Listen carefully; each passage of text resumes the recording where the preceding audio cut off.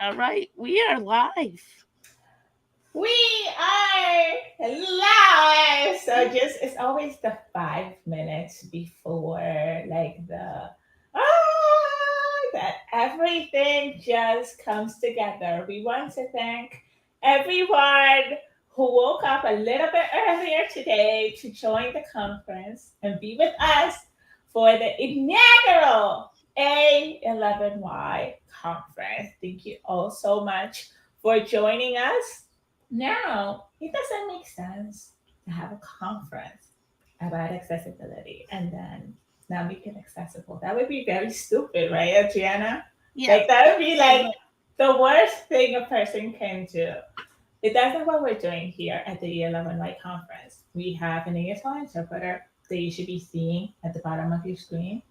And we are working in the back end with our stenographers who will be providing live captioning.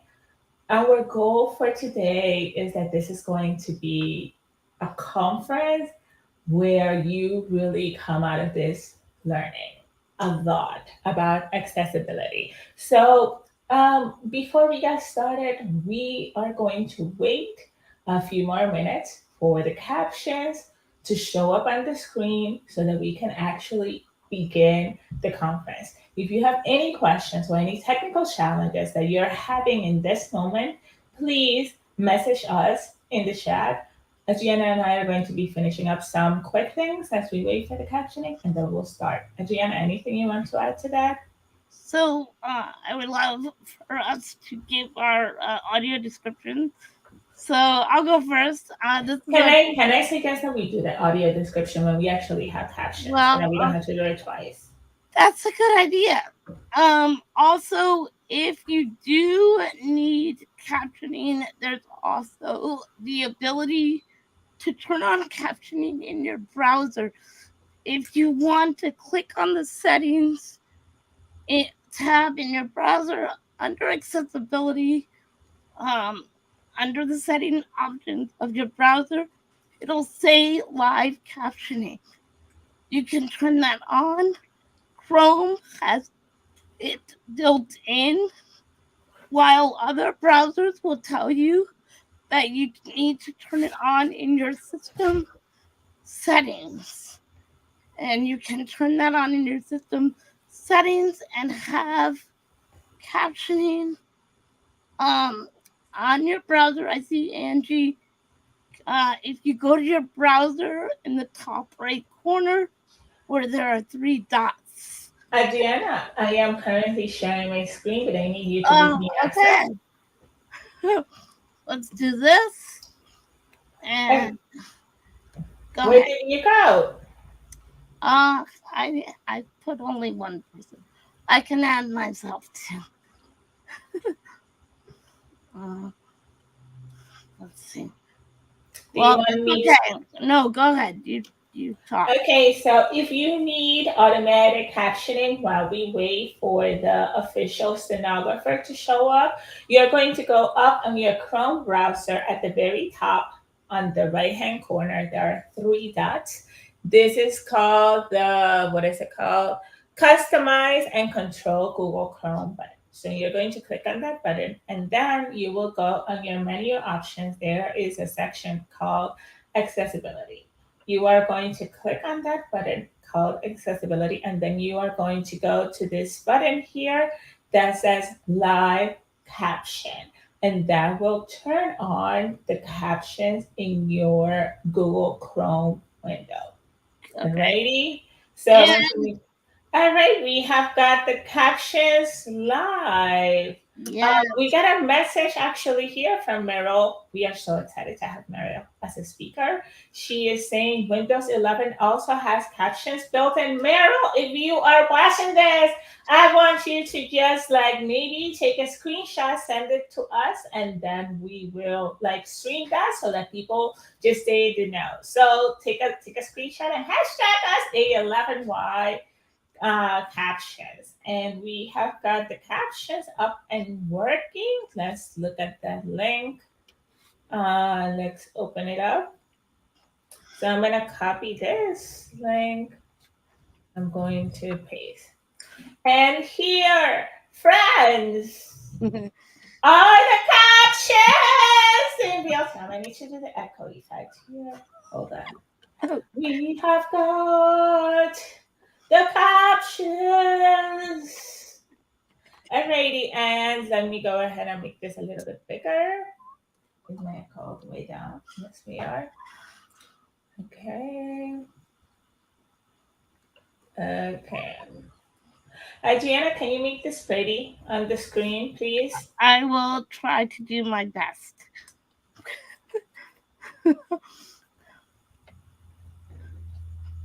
Okay. It's like that P90X video where he's like, do your best, forget the rest. Yes, like X. Okay. That is the best. We don't want it too small, so don't make it too. Yeah, widen it, please. So this is real life accessibility in action and learning, and this is what it's all about, folks. This is Adriana speaking, by the way. Sorry. How is this? Can you guys please message us in the chat if this is big enough, if you can read. And I'm speaking too fast. I have a problem with that. Sorry.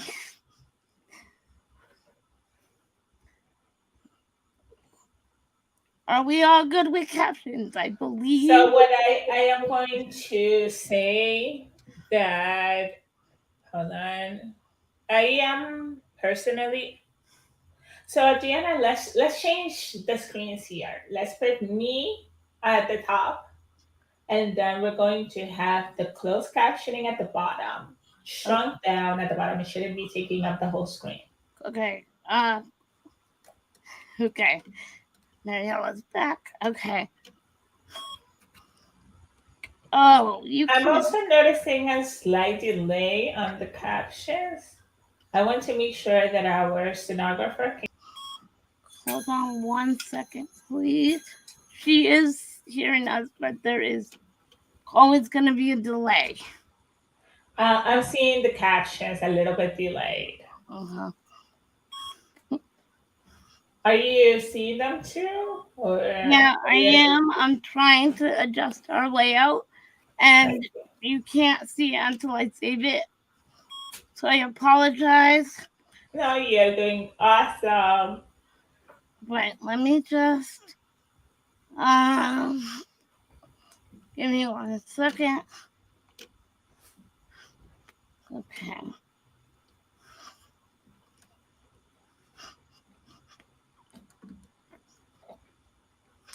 All right. Okay, so we are here right now. Okay, that looks great. Okay, and then let me make this a little bit bigger. Okay. Excellent. And then I am going to turn on my automatic captioning. Settings. Accessibility, live caption. Got it. Okay. And it is 10:30. Adriana, how are you feeling? It's officially, we started on time. Got the captions done on time. We have a interpreter on time. Our speakers are arriving on time. We're all good. People showed up. Yay! We are winning. We are so happy that everyone is here. So, Adriana, officially, are you ready to do the welcome? I guess so. Yeah, welcome everyone. All right. You have everything you need. You have the run of show open. I have everything.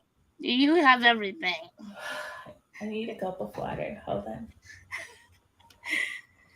on. While Mariella is drinking, thank you everyone for joining us.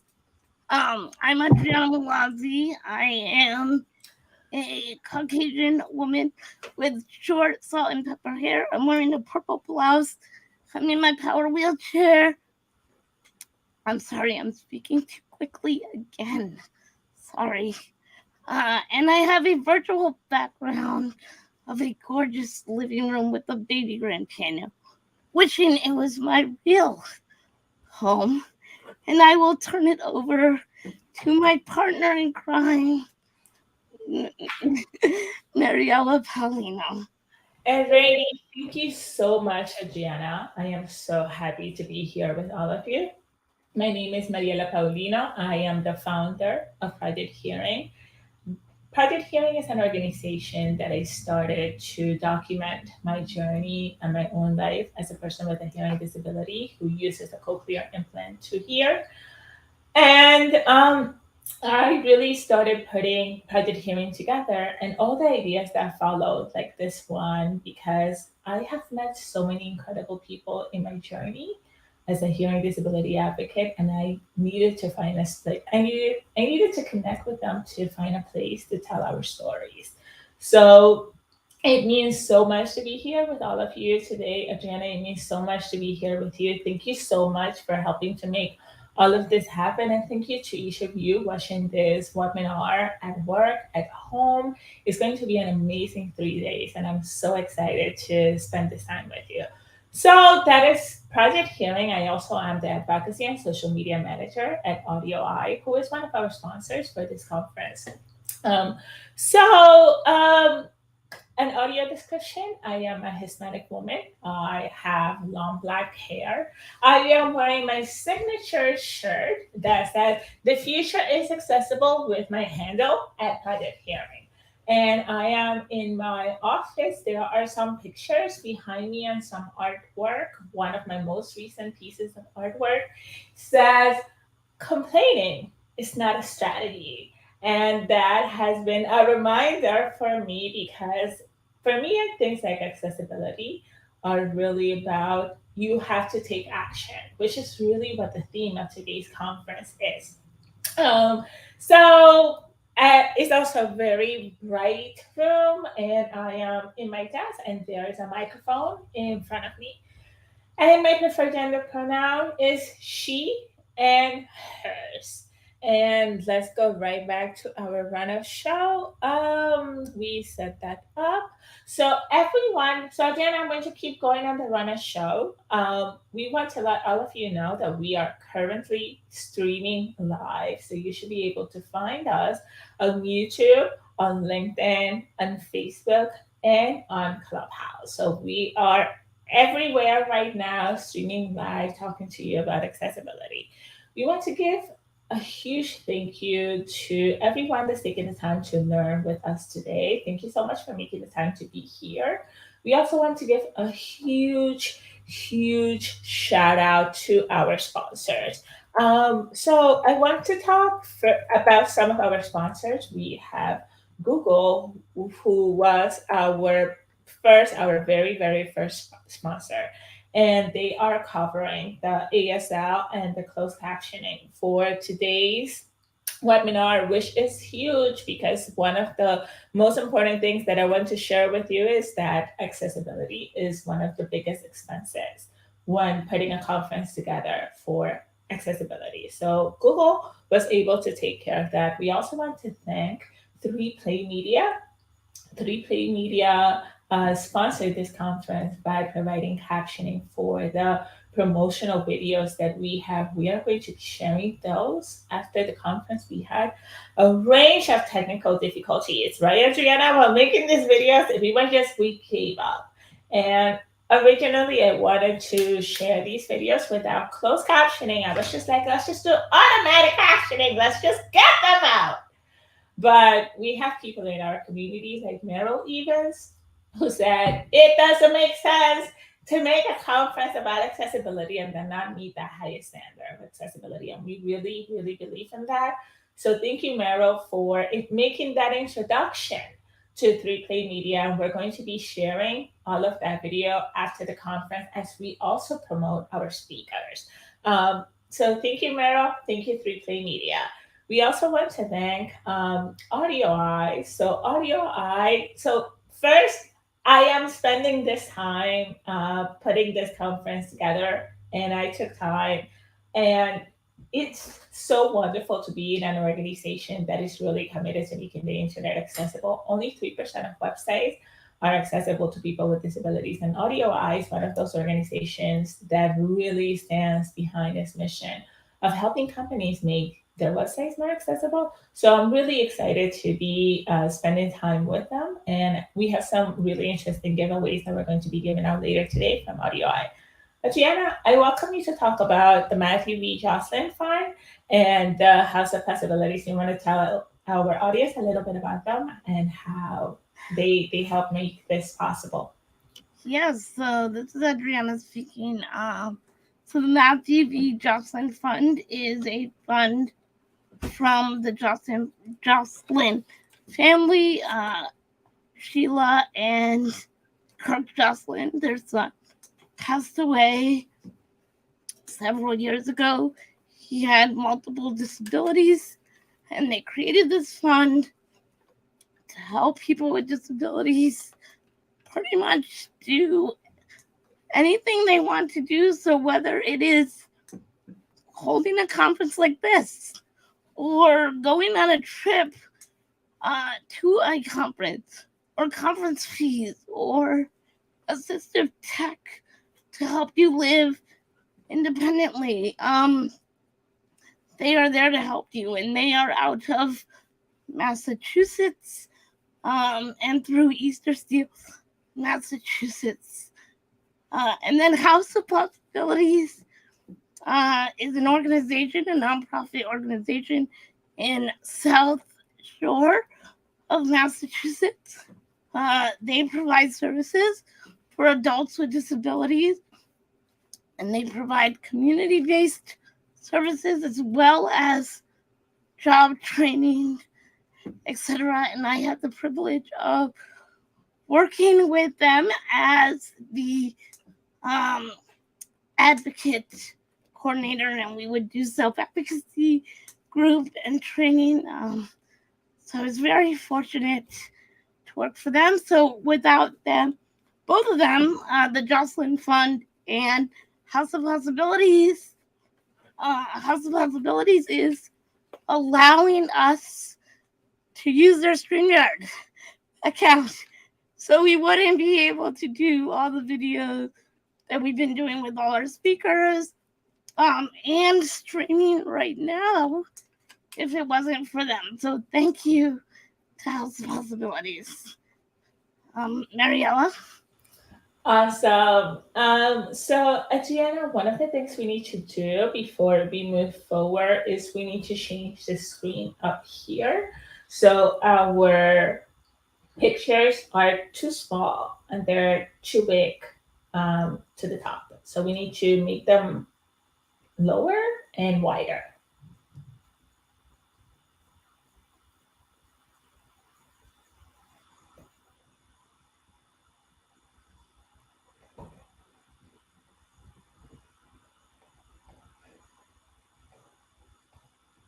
Yes, I was preparing for the panel and I accidentally saved our original layout over, or saved it over the original layout. So I just created a new layout.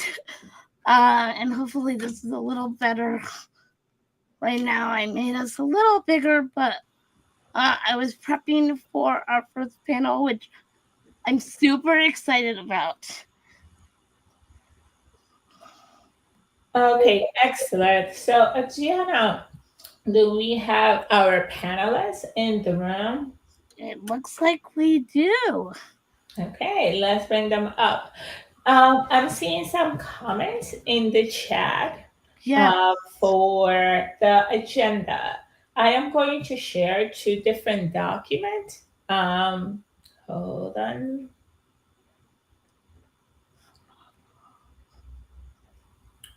Okay, I'm going to insert. Okay. Incognito.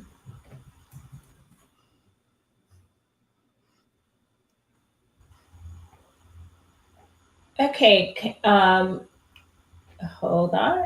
Gianna, are you bringing the speakers up on the stage? Yeah, are we ready? Okay. I believe we are. I will do it. Here we go. um, Here we go. All right. Welcome. All right, first thing we need to do is we need to bring people's names up on the screen.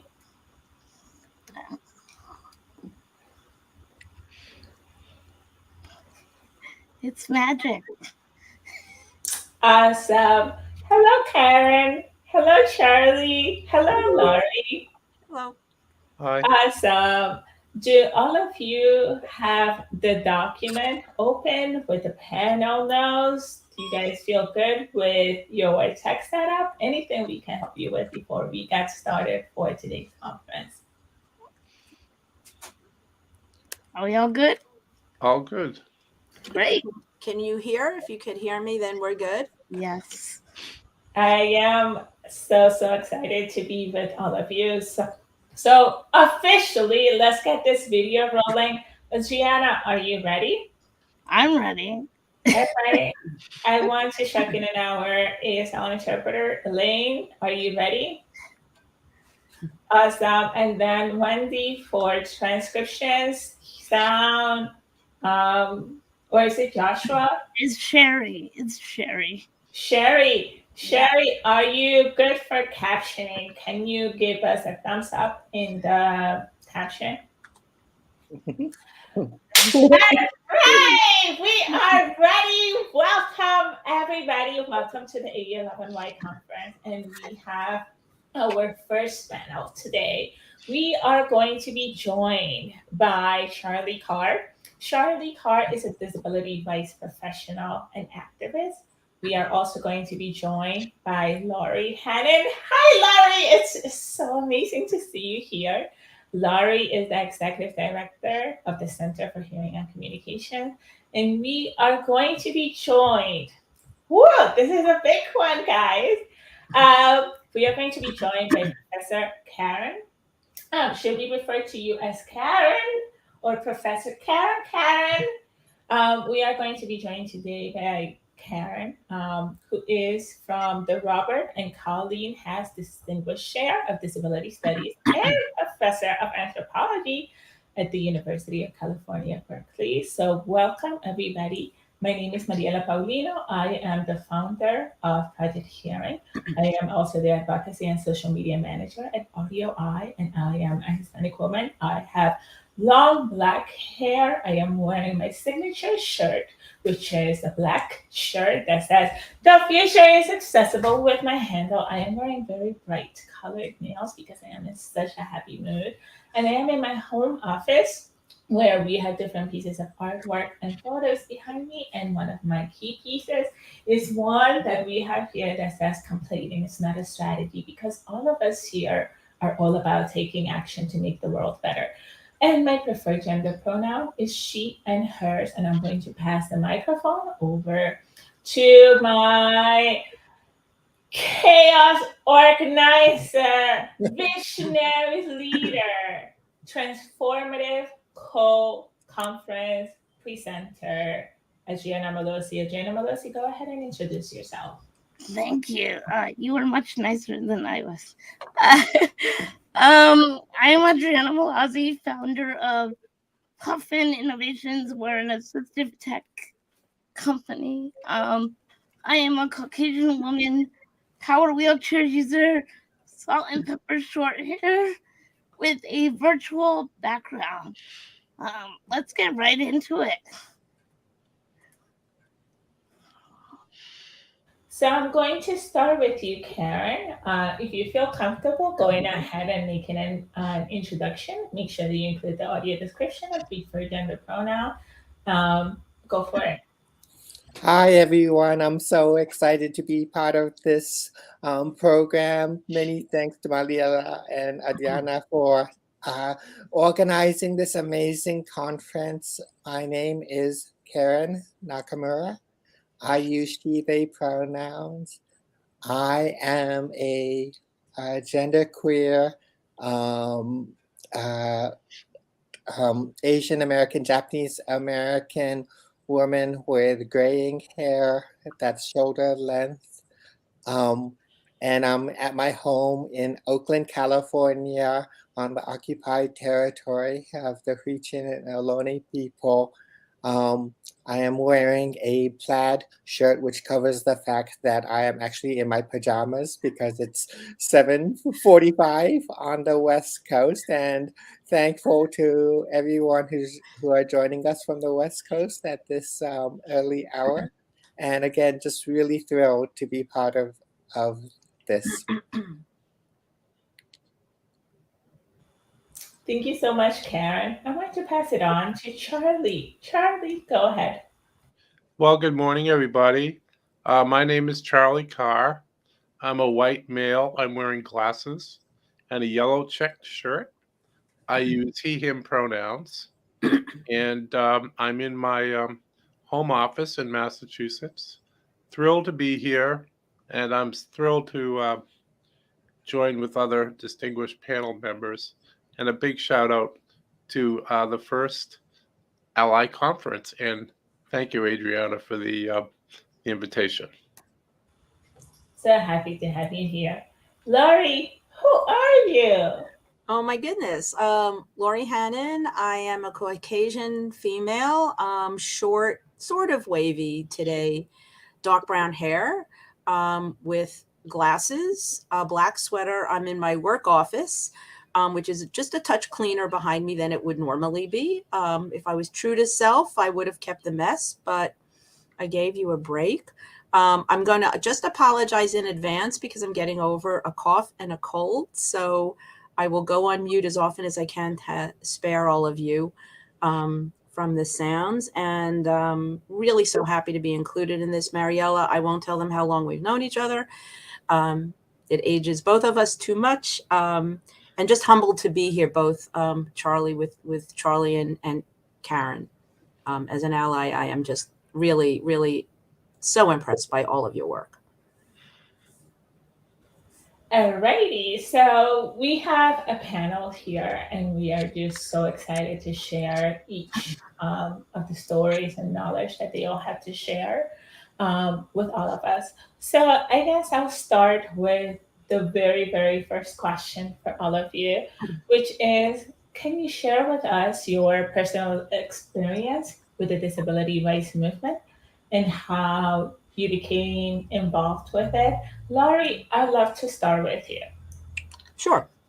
Well, I've been an audiologist now for over 40 years, and the last 30, hard to believe, is here at CHC. Used to be the League for the Hard of Hearing, and it's really working here and working alongside many individuals who have hearing loss, working with our clients, working with our board, working very closely with a lot of members of the Hearing Loss Association of America, that I really learned a lot about disability rights in general and specifically for people with hearing loss. That is the area that I certainly am the most familiar with. Tried to be very open about learning, not somebody individually with a disability. So I recognize that while I may think I understand everything that people go through, I know full well I don't, not at all. However, I am now the parent of a 10-year-old with autism. And through parenting him, I have, have had some opportunity to have, some insight into just what people with disabilities do go through. I think that because of all of the efforts of so many people in the movement, he and we have benefited. Things have gone well for him. He's in a wonderful specialized program in a community school, getting everything that he needs without a fight. And I recognize, I think now truly how important things are. We went to Disney World last year, which I don't know if that's good or bad for anybody, but for 10-year-olds it is. And through their disability access service, he was really able to experience it in a way that worked for him. We only had a few meltdowns. So I am really now personally understanding a little bit about what it's about. But I guess that's about it. But it's really as an ally that I guess I'm here and do my best to understand. Thank you so much, Laurie. And you're not just here to understand, you're also here to share. You have so much to offer the group, and we're very thrilled to have I you hope so. here. I I'll hope so. pass it on to Charlie. So, Charlie, same question. Can you share with us your personal experience with disability, with the disability rights movement, and how you became involved? Well, I had a spinal cord injury when I was 14 years old, and I was paralyzed immediately on the spot. And that was in 1968. So there were no community based alternatives for me to go to. So I wound up becoming institutionalized. And I was institutionalized for the first 7 years of that experience. Um, and it was pretty horrific, to be honest. And during that time, I was not thinking about altruism or, you know, doing for the greater good. I was thinking just about survival and how I was going to get out of that place. So a group of us inside and out of this institution worked together, and we created the Boston Center for Independent Living in 1974. And that was our way of getting out and into the community. We had negotiated something that was brand new called personal care assistance, so that we were able to get the physical assistance we needed. It was paid for by Medicaid. We negotiated housing, got a place to live, and we were off to the races. So I guess my personal experience with disability is basic, just what do you do in order to survive? What do you do to get out of that horrific place? And what do you do to set up the services in the community that you're going to need to live outside of an institution? And who then are the people that will work with you? Because it's a group effort, folks, right? To make that happen. So that was when I got out of there. It was 1975. And thank God I've never had to go back. I'm just here snapping my fingers because Charlie, you are a voice. So excited to have you here. Karen, lastly, I'll pass it to you. Would you like for me to repeat the question or you got it? I got it. Those are amazing stories.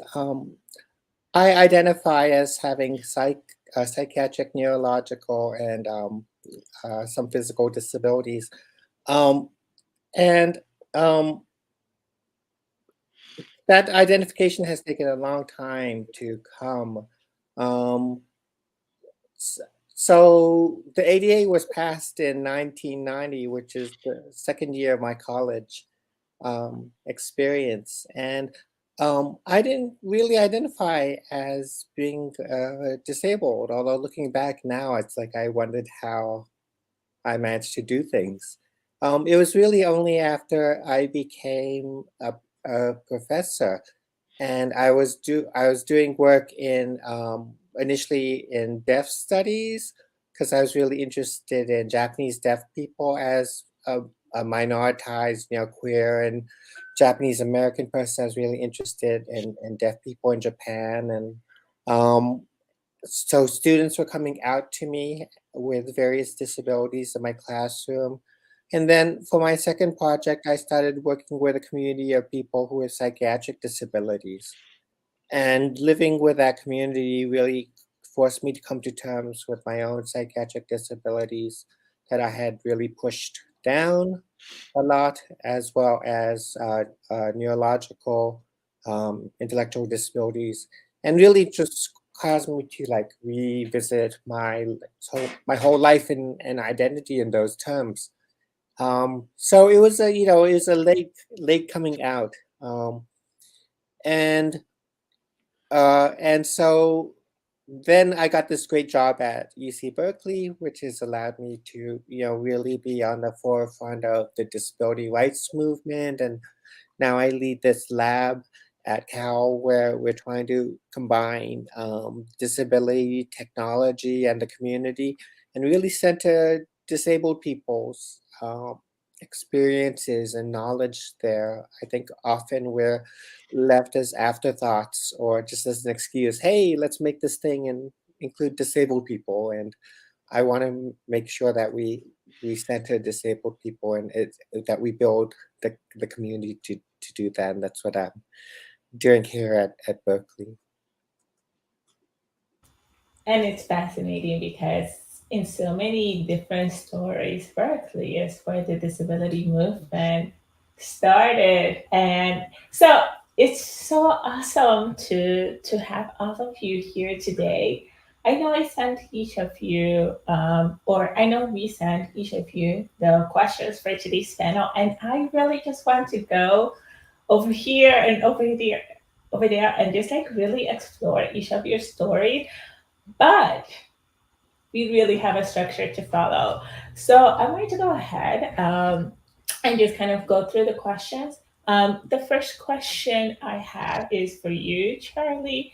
You talk about this, like just really living in the movement in the 1970s. And actually, Adriana, would you like to go ahead and finish that question?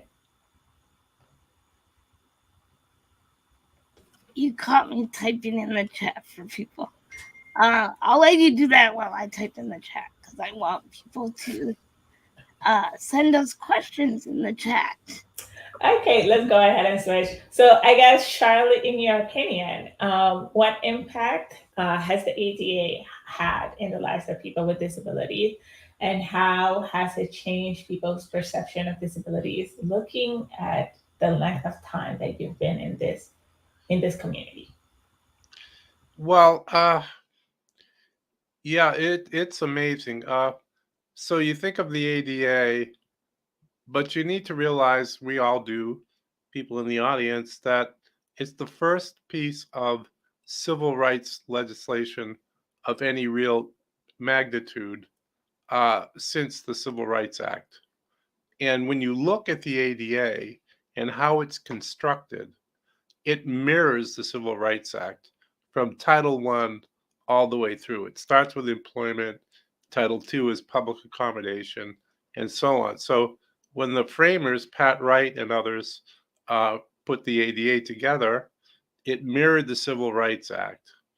And why we did that as a community is because we always watched the Civil Rights Act play out, and we wanted what African Americans gained from the Civil Rights Act.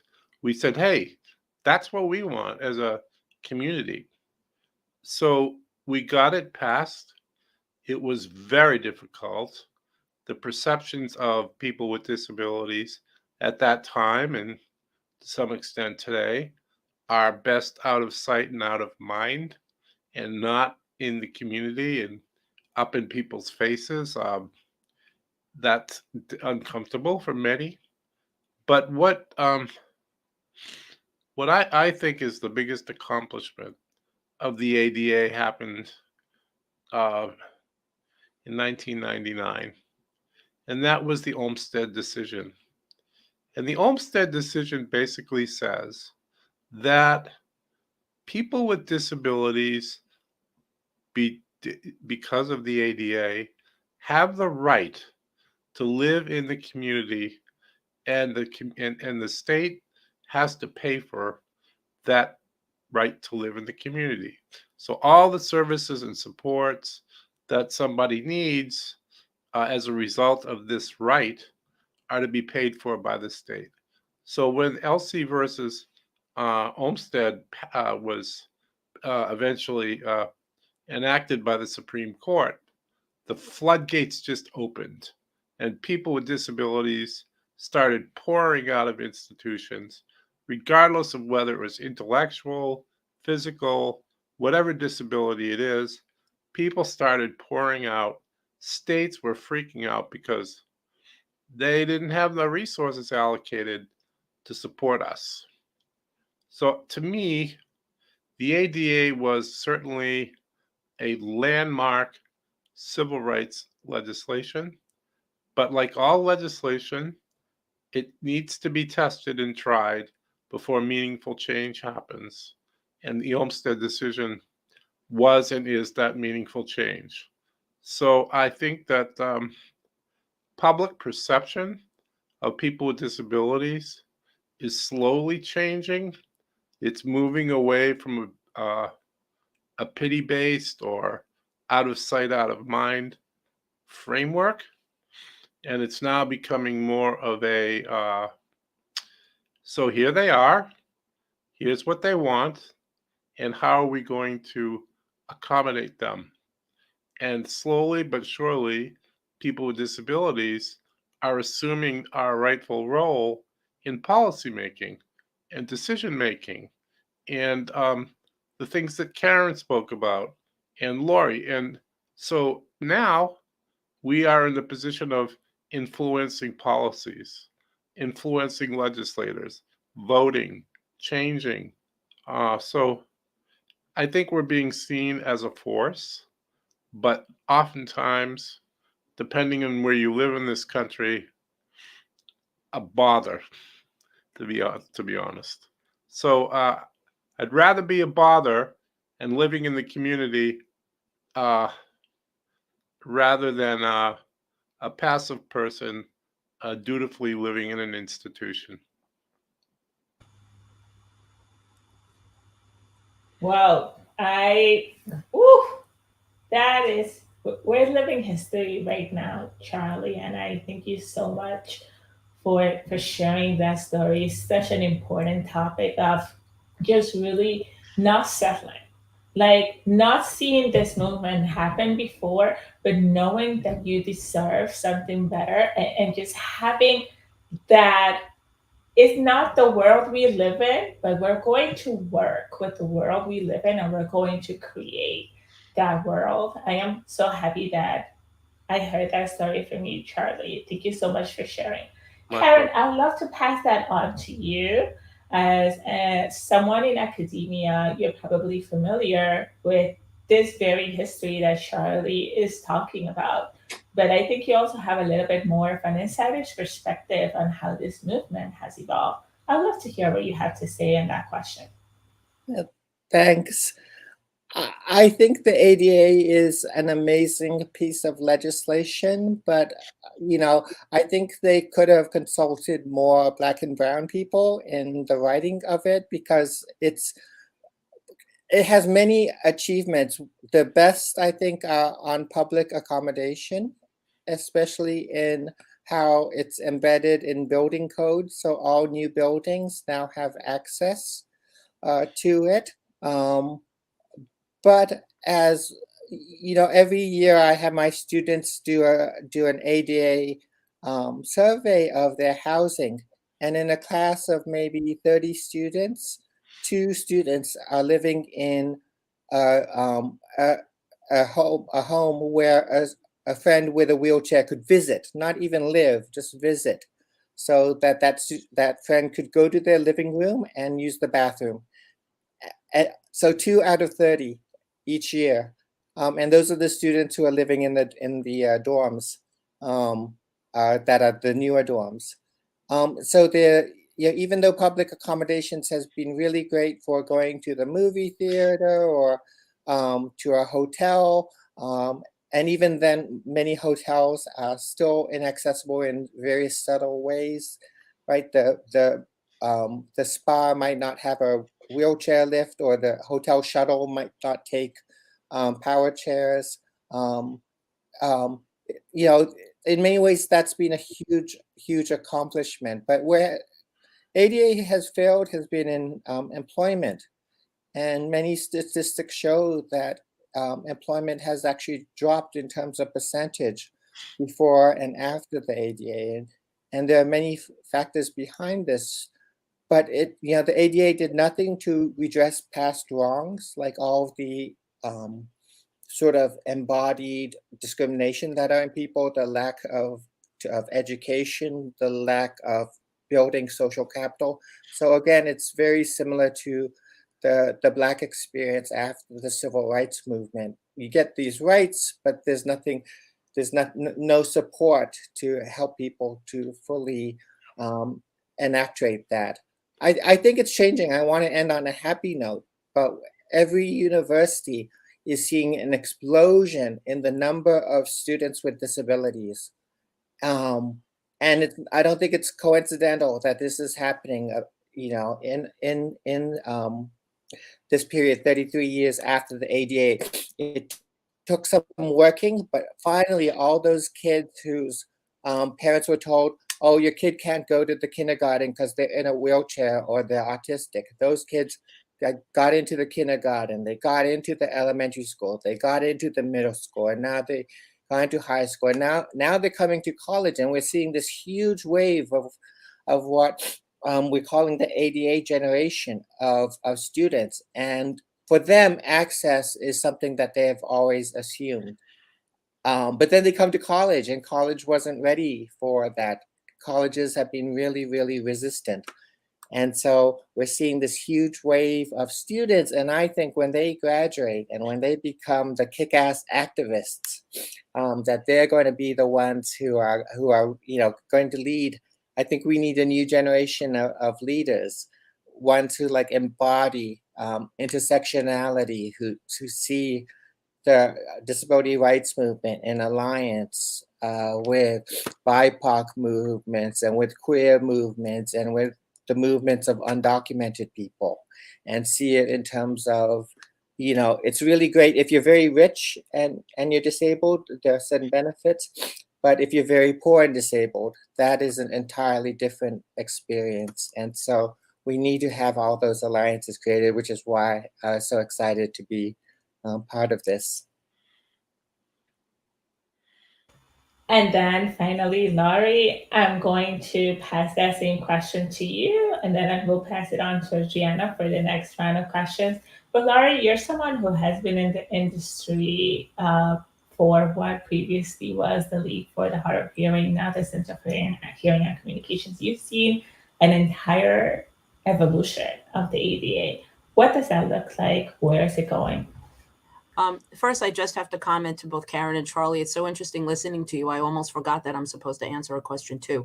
So I'll try to stay on top of it, but I'm already learning really a lot. It's interesting because the then League for the Hard of Hearing was established in 1910. And actually the story is it was established by a couple of friends whose friends of an individual who had lost his hearing. And couldn't get a job. And not a surprise in 1910. And Karen, as you indicate, maybe not so surprising even today, but then for sure, there was nothing. And he was talking about committing suicide. And they said, this can't happen. And that really is like the origination of our organization. And as early as, I think it's in the 1930s, there was a group that really pushed and got a New York City theater to put in some kind of listening device, which was, maybe minor for the time, but major because it didn't exist anyplace else.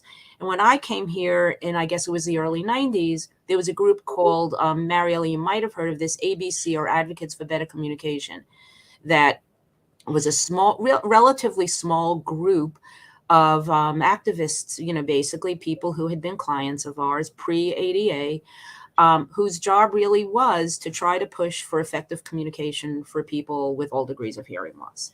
And because that really is, for most people with hearing loss, that's the issue, is how do you access effective communication?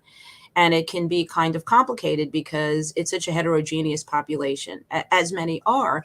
But what's effective communication for one person does nothing for somebody else. But in those days, what they did is they were instrumental in trying to get hospitals, to have some kind of access for people who were deaf or hard of hearing.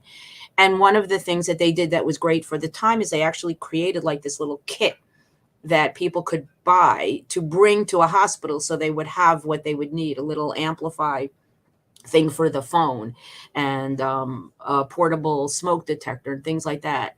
And it was really up to the individual to make sure that their needs were met, which if you think about, now post ADA, it's like, that's crazy. So when I look at that, I said, well, the ADA, for people who are deaf or hard of hearing has really done, a lot. And we sometimes, I think, take it for granted.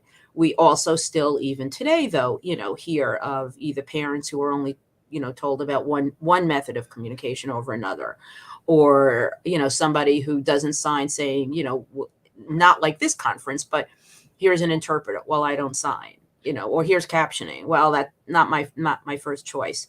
But I think in terms of effective communication, that's where we've really seen great strides. We're approached now by hospitals who want to try to do better. And I think part of it is because they do care, and part of it is because they know it's the law. And there have been a number of lawsuits against hospitals from people who are deaf and were denied effective communication methods, or their families, are deaf and were not provided with effective communication or interpreters. And lawsuits, when a hospital loses enough lawsuits, they rally and try to do, the better thing. But we have far fewer complaints right now about better access in medical institutions, in hospitals, in medical centers, and in theaters, now. And again, I think, I'm not sure if it was Charlie or Karen, at least in New York City, there's a lot of access from a lot of advocates in terms of public accommodations, theaters, libraries, the subway stations are looped. And, there are a lot of individuals push really hard for things like this. And I think it's very easy to lose sight that this is New York City and we have a lot, and around the rest of the country could be eons, behind. But I think for people who have hearing loss, it's really the access to communication. I mean, you look at this conference and many conferences now, it's captioning exists. And whether it's the state of the art and the way it really should be with a live transcriber like you have, Zoom has automatic captions now. And that's really, I think, opened up, the world for a lot of people. And maybe one good thing that's come out of the pandemic is, I think, that the video conferencing platforms have really made things much more accessible for people with hearing loss, because they had to, and then they saw how easy it was.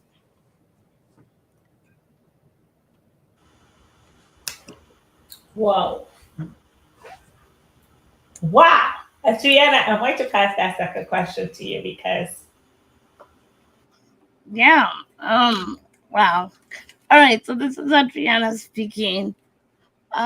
So what we would like to know is, what role do you believe technology has played in advancing the causes of disability rights, and how it can be leveraged further?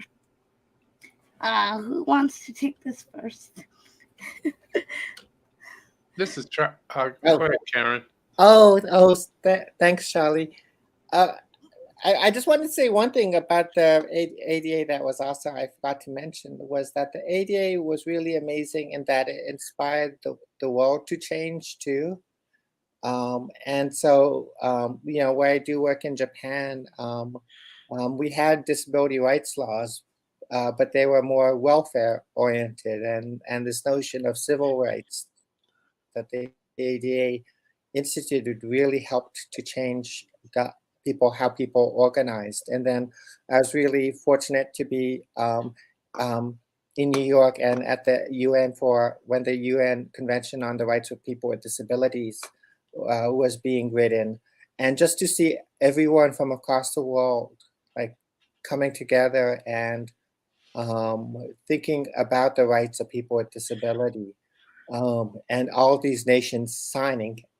And just as a side dig, the US refused to sign, famously, because we don't sign United Nations conventions, because we're too good for that. So the ADA has really, I think, helped change global consciousness.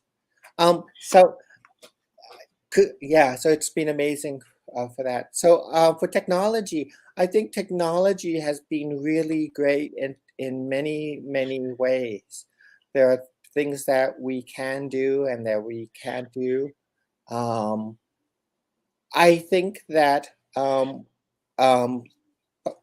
of the problem is that we are really limited by part of the reason I created my lab is in so many ways we could be doing so much with that technology, but the community is really limited. Take like power chairs. Most power chairs are not waterproof because Medicare doesn't require that. Um, Medicare will say, oh, you don't need to go outside with your chair, so why should it be waterproof? They're not modular, so that disabled people could replace their own motor controller themselves or upgrade it, or many times they're locked down with the chair has additional features, but it's locked out, and the disabled person can't reconfigure it themselves, they can't hack it themselves, they can't open it up. It has a lot of linkages with other parts of our world where we find ourselves really hemmed in by the tech community and by insurance companies. It's not so much legislation, it's tech companies, insurance companies, Medicare. Those places are creating restrictions that make it hard for us to do the things that we want to. Everyone has created this little walled garden so that things can't speak to each other. And then technologists are making things without our input.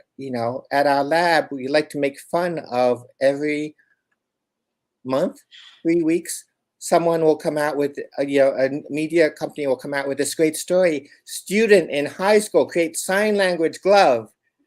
And it's a glove that'll take sign language input and turn it into speech. And you can ask deaf people of the list of things they want. Sign language glove will never appear on that list. And no one ever thinks to ask, what would you want, a sign language glove? And then in the weeks that they don't have the sign language glove, they have, college student invents replacement for the white cane for blind people. And it'll be like a robotic dog, or it'll be like a laser cane, or GPS enabled vest with like buzzies all over. And you ask a blind person, do you want your cane, or which you're accustomed to, it, how it works, it won't break, it doesn't have to get recharged. You have different canes for different occasions and surfaces and places. You can get it replaced easily. Or do you want something you have to recharge that's not going to be waterproof, that's going to affect all your other senses? And so people are just making stuff without ever involving the disabled community. And that's where I think tech needs to change, is we need to be in the room where it happens, to paraphrase Alexander Hamilton. Yes, this is Adriana speaking. Yes, I echo that, and I often tell students that when I lecture at our local university. Charlie, I would love to hear from you regarding this question. Well, technology is amazing. It's an equalizer. It promotes equity and equality. And I think of technology in terms of the theme of this discussion having its roots in the ADA. So, for example,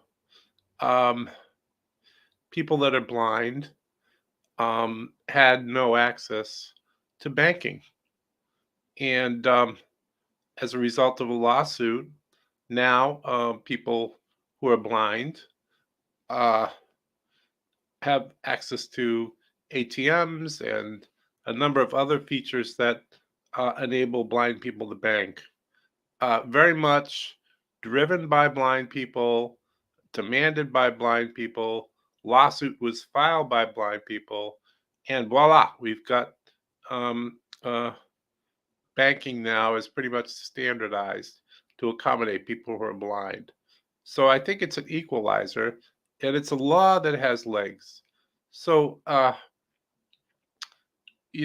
think that we also need to think about technology in terms of us being able to live full lives.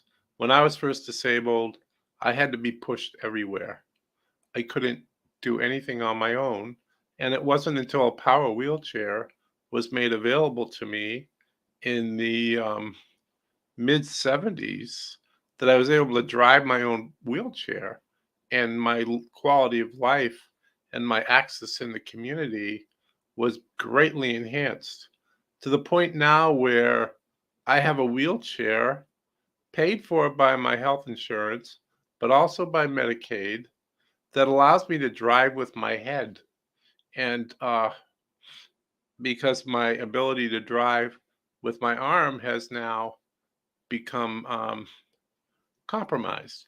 So the technology that we've got today, I agree with Karen, it's done in a vacuum quite a bit of the time, but it's also being done with people with disabilities being involved. I think of my friend Judy Human, who you all know recently passed. She had it down to a science. So MIT has a lab that does work on innovation for people with disabilities. And she had them down at her place developing a whole new mattress system. And I wanted that same mattress system, but they said, stand in line because Judy Human is the one that is going to get first crack at it.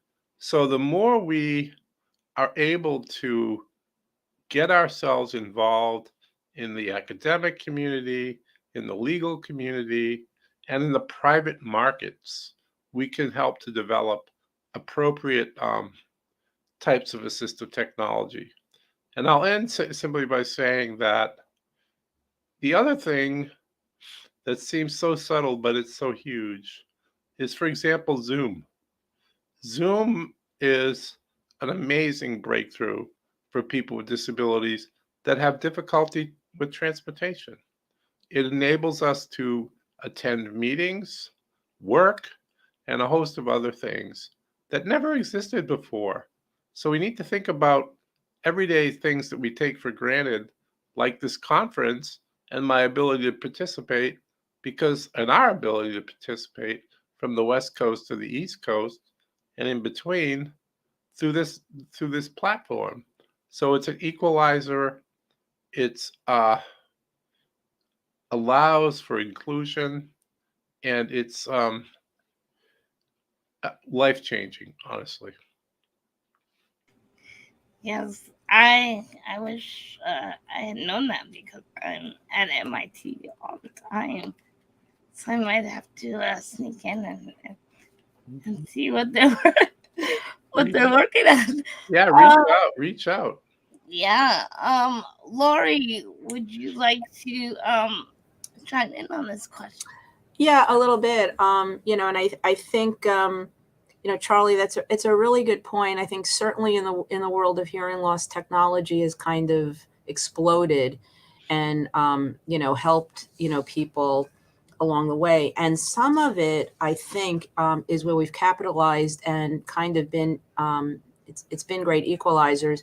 I think sort of relates a little bit to universal design, because there are so many things that have come about that have helped people with hearing loss that it weren't designed, necessarily with that in mind. I'm thinking, as simple as hearing aids, Bluetooth connectivity did not start, to help people hear better. But the reality is, when you have a hearing loss today, that's the default. Hearing aids have Bluetooth connectivity.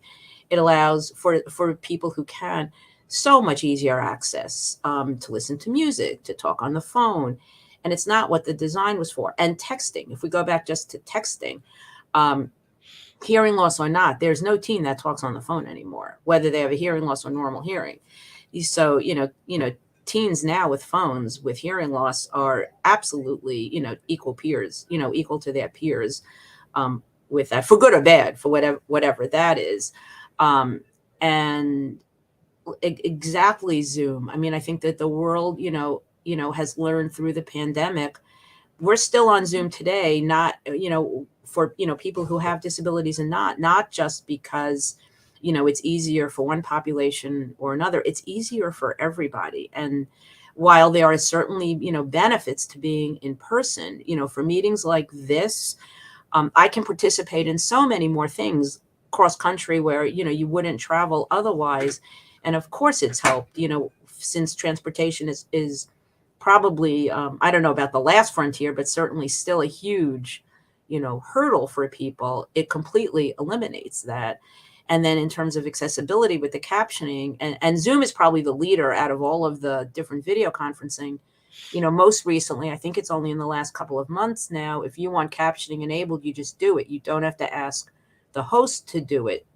So there's no disclosing, necessary. I don't think you should care about having to ask for it, but I well understand people don't want to do it. It's just there now. If you want to use it, use it. And it's really not bad. Well, again, a conference like this, a live transcriber is going to be much better. The Zoom captioning is pretty good, to have available all the time.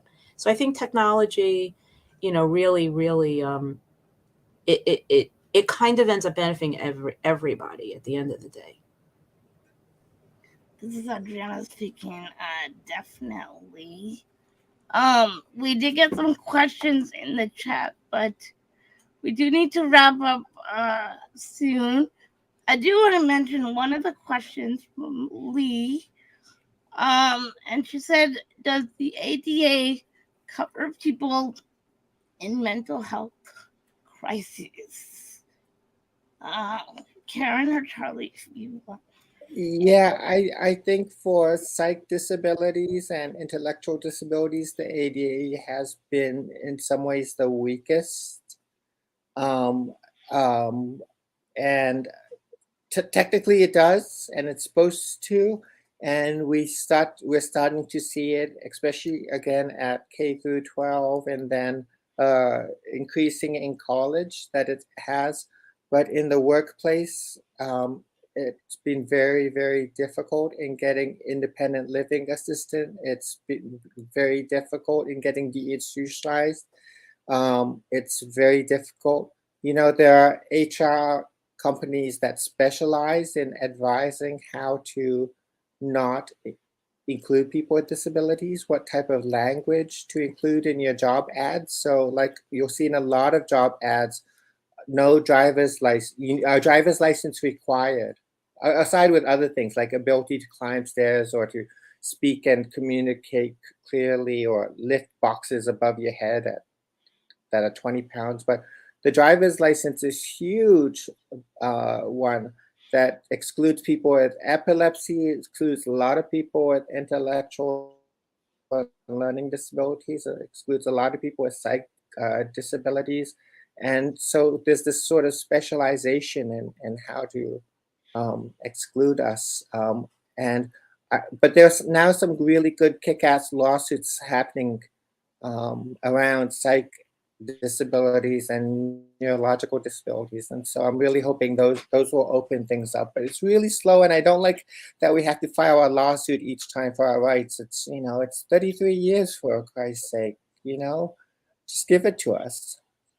Yes, thank you to all of you. I'm sorry we could be talking with all three of you for hours on this topic, but we do have to move on. We have a packed schedule today, so thank you, Karen, Charlie, and Lori, for being here and discussing the history of the APA and sharing your wealth of knowledge and experiences. So thank you again. We really appreciate it. Well, thank you. Thank you. We'll be in touch. Bye, guys. Thanks to our panel members. Great group. Thank you. Thank you. Same here. Bye-bye. Come to UC Berkeley, all the young people. Come to UC Berkeley. Alrighty. So Adriana, as we close up the screen, one of the things that I want us to do next is, I know that there are some really great comments that we're getting from our audience. There is a message here from Corbett O'Toole. And I'm curious, can we actually showcase those comments that kind of like come up really quickly on the screen? Let's see if we can make that happen. There is this. Yes. The one the first one. Okay. From Corbett O'Toole. Yeah, that's the one. Yes. Can we actually take that? I can't move it. We can move it. No, All right.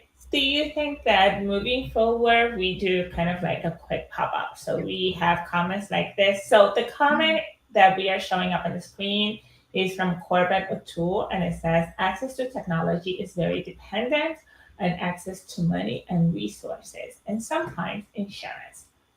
Let's take that off the screen. Yeah. And then we show the interpreter and the captioning, but just read and highlight the comment. We would have to do a new layout, and I will configure that when we are off air later this afternoon. Because otherwise it will screw up all the way. The schedule. Alrighty. Next up, we have got Kay Shakespeare. Is she up on the stage? She is here backstage, and I'm so excited. So Mariela and I are gonna hop off, and we're gonna give the stage to Kay Shakespeare. So actually, before you do that, can you bring Shakespeare up on the stage? Oh, sure. Kay, are you ready? All right, here we go. Where is she? Hold on 1 second. Here we go. Hi, Shakespeare. How are you? Great. I'm always excited for this conference, so thank you for having me. We're very, very, very grateful to have you with us. So a question as you're doing today's presentation, do you want us to remain on the screen to the side, or do you want to have the stage all to yourself? Mariela, you're making this way too complicated for me. Kay will have her own space, and we will be off stage. Alrighty, let's do it. Do your thing, Shakespeare. All right, goodbye.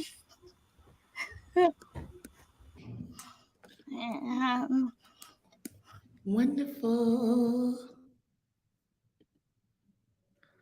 So, hello everyone. I want to introduce you to Love Vibe, an event and presentation that I created based on affirmations and meditation vibes. So what to expect? Of course, I'll give my introduction. Who am I on the screen right now?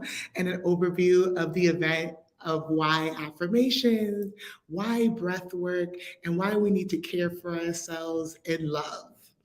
We're going to create an affirmation together. So make sure you get your paper and pen, or maybe if you want to use your computer to type it out, definitely have that on deck.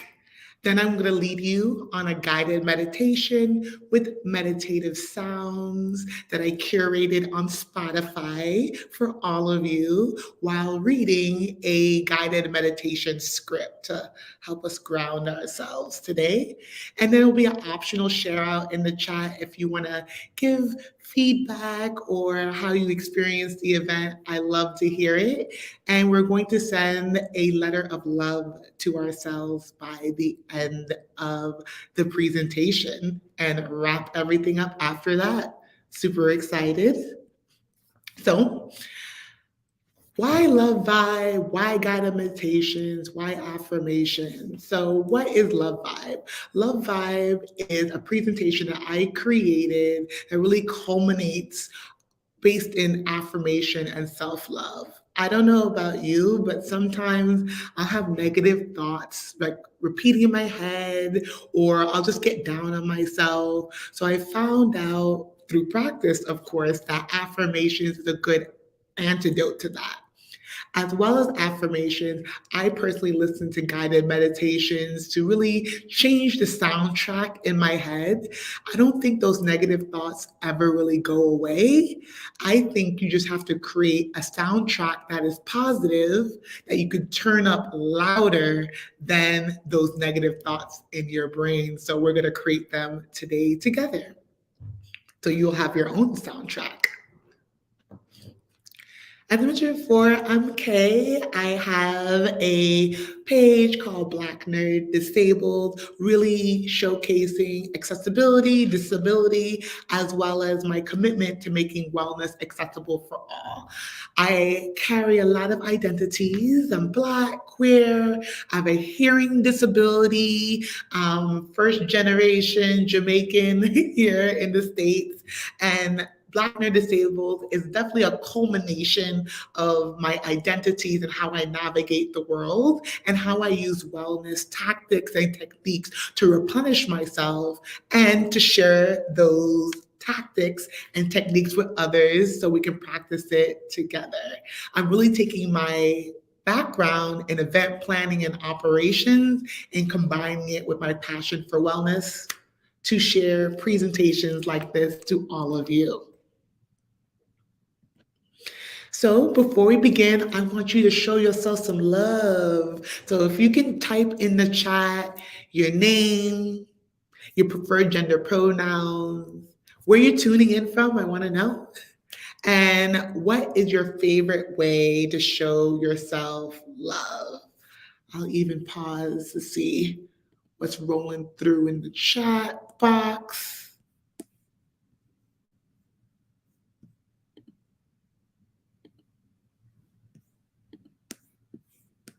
So once again, your name, your preferred gender pronouns, where you're tuning in from, and your favorite way to show yourself love.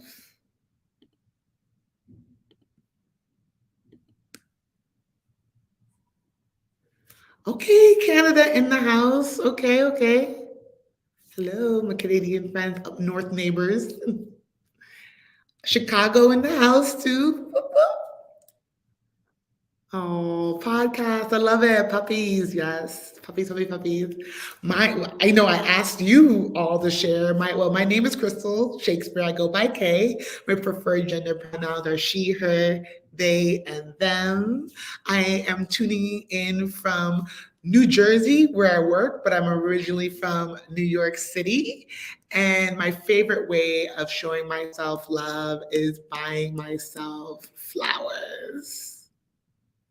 Hey Meryl, Texas, holding it down. I'm going to ask my kind moderators in the back if you can share my presentation on the screen so everyone can see what I'm referring to. If we can get that on the screen, that'll be wonderful so everyone knows what's going on. Yeah. So they can see right here that I love flowers. I was not kidding. You have the photo right then and there. Great. So thank you so much for sharing of yourselves right now and self-care. Hey, Marilyn, I love it. So we're going to create an affirmation together. So the best way I've done affirmations is to pause, take a negative thought that has been like repeating in your brain a moment, hold on to that thought, write it down, and then I want you to write the opposite in really great detail. So I will model this. I have an affirmation on the screen, but I'll even share with you a personal affirmation that has helped me. So as I launched my business, Black Nerd Disabled, I had the negative thoughts of, oh, no one's going to come to my events, or it's not going to be as successful as I want it to be. And I said, no. We are going to create an affirmation to play louder than this negative thought right now. So I wrote down that negative thought, any limiting beliefs I had about my business on a Post-it note. Okay, sorry for interrupting. No worries. So we can't put the live captions on as well as sharing your presentation at the same time. Now, what we could do is if you take the link that we put in the private chat and open that link and share your screen with both your presentation and the captions below it, then everyone can see both your presentation and the captions at the same time. I'm sorry for the interruption, but this is just us learning these things. No worries. What I'll do is I'll put in the private chat a link to my presentation if everyone wants to follow along. And I appreciate you just hopping on screen to make this accessible. I want everyone to be able to see the presentation and follow along. So Okay, awesome. that's Here. great. Mariella, if you could share that in the regular chat as well, that would be great. And I'm gonna hop off and switch over to the captioning, and so people can follow along. Thank you. Thank you, Adriana. Like, I want to pause for a moment and say major kudos to Mariella and Adriana for really organizing this and making all the pieces come together. So I know y'all are working hard in the background. No worries. I dropped the link to my presentation in the chat, and Mariella will share that, and Adriana will share that with all of you as attendees, so you can follow along, check it out, and I'll jump back into the presentation itself. Wonderful, wonderful, wonderful. Yeah, hashtag dream work, teamwork. Thank you, organizers. So, as I mentioned before, I want you to take, say, look at the time check. I want to give this 3 minutes. If you have a negative thought that has been like plaguing you, you want to shake it off, I challenge you right now to think of that negative thought and write it down, either type it on your computer or you can write it down on a piece of paper. And then I want you to write the opposite in really great detail. I appreciate that. Thank you, thank you, thank you. So once again, we're taking 3 minutes. Technical difficulty with our ASL interpreter. I'm so sorry. I think someone got disconnected. I apologize for everything was running nice and smooth. I'm so sorry. Here we are. Okay, back. We're back to normal. Okay, sorry about that, people. Elaine is back and better than ever. Hey, Elaine. Awesome. So, and thank you so much for sharing about your disability and blindness. So I'm glad that me saying the steps is helping right now as well. So once again, take a moment. What's that negative thought? Write it down. And then I want you to think in really great detail the opposite. As I mentioned before, I was having some concerns about my business and launching it. So I wrote in really great detail that my business will be amazing in expected and unexpected ways. I'll see the profit and abundance of my business manifest quickly. My business will allow me to live a life of freedom and be able to connect others with wellness, meaningful resources. So go and have at it when it comes to writing down. The point is for you to have it in such great detail that your brain and your mind and your spirit has no choice but to believe in it. So we'll give it maybe 1 more minute. And if you all feel comfortable sharing, you can drop in the chat what your affirmation is. What affirmation did you create? I love to read them. And as a last point, when you finish creating your affirmation, save it, keep it, say it in the mirror 3 times every day for 1 month. That's what I do. 3 times a day for 1 month in the mirror, or maybe while I'm like cooking, I'll say the affirmation. The goal is to get your brain trained on the affirmation itself. So when that negative thought starts to creep up, you're like, nope, not today. I already have an affirmation that can be an antidote to this. 1 more minute. And if you feel comfortable sharing, just drop it in the chat.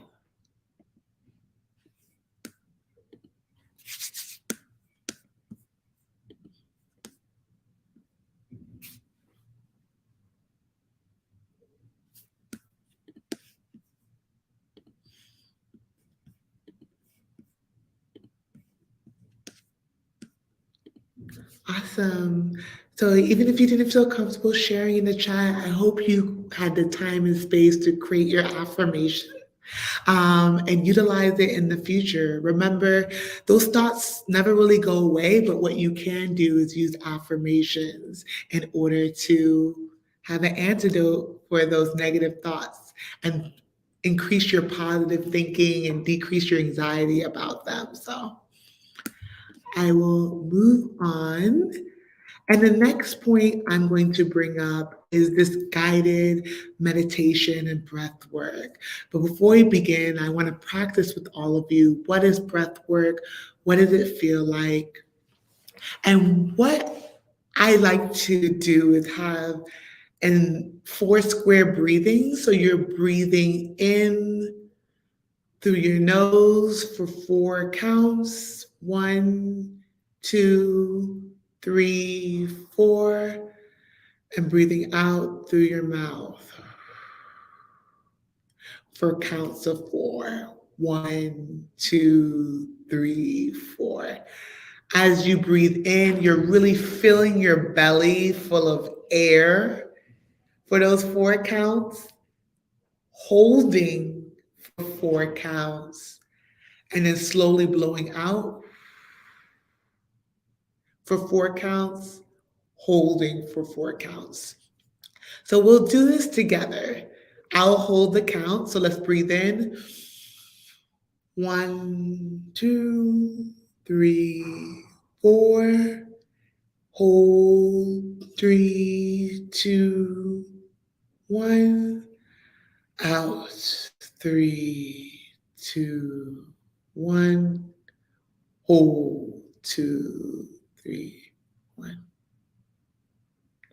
One more time. Breathe in. 1, 2, 3, 4. Hold. 1, 2, 3, 4. Release. 1, 2, 3, 4. Hold. 1, 2, 3, 4. So you're slowly inhaling, holding, and then exhaling and holding. I feel centered already. I want to ask our wonderful moderators in the back, is it possible for me to play a song while I read the script, or would you prefer me just read the script?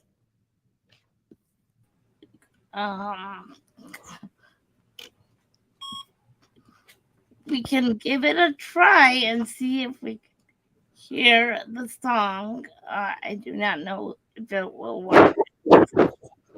Okay, fingers crossed, everyone. Everyone has to hold their fingers crossed. So I am going to remove myself.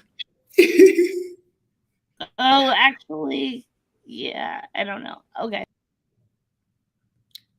Let us see.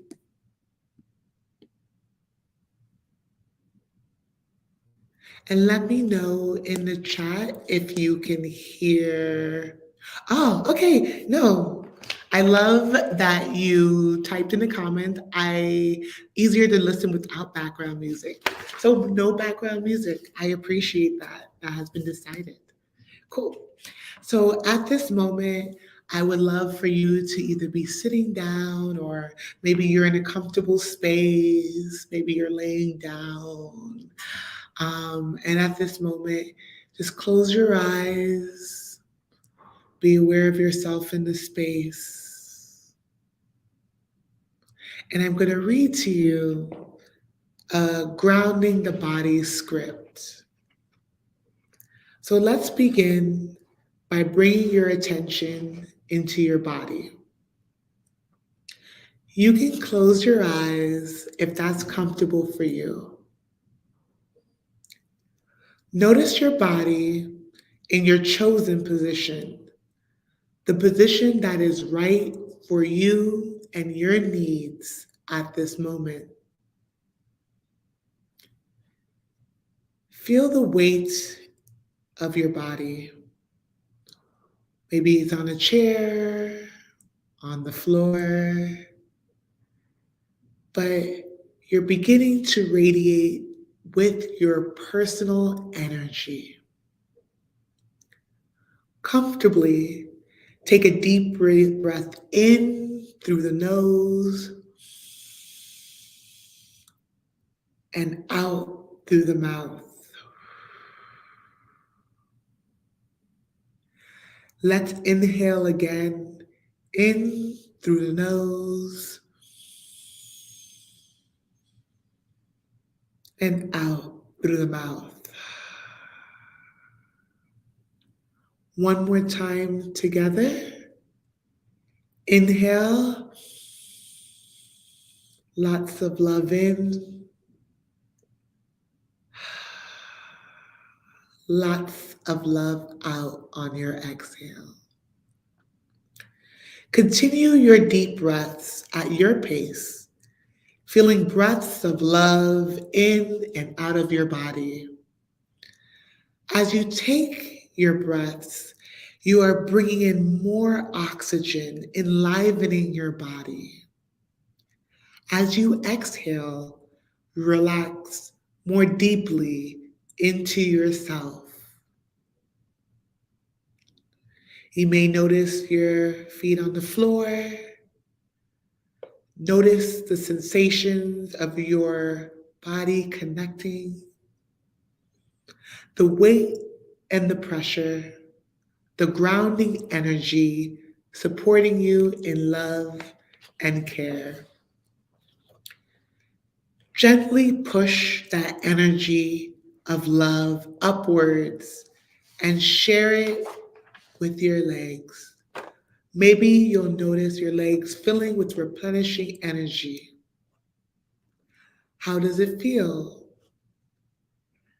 Maybe you feel pressure, a pulsing, heaviness, or lightness. You are in alignment and doing so well, caring for your body in this present moment. Move the loving energy slowly past your thighs and buttocks along your back, spreading in care and restoration. Your spine is aligned. Your head is positioned over your heart center, and your heart center is aligned over your pelvic bone, vibrating warmth and tenderness. Bring attention into your stomach. If your stomach is tense or tight, let it soften. You are safe here. Take a breath in through your nose. Lots of love in. And slowly exhale out through your mouth. Lots of love out. You create and receive love easily and with grace. Notice your hands, the reassuring weight of them, and allow them to soften in beauty and in comfort. Moving your loving energy into your arms. Feel the sensation as your energy spreads and radiates throughout your body with warmth and kindness. Let your shoulders be soft. Release any weights on your shoulders and welcome the lightness and ease. Notice the column of your neck and throat, your power of support. Slowly roll your head to one side, breathing with love. Inhale, hold, and exhale. Release what no longer serves you. Now slowly roll your head to the other side. Breathe with gratefulness. Inhale, hold, and slowly exhale and relax. Soften your jaw. Let your face and facial muscles be soft in care. Love is in your mind, body, and spirit. Remember, you're not trying to change yourself, just noticing how your body feels as you check in with yourself evenly and with love. Notice each part of your body filling with that love. Allow your thoughts to come to you as you observe them. Then release your thoughts in lightness. Shift your focus to the present moment. At this moment, you are grounded and safe. You are present and ever powerful to shift your reality, ever ready to create and receive love. Let's take one more breath in through the nose, hold, and slowly exhale out through your mouth.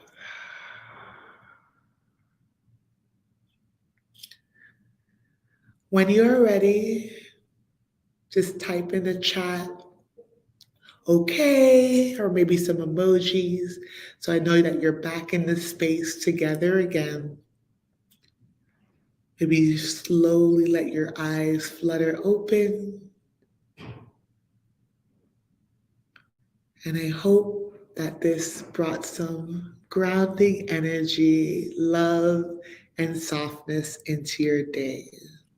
So thank you.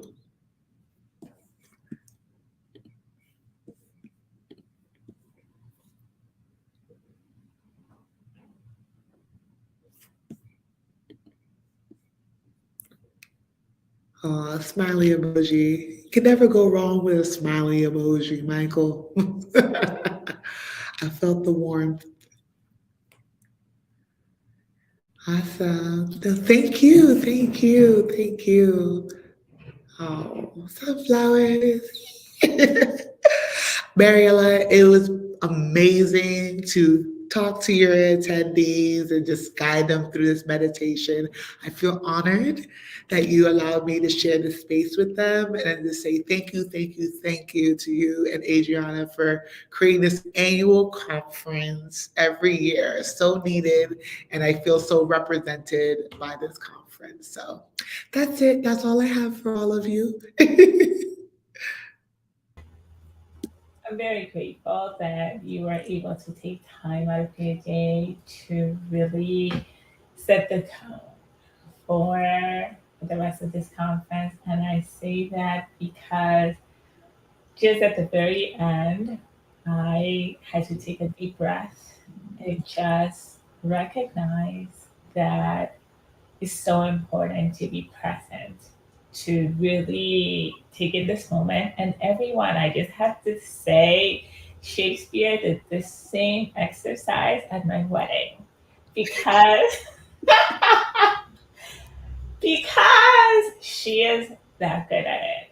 So I just wanted to really shout her out. She has amazing energy. If you're someone that's interested of anything at the intersection of self care, disability, nerding out, great music, karaoke, great food, and just really living your best life, Shakespeare is the person for you. I actually want to close up really quickly before we go. Shakespeare, you're doing coaching. You really got us off by talking about the work you do, showing us the work you do. How can someone get in contact with you if they want to learn more or they want to connect with your services? Thank you. So, if you're interested in getting in contact with me, you can go to my website, blacknerddisabled.com. And you can hit the contact me button, and that's how you can get in contact with me. You can also follow me on social media. So if you're on LinkedIn or on Instagram or Spotify, I have some playlists for you too on Spotify. Just search the name Black Nerd Disabled and you'll find me. And as Mariella mentioned before, yes, I do wellness events. I'm also doing coaching as well. So I like to touch base with individuals one on one on mindset and intuitive coaching. So, yeah, those are my services. I love it. Thank you so much, Shakespeare. Very excited to have you here. So let's get, oh, actually, any closing thoughts, comments, suggestions, or words of wisdom that you want to leave us with before you sign off? Great question. Um, I think the one thing I will in a society that isn't really built for us, I am excited to see what the future is going to bring in accessibility, that we have to go out there and make the change for ourselves, whether you're an ally or a person with disabilities, like really taking the tools that you do have and making an impact where you can. For me, I know my impact will be in the field of wellness and in self care. Maybe other people have impacts in technology, or maybe you're organizing somewhere, or maybe you're just like educating another person on accessibility tools or directing them to resources. So I am excited for what the future is going to bring in accessibility. And I want all of you to know on the line that you can make an impact where you are to move that agenda forward. So I believe in all of us, most definitely. That's it. I love that. And that is exactly what has encouraged Adriana and I to put this conference together. It's all about doing the best you can where you are with what you have. So thank you so much, Shakespeare, for your time. We're gonna let you go. So Adriana, let's go ahead and take Shakespeare off. All right, everybody. Woo! Adriana, how are you feeling? I'm feeling great. That was great. Thank you. Shakespeare. I also had a little snack while I was off stage, so that helped as well. All right, then. I love that. So, everyone, we have about 15 minutes. We are exactly on time. We have about a 15-minute break. So, actually, Adriana, we need to go up and we need to put together our slide for that canvas. Let me do that now. Yeah, so if you share your for that, and I'll put down all of us and we'll just run that 15-minute slide and everyone take a break. You got it. So let me pull it up. Eat, drink, use the restroom, whatever you need to do. Take this time to take a break. Alrighty, I'm gonna put all of us down and I'm gonna remove Mariella. And Mariella, if you want to share the new screen. Okay, if you could give me a quick second. Uh-huh. Um, Why is this? okay. Oh, there we go. Okay, great. And I'm going to stop. Actually, share screen, share screen. Oh, I know what's going on. Okay, copy. Um,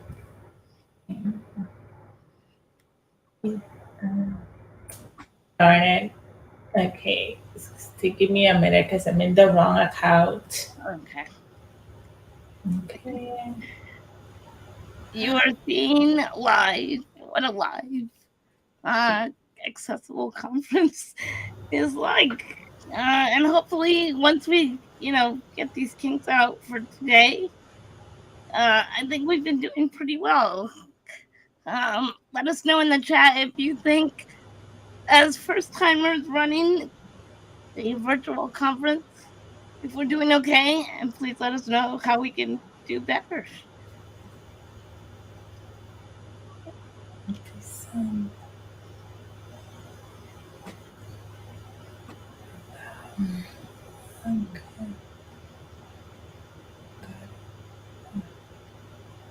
Okay, and present, share screen, and Canva.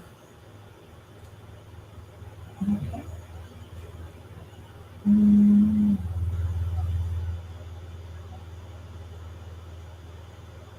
Oh man, we totally passed through the ground rules.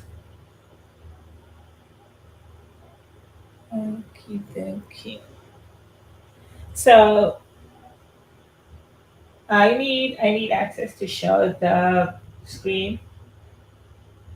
Great.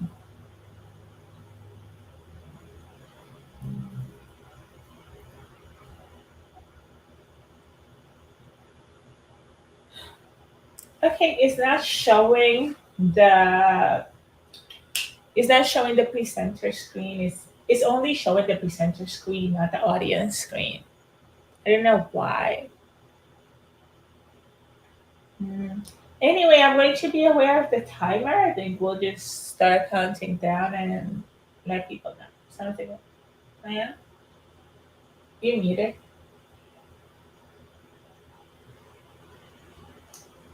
I think you're talking, Adriana, but you're muted.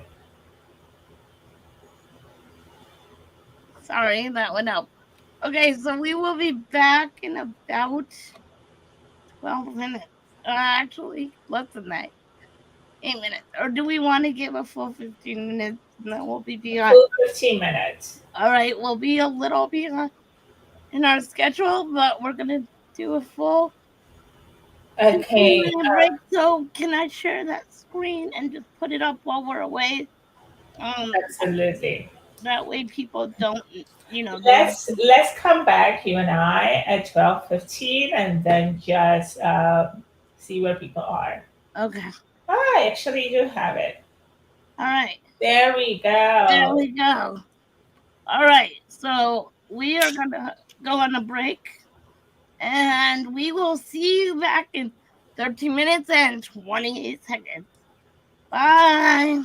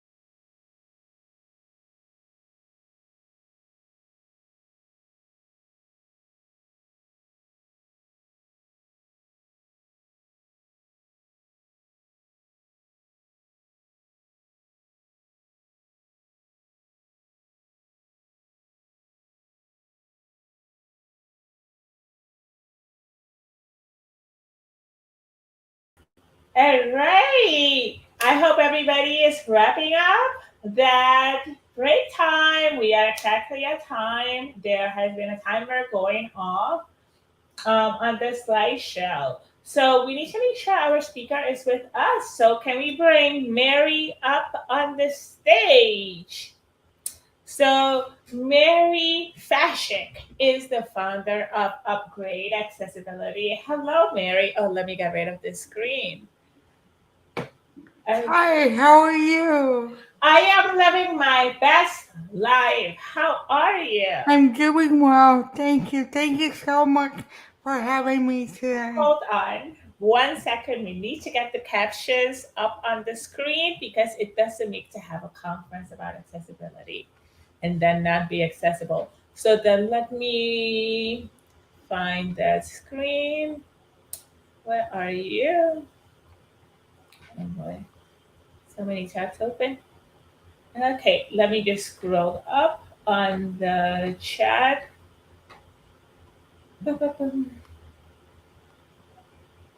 Okay, copy. Actually, I can share it. Okay, I have it open and we are done.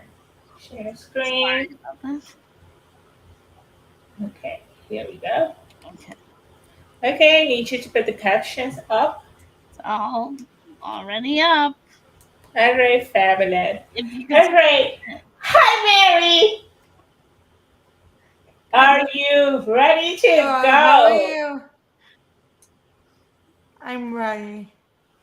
All right, Adriana, take us off the screen and we'll let Mary do her thing. Great. All right. Here we are, Mary Fashik. It's all you. Thank you. Hello, everyone. My name is Mary Pratchett. My pronouns are she, her. I am a Lebanese woman with short, dark, curly hair, wearing glasses and a pink top. I am speaking into a black microphone and wearing black headphones. I currently reside on Muskegon Land, which is known as Brunswick, Georgia. Before I begin my presentation, I'd like to take a moment and ask that you join me in remembering those in the disabled and chronically ill community who have died from COVID-19. Those who will continue to die because, in spite of what those in office say or think, the pandemic is not over.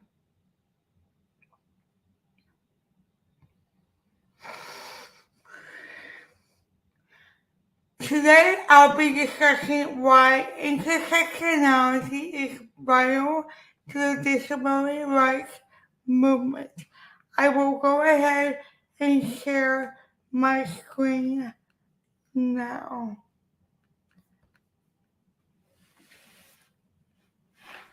Bear with me 1 second. Mary, is your. Sorry to interrupt.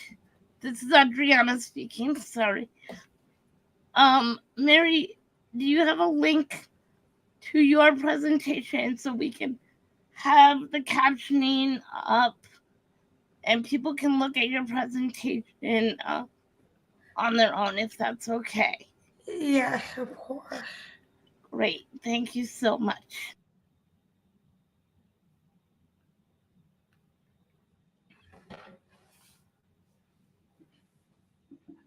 As I have mentioned, my name is Mary Fashik. I am a disability rights activist and the founder of Upgrade Accessibility.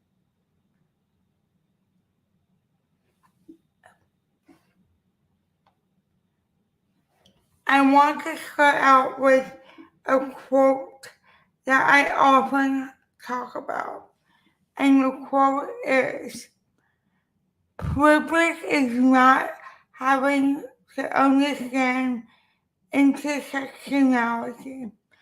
That is a quote that is permanently in my email signature. It means that if you've never had to understand intersectionality or been affected by the lack of it, that you have privilege. Because you can be disabled and have privilege. So why is all of this important?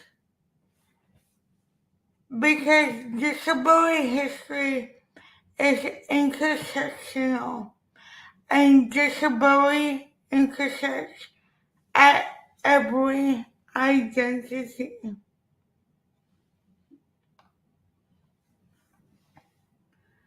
We are going to talk about the 10 principles of disability justice, which are intersectionality, real most impacted, anti-capitalist politics, cross-movement solidarity, recognizing homeless, sustainability, commitment to cross-disability, solidarity, interdependence, collective access, and of course, collective liberation. So, what is intersectionality? Intersectionality was coined by Kimberly Crenshaw in 1989. Intersectionality is an analytical framework for understanding how aspects of a person's social and political identities combine to create different modes of discrimination and privilege. Again, this is important because disability history is intersectional and disability intersects at every identity. Without acknowledging intersectionality, we are ignoring the fact that King Tut was indeed disabled. We are so used to seeing him as a strong leader. We are not aware that King Tut was indeed disabled. We are also ignoring the fact that Harriet Tubman was disabled. These are things that are not taught in schools because disability is viewed as something to be ashamed of. What we are taught is that the Black Panthers was a radical political group. Not that they fed the 504 protesters hot meals. Meals that kept the protesters going until Joseph Califano signed the 504 20-some days later in 1977.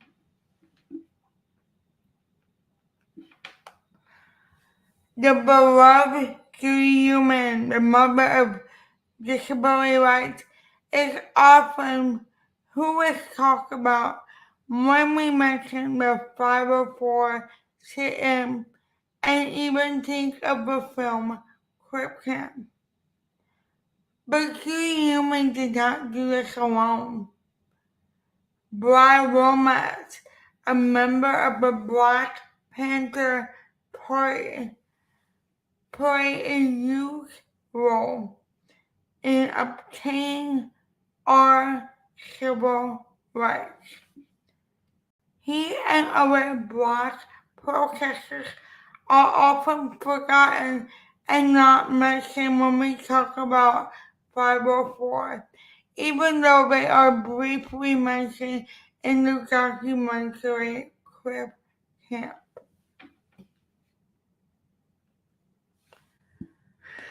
Society and the press prefer a much more palatable and acceptable image of disability. Sometimes it's one that they can root for and even have pity for all at the same time. Selma Blair is a prime example of that. Her stint on Dancing with the Stars brought palatable disability to the forefront. And when we think about palatable disability or we think about disabled representation, it is often white. It is often very, very palatable. Ali Stoker on Broadway is another great example of how society is more accepting of disability when it is palatable, but it is not representative. Intersectionality and representation should go hand in hand.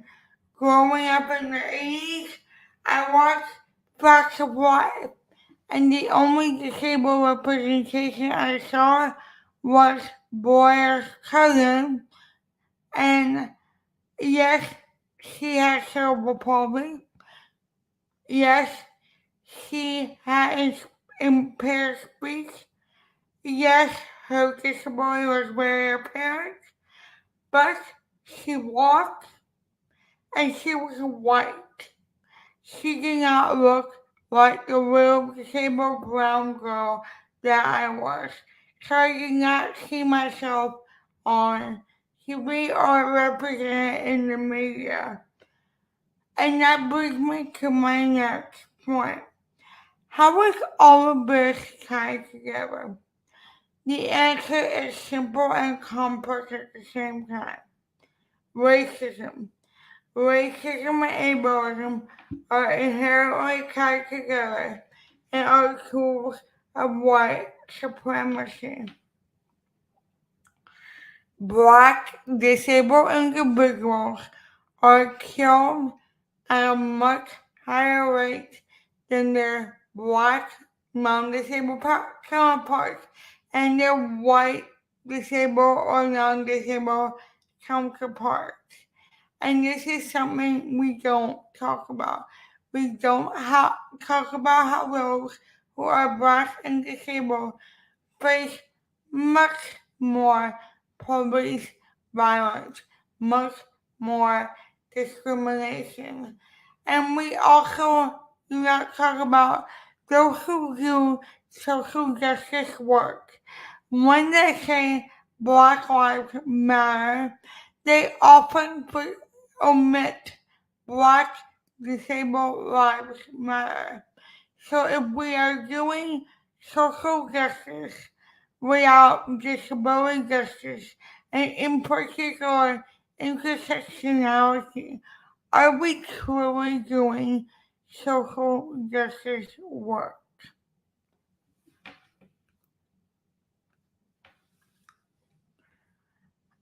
One of the things that was brought up last year was an ableist slur in both of Lizzo and Beyonce's songs. And those who were mostly in an uproar about this were white disabled women.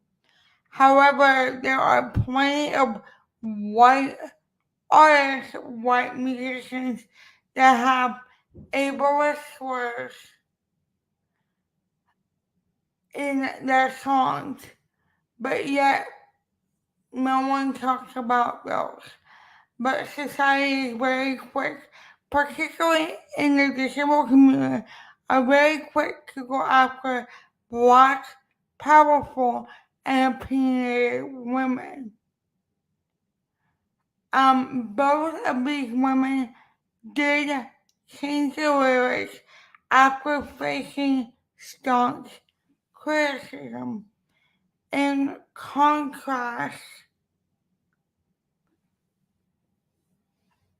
the band Big Time Rush had a song that came out called Paralyzed, and many defended them, saying that Paralyzed could be taken and there's a lot of context to Paralyzed and it could be used in different ways.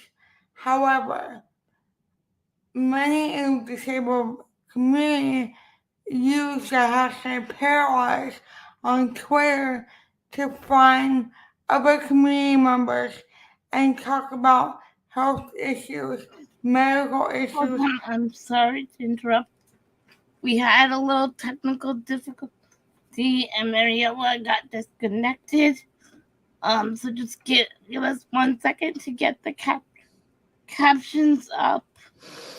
And we will. Okay, here we are. Thank you.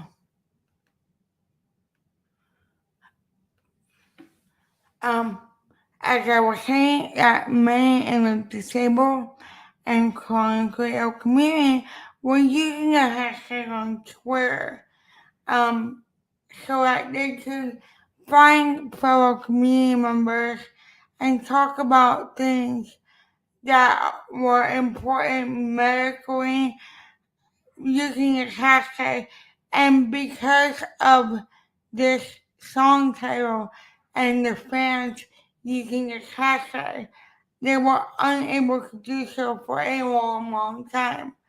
However, Big Time Rush did not seem to face the same criticism. There's many other songs by white artists that have ableist slurs in them, and they don't face the same criticism as black artists. When we talk about disability rights, when we talk about representation, when we talk about intersectionality, we need to center those who are the most marginalized. We will never move forward as a community, as a movement, if we do not include and center those who are most marginalized. Because you can be disabled and have privilege. And if you are disabled and white, you still have privilege over someone who is disabled and brown like myself. And I have privilege over those who are disabled and black. We must all acknowledge our privilege, and we are never going to move forward without acknowledging our privilege and centering those who are most marginalized and meet everyone at their intersection because, again, disability intersects at every identity. Thank you.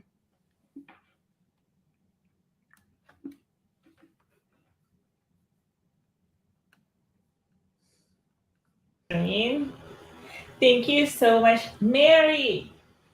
That was phenomenal. And I could listen to you talk for hours and hours and hours. And I think you share so much great information with our community today. Before I get started on my very own questions, I want to open it up to the community. Um, what questions do we have for Mary? I'm going to give everyone a quick minute to just ground yourself. I was just jotting down notes as you were talking. And I'm just going to go ahead and give the community a few minutes. Oh, we've got a message here from Elisa McKenzie. Thank you, Mary. What an education! Woo! I agree. We also have another message from Erica Amigo. Thank you so much. This was a terrific presentation. Uh, Sam, Callie, put two hands up like, yeah! We've got new Moonrise therapies. Wonderful.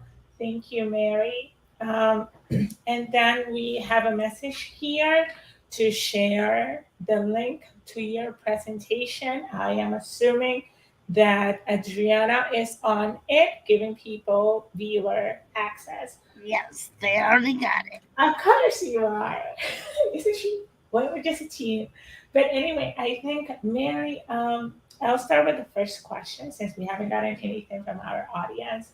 Um, where where are you seeing the disability movement is going to be going next? Given all this history, how do you see it evolving over the next 10, 20, 50 years? So I think it's a very tricky question because I think if we don't, if we see the same palatable people at the forefront of our movement, that we aren't going to see any movement because that's just it, right? Disability rights movement. Yet we're still stuck in 1990. We haven't moved forward since the signing of the ADA. And it's because we are not centering the most marginalized. We are not meeting people at their intersections. We are not meeting people at disability and race, disability and gender identity, disability and sexual identity. We are not meeting people at their intersections. And until we meet people at their intersection, we won't move forward. I love that. I will push back to what you're saying in that we haven't made progress since the 1990s, and I disagree hardcore. I want to start beef. Um, but I disagree because I think that there's been a lot of progress that has been made. I mean, earlier today we had Charlie Carr who talked about the concept of institutionalization. Like, that is not a thing anymore. People like you and I are able to function in society in a way that was not possible in the 70s. So I think things have changed, things have progressed. We have members of Congress now with disabilities. That wasn't a thing. Like, So I'm gonna push back on you as well with that. okay, let's Okay? do it. I mean, I love a good discussion. I was born in '77. I was born 4 months after 504 was signed. Um, and I want to say I am in that generation that was pre-ADA and then post-ADA. I was almost 13 when the ADA was signed into law. We have made fundamental progress, but to say that we have come a long way, we have not, because there are still thousands and thousands of people who are institutionalized. There are still people being institutionalized. There are still parents being urged to institutionalize their children. So even though it is not talked about in the mainstream, does not mean it's not still happening. So have we made progress accessibility wise? Of course we have. Are those who are disabled in Congress white? Yes. I love that because I think it really reminds me of that quote of "We are not free until we are all free," and I think that that is essentially what spaces like this are celebrating. It's like, how do we create a space where all of us can exist, all of us can succeed, all of us have equal opportunity to succeed? And what I love about advocates like you and others is that we're saying is that yes, things have progressed, but since the 1990s, they have not progressed as much as they should. And so you are constantly demanding, and you and others like us are constantly demanding this world that we want to create for ourselves. And it really takes me back to what Charlie said earlier. It's like this is in the 1970s, and they wanted to create this world where you and I can be on a call and there is interpreting, there is caption. And now you and I are envisioning that next step for that next generation to look back at us and say, look at the 1970s the same way we look at the 1970s. And we're like, it was like that in 2023. Ooh. So anyway, Mary, I'm so happy to have you here. Any last thoughts, comments, suggestions, words of wisdom before we move on to our next speaker? I just want to say one thing that I always say, which is disability is messy, disability is political, and disability is not palatable, nor does it have to be. Thank you. This is oops, in the wrong window. This is Adriana speaking. Thank you so much, Mary. I just wanted to quickly say, Mary, there are some questions for you in the chat. So if you want to stick around and message people, answer some of them in the chat, feel free to do so. Otherwise, it was great having you, and you can watch the rest of the conference live at any of the links that we provided. Okay, thank you so much. Thank you. Thank you for having me. Yep. Bye, Mary. Bye-bye. So our next speaker today is going to be, let's see, Professor Kathleen L. Brockway. Do we have Professor Kathleen? Hello. All right, Professor Kathleen, are you all set to go? Then Yes, I am set and ready. Do you have my presentation uploaded and ready with the captions? we are not going to be showcasing the presentation. We're going to be sharing it in the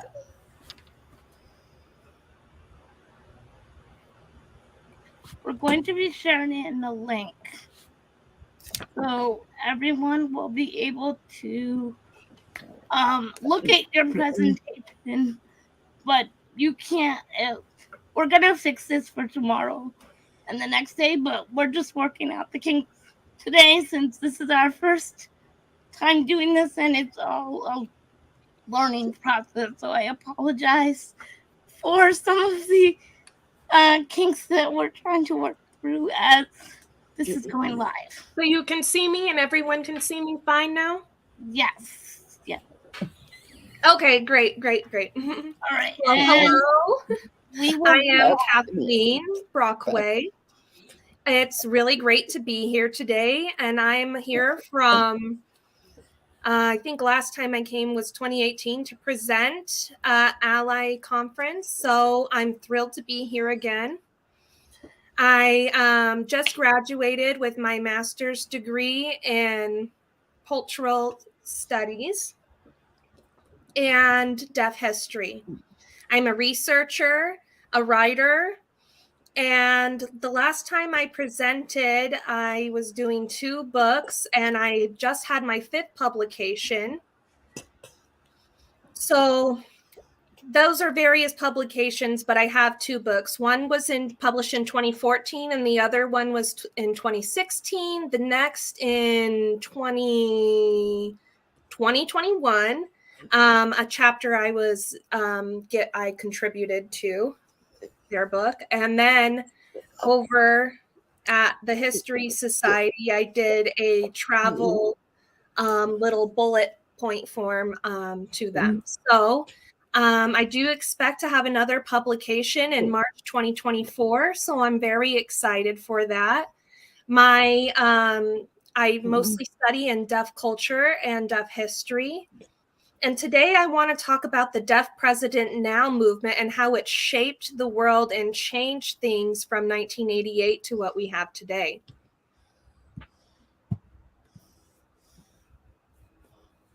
So I've already shared what DPN or Deaf President Now means. Well, and you have to understand too that I grew up signing. I use American Sign Language. I grew up going to a deaf residential school. I did go to some mainstream classes as well. So I do have a good understanding of both worlds because I lived through both of them. But I use sign language and depended on a video phone for sign interpretation for calls and also accessible captioning.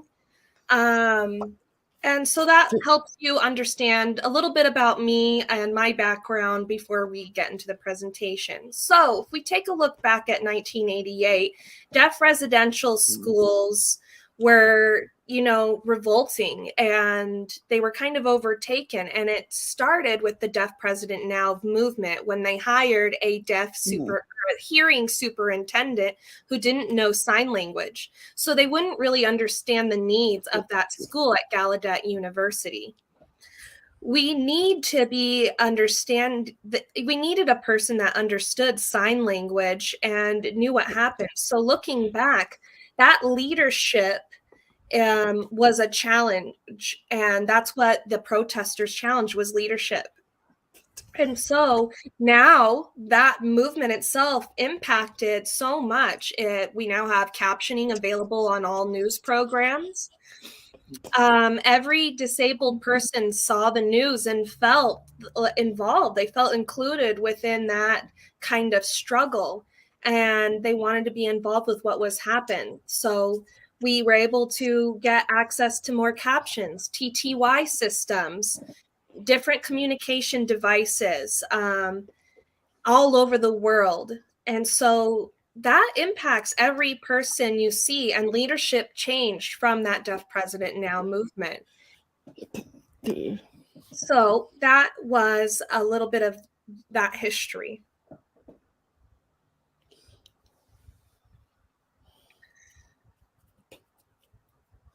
And when we think about who was on the board in 1988, deaf people, they said, deaf people are not ready to function in the hearing world. Excuse me? No, we are here. We can function in the hearing world. We can. We're right here. We've been here. And we look back on those quotes of board members and we fight against that, and we've argued against those type of points. And when we look back in retrospect to these things of people who were born deaf and become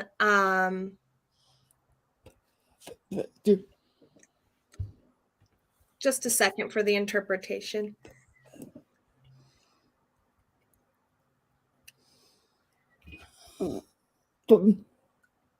So Aristotle, said all those years ago, 335 BC, and we've been fighting all that time. And then we look at Deaf President Now, and the possibilities are huge in our community. It doesn't matter if you know sign language or not. You are still impacted by all of us and this leadership and this movement. Having captioning access increase, for example.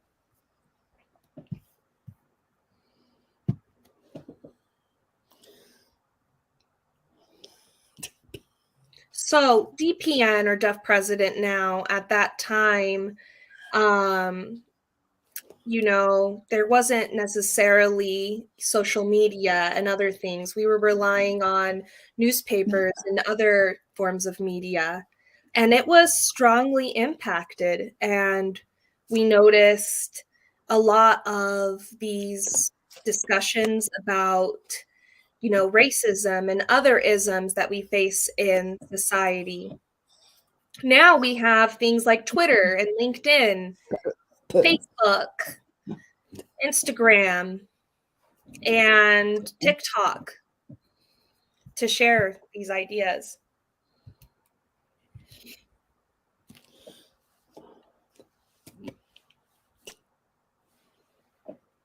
So we still see an impact negatively, though. We have had these strides and we have made progress, but it's still important to work on especially hiring more people who are disabled and increasing those people. Like, for example, too, there's still not enough accessibility in the New York subway system. There's no wheelchair accessibility. It broke, the elevator broke, and so now there is no wheelchair access. So deaf people who are profoundly deaf, or deaf people who use a hearing aid and rely on sign language access or captioning, same thing. You might not be able to see when your gate was canceled or changed, or your flight was canceled, or your gate was changed, and you have to depend on asking others to, hey, can you please let me know? And it's a constant struggle. It did increase with leadership, and that was super important. Now, ever since that and the ADA, we have deaf leadership. So there's something there, but we still have to continue making this progress. You know, and since COVID-19 and that pandemic, we all, you know, were pushed we were all forced to stay home. And that was kind of a new cultural policy we adopted at that time to prepare.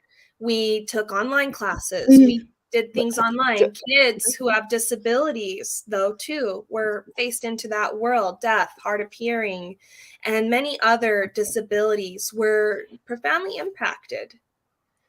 And I think that was a wake-up call to see even more movement, that we need even more access. We need to get better, and we need to have even more services available. We need to continue tweaking and provide better and more equitable services. You know, when we saw the switch to the online world during the pandemic, that was a huge realization.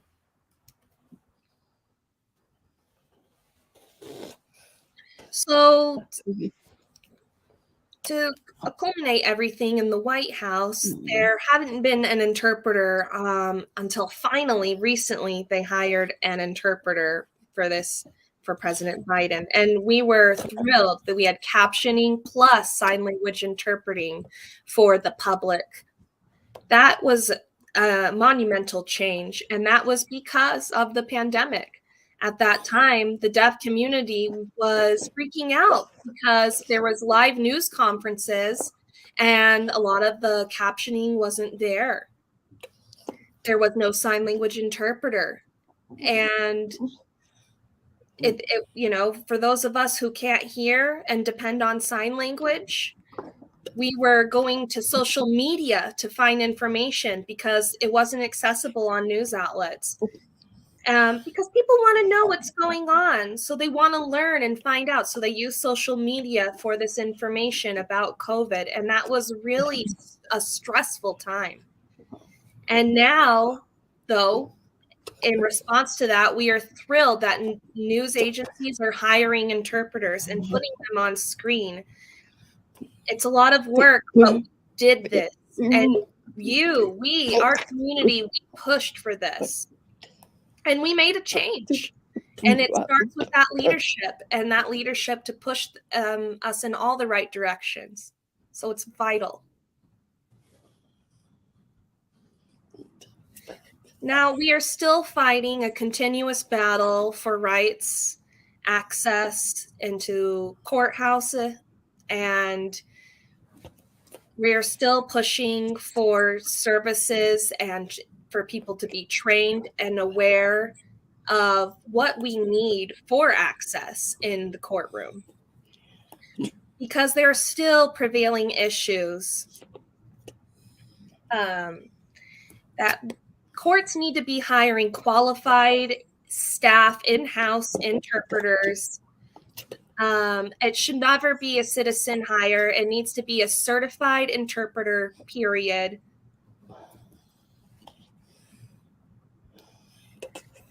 So I encourage people to listen to us.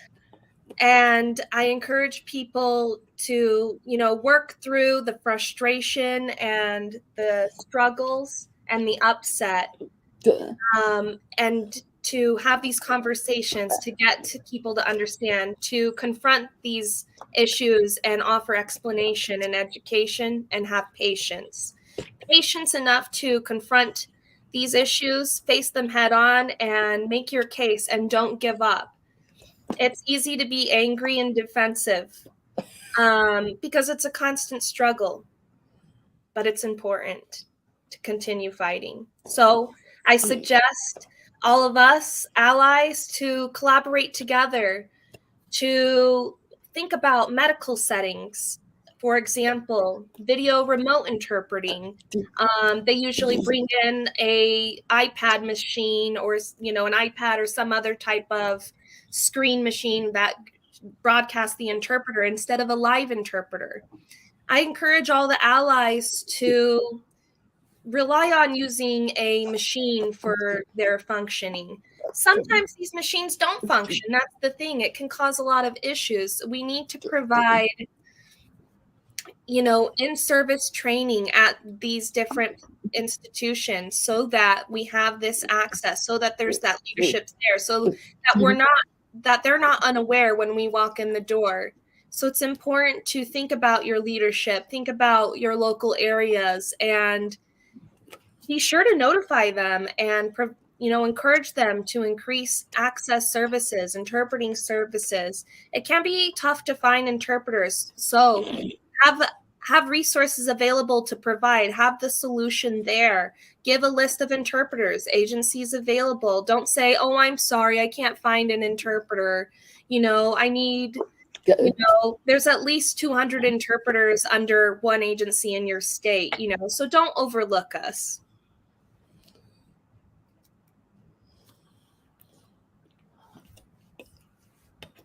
Another way you can approach these educational moments is about access, about the ADA, is, approaching this by setting up what you need. For example, at a library, collaborate with the library or other platforms. Make sure that there is video, because it's a great way to get attention, not a text. So make sure that you're using not only text, but also video format to get people's attention, to get them involved, because you can be a better ally in that way. And publish your work. Everything you do, publish your work. And the best way, hashtags. There are so many hashtags in use to network. And young, old, it doesn't matter. I'm old, and I still find hashtags to be so important and such a great way to get others' attention. People can use hashtags, and they know how to find other people. So you can use a hashtag that's, highly used, and then find other people in that way too. Use it. Use the hashtags to find others and network. All of these things are important. Just like with the Tough President Now movement, we have to think about our leadership and our allies. Remind our leaders, hey, is there captioning? Can we please have captioning? Make sure that any assistive devices are functioning and working. Make sure that there is services provided that are needed, because any person who is disabled will need that, and that's how you can show your allyship to them. So I hope that you guys are all able to use my PowerPoint. I have my contact information at the end. Please follow me. It was great to be here. Thank you.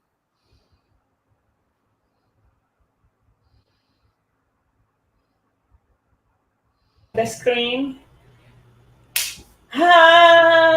Kathleen, it is such a delight to have you back, to listen to you talk, to share all of this critical history that you shared with us. I want to let you know that something that was very, very interesting that really set the mood for this conference is that I asked our interpreter this morning who she was most excited about seeing for the conference.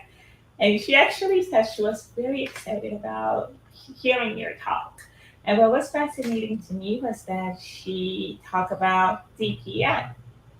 And so when she did so, I remember the first session you did three years ago, and you taught me. Oh, yes, 3 years ago.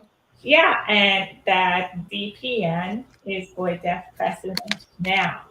And so the way that she was describing it was deaf pride now, and how that language has changed and evolved. And I thought that was so fascinating. But anyway, I'm very happy to have you Yes, here true. with us. I want to open up the stage for our audience members.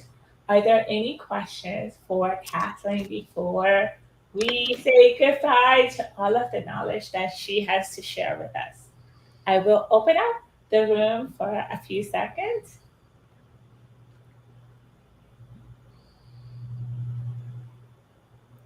We actually sorry. Hold on. Sorry. So we actually have a few minutes before our next speaker. So if people do have questions, we have at least 8 minutes before our next speaker. And I know there is a little lag and delay on the stream. So let's give some people a minute or two before. Would you like me to read the questions in the chat, or what would you like? We can read them out and show them. But there isn't a question that we see yet unless you see a question. Oh, I see a flood of different messages. Let me look through them all. Sorry, I'm kind of awkward on this platform. I'm not sure if I see any questions either. Yeah, that as of right now, there aren't any. I can share a comment from Meryl, if you like, and I don't want to block. Oh, of course. Hi, Meryl. Hi. Great to see you. So Meryl said, and I don't want to pop it up because it'll block the interpreter. But she said, thank you for posting the voice interpreter's video. A lot of times they will hide them. Lip readers depend on it. I use a combination of captions and lip reading. So, well, thank you, Meryl. Any Kathleen, do you want to comment on that? I guess I do have a question for you, Kathleen. Oh, sorry. What was that? Yeah, the question, go right in. I do want to know, given your history and your background, what advice would you have for the emerging generation of disability activists? How can we continue to support the work that was done and started by Deaf President Now to what now is Deaf Right Now? What advice would you have for that younger generation of people?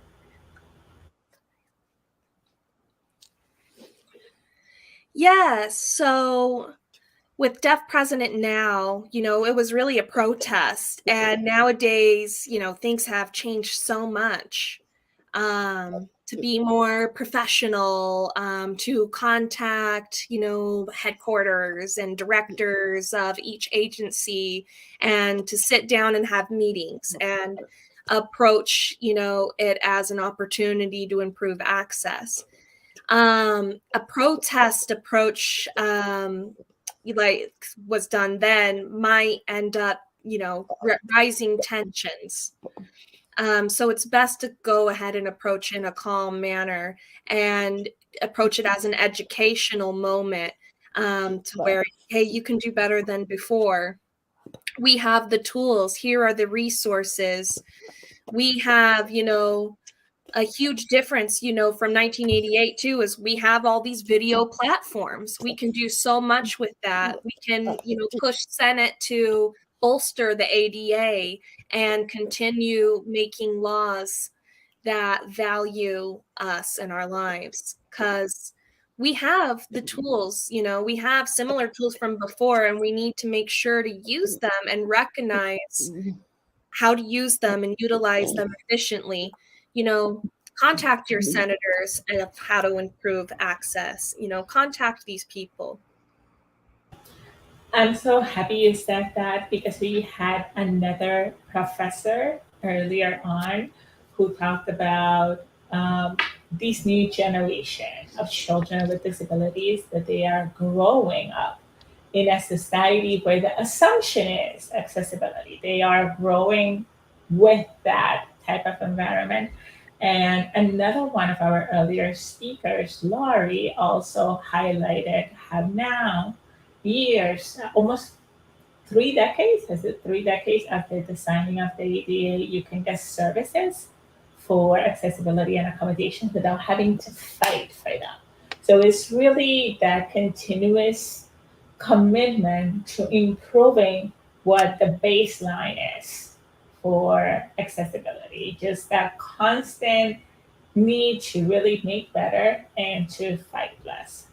So I absolutely love that. I'm going to make a quick look at the comments to see if we have anything else.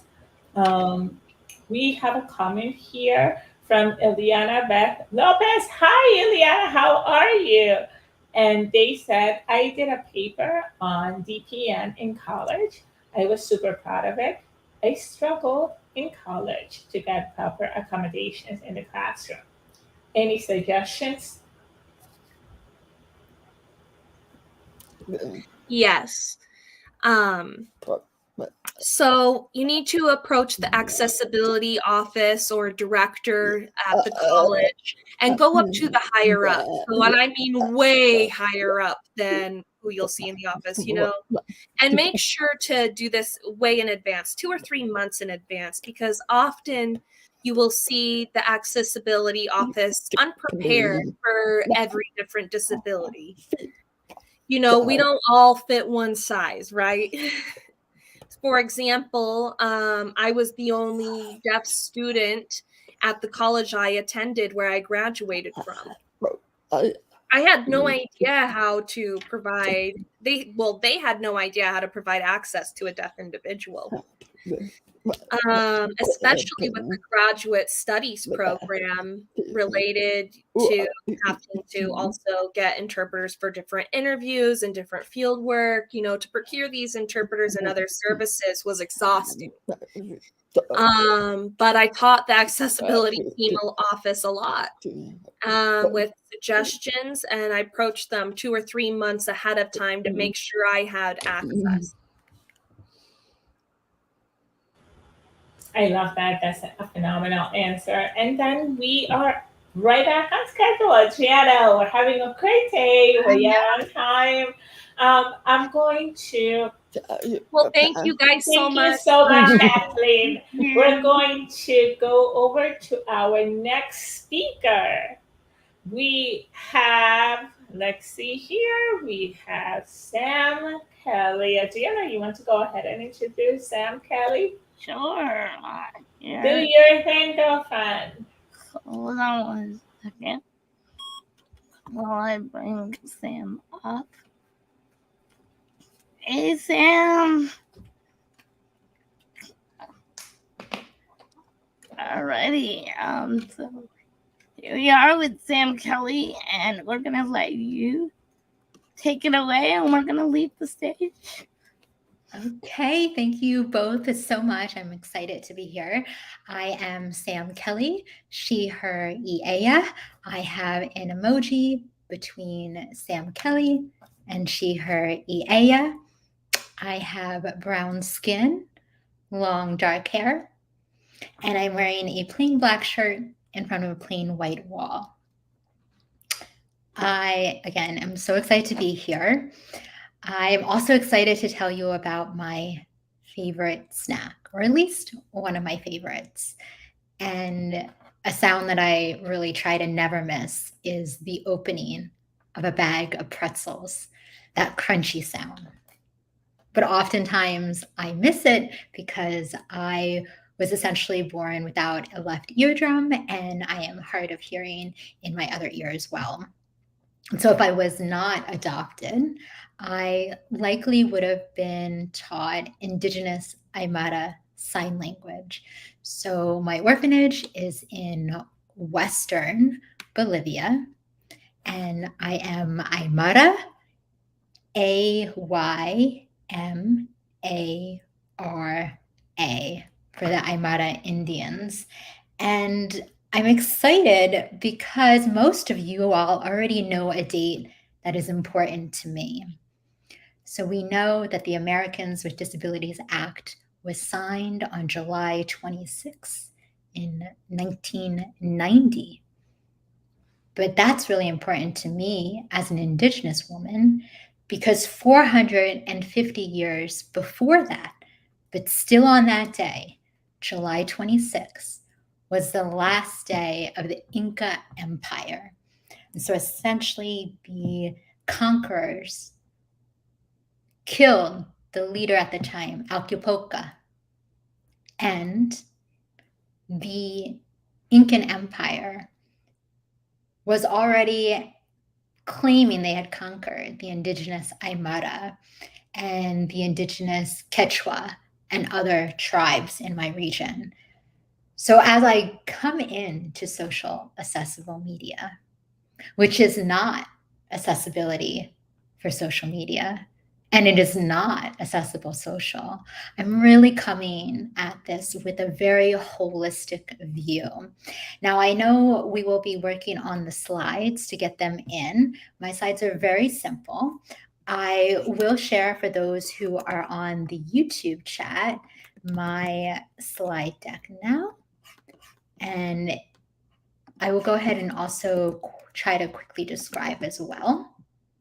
Hello in the chat. I see some action there. So when we're looking at social accessible media, I'm on slide 2. I'm really coming at it with an approach that is 3-pronged. So we're looking at systemic, we're looking at multi, Excuse me, Sam. Yes, at approachability. Sorry to interrupt. Sure. Can you share the link with us in the chat on the platform so we can share it on all the streams? Yes, and it's also in the YouTube link. Okay, great. Thank you so much. We'll be able to edit and we'll add in a short link for that as well. Okay, good. Thank you so much. A long link, yes. So in terms of the trifecta, again, we have approachability, multi, and systemic. And I'm really thinking, again, of my Indigenous roots in terms of systemic. And so I lead systemic with land back. A lot of our accessibility, diversity, equity, and inclusion initiatives have made great things happen, better things happen. But we also really have to look at land back. Again, as Indigenous person, returning the land, building reparation and reconciliation plans so that our work is not just a land acknowledgement. So you might think, okay, what does social media have to do with land back? And everything, because I think for me, social can be the gateway for us as content creators and as content consumers to have these conversations, to return the land, to support that program. Also want to talk about the models of disability. There are systemic things that have not yet been changed. To Mary's point earlier, I would agree. I think our progress is very limited. I know Meryl's going to talk about progress. I would actually push towards consistent practice over progress. I've been in many organizations where the progress is one big event, one big milestone, and then they don't get to another milestone for a while. There's not that consistency there. So you really, again, regardless of what model you are embracing or leaning towards, try to practice that consistency. And then lastly, when we're thinking about all these systemic networks of capitalism and oppression, they're all interacting. We don't exist in just one network. And so we might exist on one social media network. I might be active on Twitter, but only a lurker on TikTok. But I understand holistically that all of these networks that are designed systemically to go against me are working to keep me from joy and healing and liberation. So that's systemic. That is the bottom left of the triangle of our trifecta. And then we can move into approachability, which is the top of the triangle. So we are really thinking about how we are individually going to be approaching social accessible media. Whether that is during our scroll, we might say, I'm not going to look at content by certain creators because I know that they are being inaccessible, or they may have been told that their practices aren't better and they're still creating inaccessible content. And I use that word better versus best practices because I have found in my lived expertise that everything that we can do around creating more access and more equity, and certainly social accessible media, is limited in a way. And so it's not going to be the best for everyone, and that is okay. Again, we can think about those systems that try to put us in an individual box, but we are so much more than that. Our worth is so beyond those systems. And so as a worthy individual who may or may not spend a lot of time on social, we need to have our own approaches. I might have capacity one day to caption a 3-hour video in one go. I may not have that capacity the next day or the next hour. I also want to think of my approachability to the team as someone who is very centered on access and equity. My approach to my team, I need to consider. It can be everything from approaching the policies. And so these are the things that we'll get into with approachability. So just on the next slide, approachability has those 3 main points. So I started talking about the intentionality from the individual perspective, as well as if you are potentially working at an organization. And then again, as I said before, I would lean to more consistent practice over progress and policy. I think progress and policy are both very important, but I really need people to show up for me. I really need people to practice the values of access and equity, because then we can start creating trust. And also, if I'm not part of that policy work, how is that trustworthy? I think often in the spaces in accessibility that deem themselves more professional, where am I in those checklists? So social accessible media, I'm not offering you a checklist. This work is never done. I understand checklists can be certainly helpful and certainly a starting point for some, but I need the practice every day. And that doesn't mean it's going to work out every day. But having that consistency, having that consistent practice is, I think, what's going to get us further than policy, further than the intentions of wanting to have progress. And then last, in terms of approachability, we want to think about sustainability. So not only from the indigenous perspective of acknowledging our land, our need to be sustainable, to care for the earth, but also what are the things that we are going to put in place under social successful media that is going to be sustainable long after we're gone? What initiatives can we start, and what collaborators and conspirators and co-workers that we can find community and communion with so that they will ensure our work continues? I know briefly we talked about the folks who are just now coming up in disability rights and disability justice, empowered now with social media and all these digital tools. So how can we, as for example, me, move in as I get older and move into an elder position? How am I positioning myself, my lived experience, the experiences that have been shared with me and others? How am I sustainably positioning myself so we can help others tell their story and also leverage our knowledge as well? And so the last part of the trifecta, again, we've had systemic approachability. For those following on the slide, we are on number 7, multi plus. Now, approachability and systemic both have pluses because, as a reminder, we must continue to do the consistent practice and do more. Again, we are doing better things. We are not doing the best thing for everyone.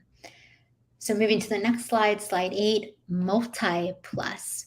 When we think about multi and we think about ourselves, yes, we are individuals and we have deep intersectionality.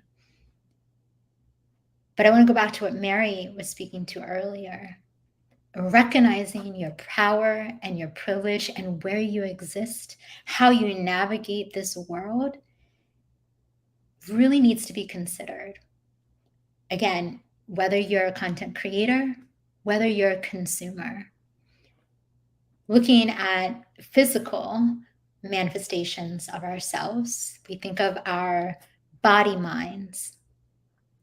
In my indigenous practice, one of my practices in Aymara, which is of the Andean culture, we acknowledge that there is spirit within us, and our spirit navigates through our bodily functions, our thoughts, and our being, essentially from the core. That when we, as the creation of our humanity, as humans, for us, we believe began in Lake Titicaca, so that we came out of the water. So we are literally of this earth and born from this earth. And so however you take that space for your body, mind, care for it, again, with intentionality. When you're scrolling, when you're doing captioning for an hour, when you are frustrated at the assistive tech for whatever reason, not working on a social platform, do keep that in mind. And then actually, when we think about 5+ senses, that should be 6+ senses, because again, in Andean practice, we honor our earth as Pachamama. So we consider Mother Earth, Goddess Earth, as an extension of our senses. When we think about Pachamama in our daily living as Andean Indians, we actually, when we consume things in our body, we will usually, if it's liquid, for example, actually spit some liquid back out. So I have some water in a blue Yeti, and I took a sip, but I spit it back out, and then I took a sip. And so that's really to honor that Pachamama gives us all things as Mother Earth.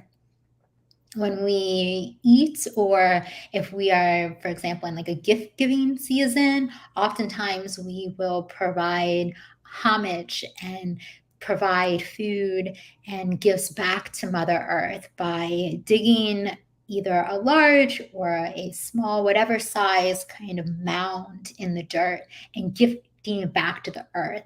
So I think when we're on these channels that are on demand, constantly requiring our attention, what am I also giving back? Am I giving back value to my guests, to my audience?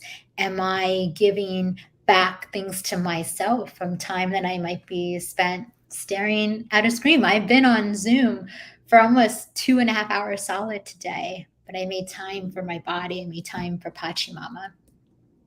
And so while we keep these things in mind, systemic plus, approachability plus, and multi plus, I want to just briefly start to talk about some of the core tactics, so core skills in the trifecta. Now, the formal trifecta has multiple different layers of these skills, but I really try to simplify them into 3 areas. With captioning plus, we still keep the approachability plus, and the descriptions plus. We have thank you captions today. My access needs are being met. But I also want to remind everyone there are formal guide rails and guidelines to those of us who benefit from captions. And those guide rails and guidelines change in terms of where you are in your country. Again, I'm from Bolivia. There's not that much accessibility work being done digitally, but more so in the disability justice space. So when we think of captioning, we know that there are things that are good things to do, again, better things to do, and things that are icky and maybe not so comfy. So for me personally, I always try to keep my characters at length at 25. But if I, for example, slice this video up and my local news station wants to broadcast that, they would require that those captions digitally be at 32 characters for a news broadcast. But if I were to turn it to just a regular video on a web page, then that would be 42 characters or less. But again, I like to go really low. I'm already pretty tiny at 25 characters per length. But always check, always make sure you're giving opportunity to your guests, your viewers, your audience to see how they are digesting the content. If they are, things that might be best for someone is not better for someone else. We want to keep that in mind. And then again, I will touch on approachability personally, and then at the organization. Maybe your strong suit is policy. Maybe the power and privilege you have at your organization grants you the opportunity to create policies and guidebooks. But you might be on the other end and just starting perhaps in your leadership journey. And you have to be the one to be the first to create the policy, to create the guidebook, to create the guide rails. But you really want to protect your capacity, your body, mind, and yourself. Because again, it goes back to sustainability. You really want to be invested in this, I would hope, for the long run. And that means taking the time to hear all of these different voices, finding the people that you will have natural friction to, and then learning to work with them. And also unlearn some things as you go. And then the last in the core part of the trifecta in terms of skills is descriptions. So I am someone who grew up with assistive tech, a variety of assistive tech. And for me, it's very much my default I use certain programs. But I know, like all tech, things go down. Zoom, StreamYard, YouTube crashes all the time. I know on Facebook, for example, there's more than 70 different versions out there right now. So while yes, alt text is a great place to start, and also image descriptions is a great place to start, we also have to be thinking of the other intersectionality when we're crafting those descriptions. So I started with brown skin. I did not say brown Aymara skin, because if you just saw me in passing, you would have no idea, unless you knew me. Because I've been in many places, and I think even to this day, no one has gotten that I am from Bolivia. I get Honduras, I get Filipina, Guatemala. So when we're writing these alt text and when we're writing these image descriptions, we don't want to lean into assumptions. We certainly don't want to lean into stereotypes, but we can say factually by appearance what is there. I'm going to take Caroline's question live.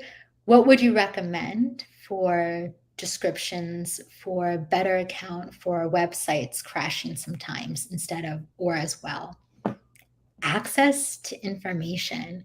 So yes, when tech crashes, is there a way, especially digital tech, is there a way or multi ways that someone can be in touch with you? Do you have an SMS text contact or customer service channel?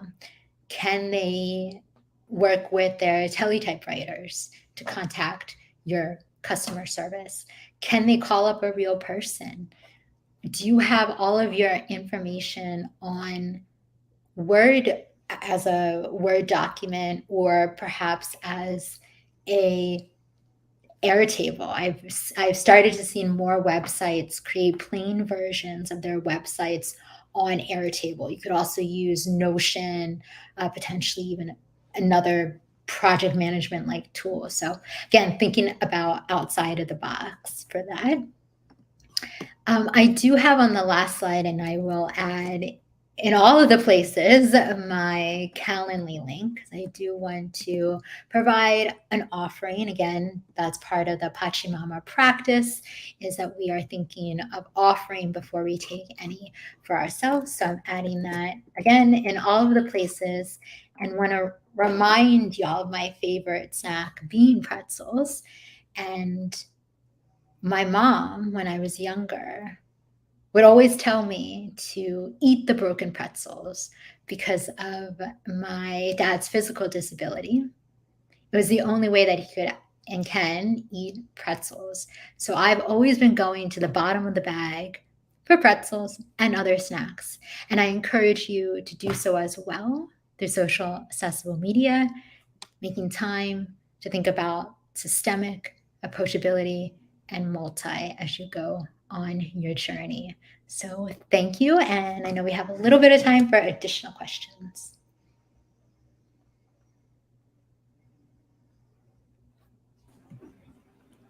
Thank you, Sam. That was awesome. This is Adriana speaking. Sorry. Yeah.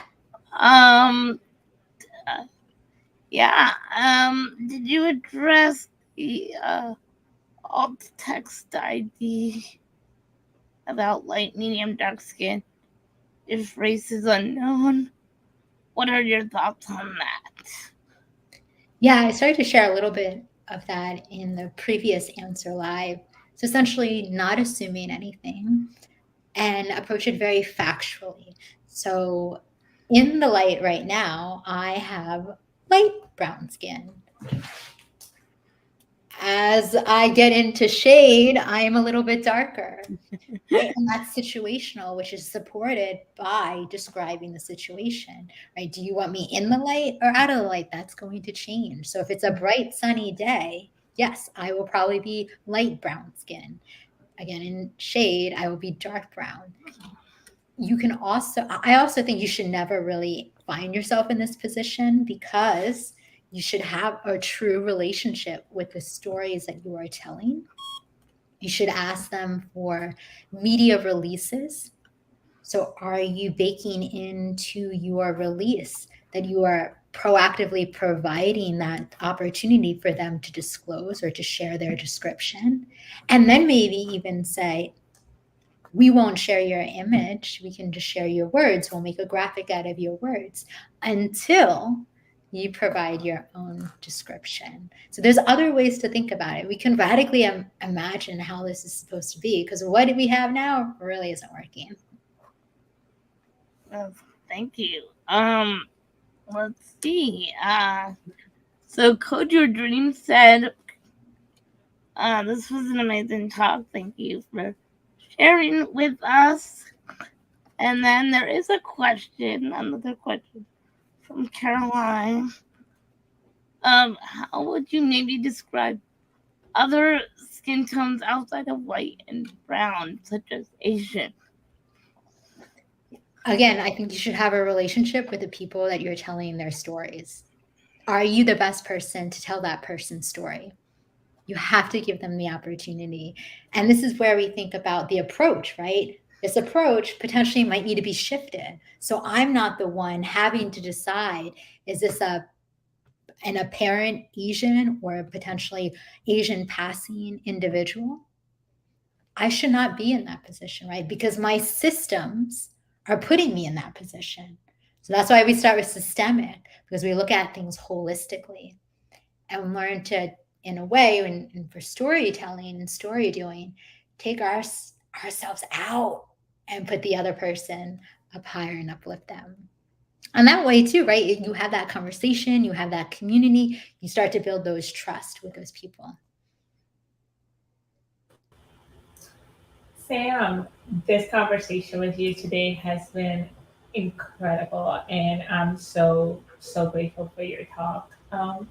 One of the big things I struggle with is going to be, how do you find that balance between meeting the standard of accessibility versus, getting things done, getting things out. And Adriana's smiling here because one of our biggest challenges for this conference has been the promotional videos that we have for our speakers. We did a promotional 10-15 minute interview for each of our speakers.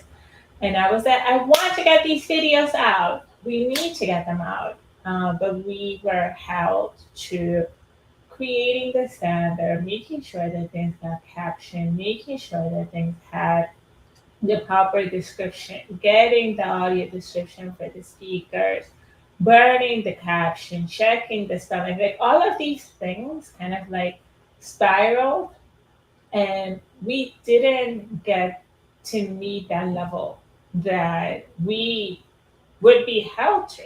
And a part of me early on was like, just screw it, just do the automatic captioning so that we can get it out there. And Adriana fought up against me on that, and that's why we don't have the videos. But how do you find that balance, and how do you manage that frustration behind just getting things done, but also doing them right? I would say, look at your approachability, particularly your comfy level, your comfy approach, right? We are not meant to labor so extensively and be so oppressed, again, by all of these networks, all of these systems. So finding our comfy level, I think, is really important. And so we can balance that with goals that we know we can hit. We know we can do one quality 20-second video. In terms of the frustration, I think just acknowledging that, even if you had, both of y'all had done a video, right? Say, hey, we're about to post 20 videos. This is where we're at. This is where we want to be. And having that, again, it opens up to dialogue. You're starting to create conversation. This is likely a pain point that many people focus with, but you and they and everyone, me included, also needs to think about our comfy level, because our comfy level will keep us hopefully sustainable. I'm framing that. I am absolutely framing that. We have a few more questions in the chat. And I also know that we are on a short timeline. So, Sam, I am going to thank you so much for taking the time to speak with us. Do you have any last comments, thoughts, suggestions, or words of wisdom that you want to share with our audience? Work on your comfy level today, spend time on it, acknowledge that yes, it is work to be comfy. And every time you do those captions, right, every time you're doing the audio description or the text description, that is Sam in action, right? That is social accessible media, which I really want to drive home is not accessible social. It's not a checklist, right? It's very much rooted in indigeneity and liberation and healing, and now comfiness. So thank you both and everyone behind the scenes. Thank you Thank you. so much. Gianna, we have got our next speaker. You do, all right. Bye, Sam. Thank And you. we've got to get ready for that. All right, and here we have Thomas Reed. And hello, Thomas. Thomas, we can't hear you. How are you? Can you hear me? Yes, now we can. Good. And you can see me okay? Yes, we can. All right. All right. Yes, so I will, we will get off the stage and we will give Thomas the stage. So, Thomas, okay. it's all you. All right. Let's get right into it. Good afternoon, everybody. My name is Thomas Reed. I'm a brown-skinned black man with a smooth-shaven bald head, a full, neat beard, sprinkled with salt and pepper. I'm wearing dark shades and a burgundy, sort of like a rugby-ish type shirt, sweatshirt pullover with some lettering on it. Can't remember what the lettering was. Sorry. I'm speaking with you from my vocal booth in my home, which is on the ancestral land of the Lenape, colonially known as the Poconos of Northeast Pennsylvania. And the thing about Northeast Pennsylvania that you should always remember is that it's only 90 miles from the place that I will always call home, and that is the Bronx, New York. I am the host and producer of a podcast called Read My Mind Radio. It's a podcast pairing storytelling, narrative, music, sound design to introduce listeners to compelling people impacted by all degrees of blindness and disability in general. And occasionally, I share some of stories from my own experience as a man adjusting to becoming blind as an adult. I produce a series called Flipping the Script on audio description. And here I explore the art of AD or audio description by going beyond surface level topics and examining the implications that AD has on the community. In addition to the podcast, I'm also a voice talent, audio description consultant, narrator, consultant, and advocate. So for those who may not be aware, audio description is simply put a secondary audio track that's included with a television show or a film, any sort of visual content. That's where it can be used. And AD or audio description provides access through the description of visual content during those scenes that don't have dialogue or sound design or any other way to non-visually understand what's happening. Now, we could get into a history of AD, how and where it began, for example, but I want to highlight something that to me is interesting because it often seems to get left out by some, especially those who aren't disabled. And that's the fact that blind people started and were involved in AD from its beginning. Now, I believe that that's worth emphasizing, not only because it's empowering, but also it's a strong example of how we recognize our needs and have the ability to figure out ways to fulfill those needs. So let me go through some of those needs that I'm talking about, right? So first one, and I'm not going to rank them in importance, but the first one is access. And I'm talking about access to entertainment. I'm talking about access to education and information. And now consider that when I say access to education, it's not just from the perspective of the individual blind student. I'm talking about blind parents, blind teachers also need access to the materials used to educate their children, right? Blind employers, so we're talking about managers as well as supervisors need to have access to materials in support of employees. Relationships. So audio description can also help fill the need for developing or nurturing relationships. It's natural to begin conversations based on media, right? So think about it. It's like, hey, did you see that latest episode of The Walking Dead, Game of Thrones? Fill in your favorite show or movie here, right? These random conversations happen in all sorts of environments, right? At the company coffee maker or water cooler, during a commute on a bus or a train, online at a supermarket or in houses of worship, right? Wherever you get into conversations with people, these conversations can develop into relationships over time that can be beneficial for learning about new opportunities, for example, including in employment. And I specify employment because, with a 50 to 70, 75% unemployment rate within the community, we can see how these relationships are extremely important or can be important, right? Other relationships, whether we're talking about at home or trips to a theater, as a parent, television and movies all offer an opportunity to bond with your children because it's not just about being present there, it's also about being engaged in the content. AD provides that access to enable meaningful conversations about that content.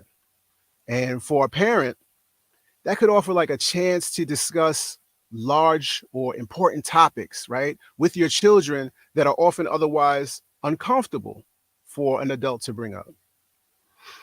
The same is obviously true for romantic relationships and friendships. All of these are affected by access to that content and discussions. Hashtag representation matters. Many of us are probably familiar with that, right? This is for years now that there's been a call out to Hollywood for the increase in authentic disability representation. And that's not just including disability on screen, but employing disabled actors and others in front and behind the screen. And that representation includes disability in all of its intersections, so-called race, color, ethnicity, gender, and other identities. There have been many people over the past several years calling for access to identity on screen for AD consumers, including myself. For years, blind people have been restricted from accessing identity on screen. The guidelines specifically called for including race, color, ethnicity, and other identity only when it was relevant to the plot, only when it was deemed relevant to the plot by someone. The fact of the matter is that non-blind consumers get and determine this relevancy for themselves, and so should blind consumers, right? They see that on the screen, and that's information that they're getting, and blind people should have access to that as well. And AD, audio description, is the means for gaining access. I mentioned that an awareness of the fact that blind people started AD can be empowering. And also empowering is recognizing how the disability culture community not only displays solidarity when assuring access, but it's probably the place where you will find some of the most creative examples of audio description. The disability community recognizes not only the art of AD, but also the politics that are behind it. We're all familiar with the curb cut effect, right? So, that's the idea that accessibility offers more than what it does to its intended users, right? Not everyone using AD is blind or has low vision. I often hear about how AD is used by folks within the autistic community. It's used by non-disabled people as well. We're talking about truck drivers. We're talking about multitaskers, right? Runners. Anyone, in fact, who, for whatever reason, needs or wants to consume visual content non-visually. But let me be clear. AD should always center its intended audience, and that is those who are blind or have low vision. That was the intention, and that should always remain the intention in order to keep that focus. Now, there are several opportunities within the field of audio description. What we need to know is that creating audio description, to me, I call it's a team sport, right? It requires a bunch of people, or at least, and definitely it's a multiple range of skills. So let me talk about a few, all of them, and just talk about the opportunities that they offer. Project manager. So this is that person who's responsible for overseeing the project through the production cycle. They're the person who decides who's going to write the script. They assign a narrator who that voice is that's going to present that. This person should have a good sense of each phase of the AD production process, even sort of being able to fill in sometimes when necessary. So that's rolling up your sleeves and writing that script, or getting on the mic, or getting behind a board and doing some engineering. Sometimes that is a possibility. Sometimes that's a need. The writer. So this is the individual who's responsible for watching and reviewing the content and crafting precise sentences, concise sentences that sort of fill in that gap where there's no dialogue. This person should be someone who pays attention to detail, has obviously a strong command of writing and language, and they're organized and likes research, because there is also the opportunity for research with AD. Quality control. So there's two elements of quality control that can be done by two different people sometimes. The script QC, that's the person who reads the AD script to determine if it accurately conveys the intended message. Is the language and references consistent throughout the film? Personally, I believe that this step should be performed by a blind consumer, a blind AD person. Absolutely. This is a perfect place. I believe that all of these are opportunities, but definitely QC. The final QC, this is the person who's kind of reviewing the full project to make sure that the narration is clear, nothing interferes with the dialogue, character references match up, right? So are you talking about Bob, or did you mean to say Bill, right? Looking at the descriptions, are the shoes actually red, or are they, I don't know, fuchsia or something else? So that's the sort of the responsibility for that individual. And then we have the narrator. This is a very specific style of voiceover that shouldn't be overpowering. This person is not an actor in the production, but the voice and the tone should fit the culture of that project. Narrators should be comfortable recording themselves and performing, pretty basic editing at the least. Then we have the audio engineer. This is the person who performs all sorts of audio related tasks. So from managing the recording session in the studio, if that's where it's taking place, editing the narration files, mixing and mastering the narration with the film's audio track. So putting that all together.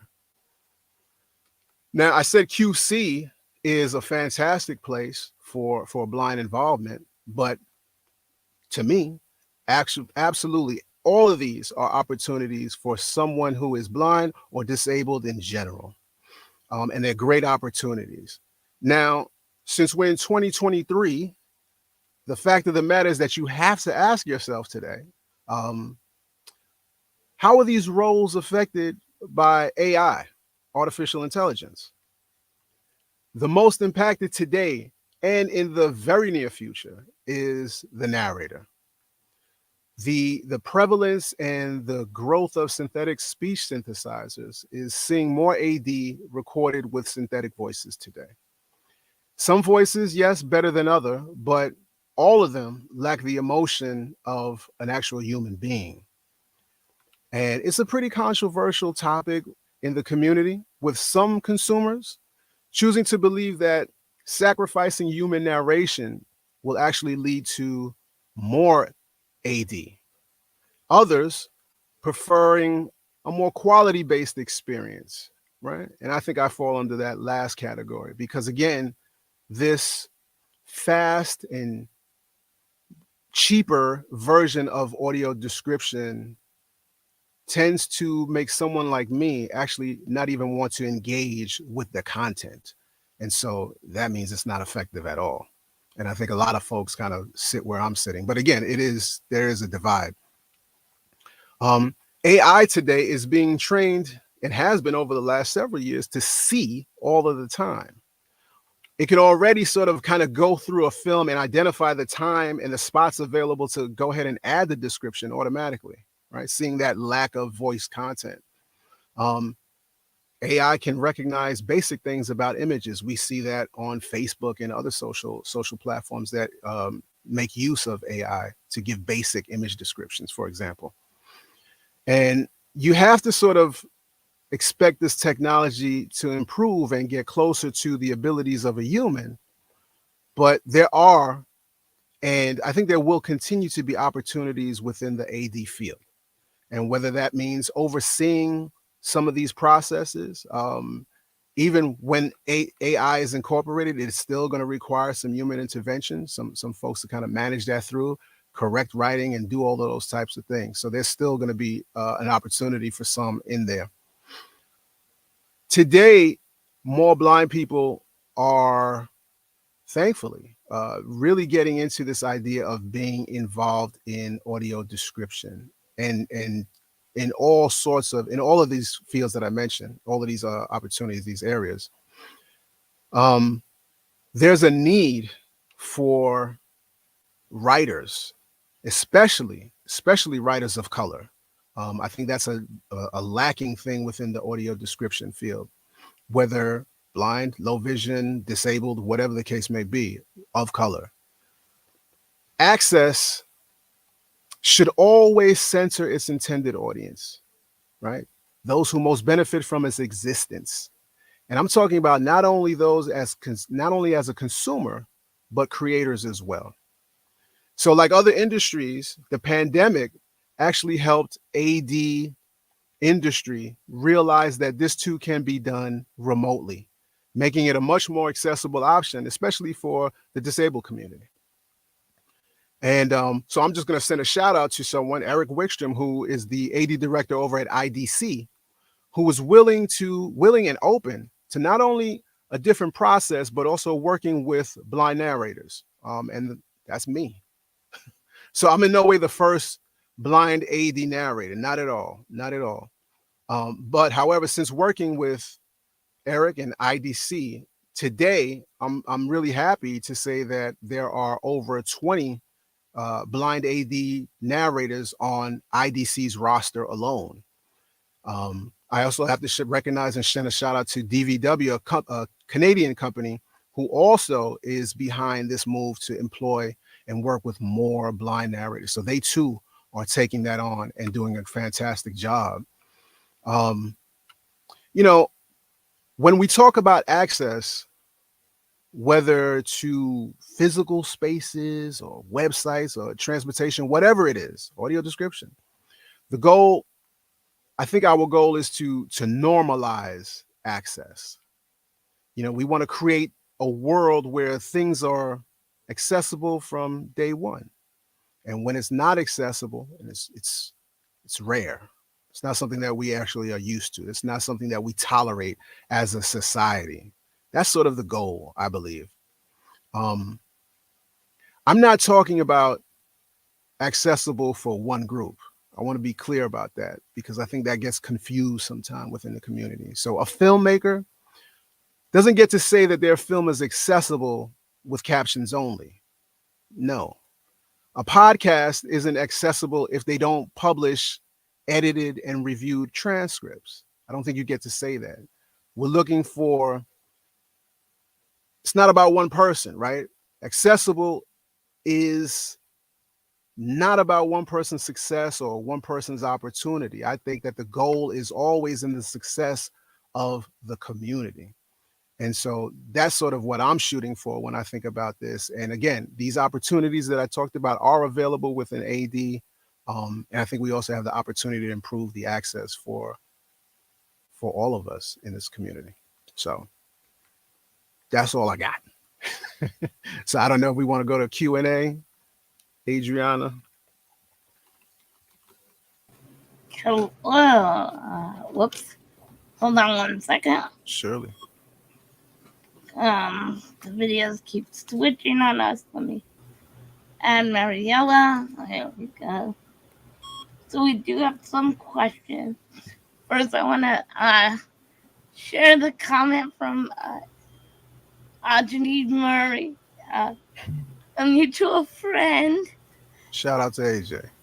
And he said that was the smoothest, swaggiest audio description I've ever heard of oneself. Hashtag so fresh and so clean. Hashtag and Chris. LOL. Appreciate it. I wish you didn't say he was a friend, Adriana. I wish you didn't say that because of that. But Caroline Kavesi does have a question for you, and I will read that out. Where and how does AD overlap with video transcripts? And what was the Canadian company's name again? Thank you. Yeah, so the Canadian company is Descriptive Video Works, or DVW, and I think they're based in Vancouver, but you can definitely find them. I think it's descriptivevideoworks.com or something like that. In terms of AD and video transcripts, I believe that's what I think you're talking about, which I'm glad you raised it, and hopefully this is what you're talking about, but I'm going to raise it anyway. And so the video transcripts, I believe, are for the deafblind community, and that's a community that totally gets left out of the conversations and access, and they definitely need to be included.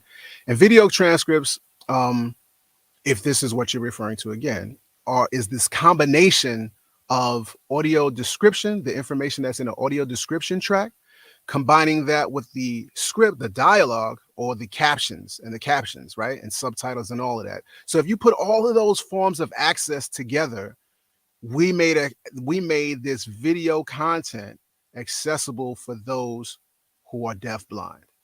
And again, it's out there. There are some Crip Camp, for example, on Netflix. They made that in an accessible format for those who are deafblind as well. So that's just one example. There needs to be a whole lot more because it's not that many, but that is an example of how it's done. And so I think that's what you're talking about when you asked about that. And let me know, Caroline, if that's not what you were referring to.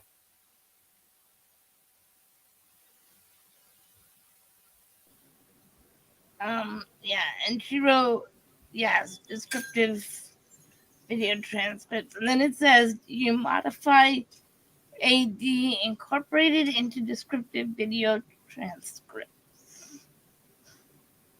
Yeah, I mean that AD, it goes, I mean, you can add even more description, because at that time, if we're talking about writing this out in that format, you have no limitations. And so with audio description, you have the natural limitations of the film itself. So the spaces where there isn't any dialogue. When we remove that, well, you could put as much description as you want. And so for that community, I think that's a fantastic option.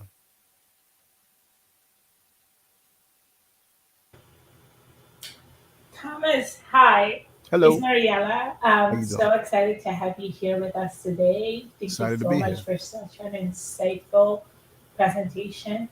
One of the things that I want to talk to you about today is how you hinted how really the highest level of accessibility that we can create is making content accessible for populations that are deafblind. Would you say that this is a fair assessment? Like, when you're able to create content that is accessible to someone that is deafblind, you are in many ways creating the most accessible version of content. Is that correct? I would say that by doing that, right, we include obviously more inaccessible things that we're overcoming, right? So for example, I'm agreeing with you, and at the same time, I want to modify because sometimes someone's access could break another person's access, right? You might not like to consume audio description. I might not like to consume, well, I can't consume captions, right? But that doesn't mean that the one is better than the other or anything like that. So I'm agreeing with you in that yes, if we think about the deafblind community and include them, we're going to hit all of these other areas, right? So we're doing a better job by getting down to that. I love that, and I really think that that is such a perfect answer to the concept of universal design, of Yeah. just creating something that is accessible to everyone. In theory, it sounds great, but in practice, it also requires creating different systems for different people that work in different ways.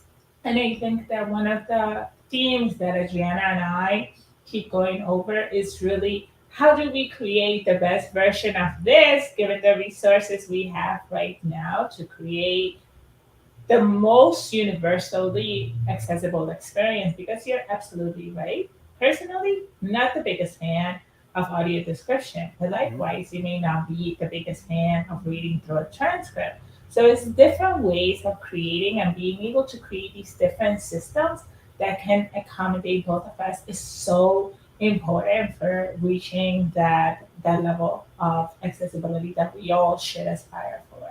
So thank you so much for that.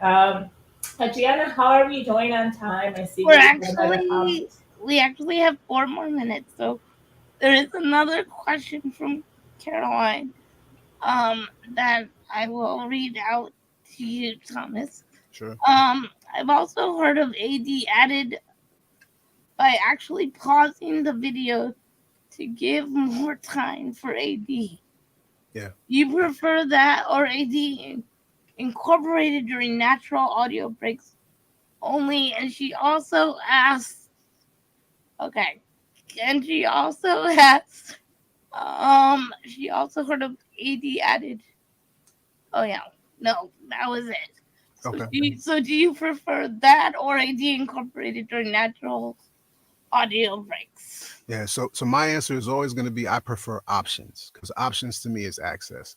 The so I do work with the Social Audio Description Collective, and we create, for example, we create audio description for movie trailers. We call them our vigilante work because don't tell nobody, we're not necessarily supposed to do that. So, but we do it anyway. And so what we want to do is make these movie trailers accessible. And so that's a perfect opportunity to do what Caroline is talking about, which is that enhanced description.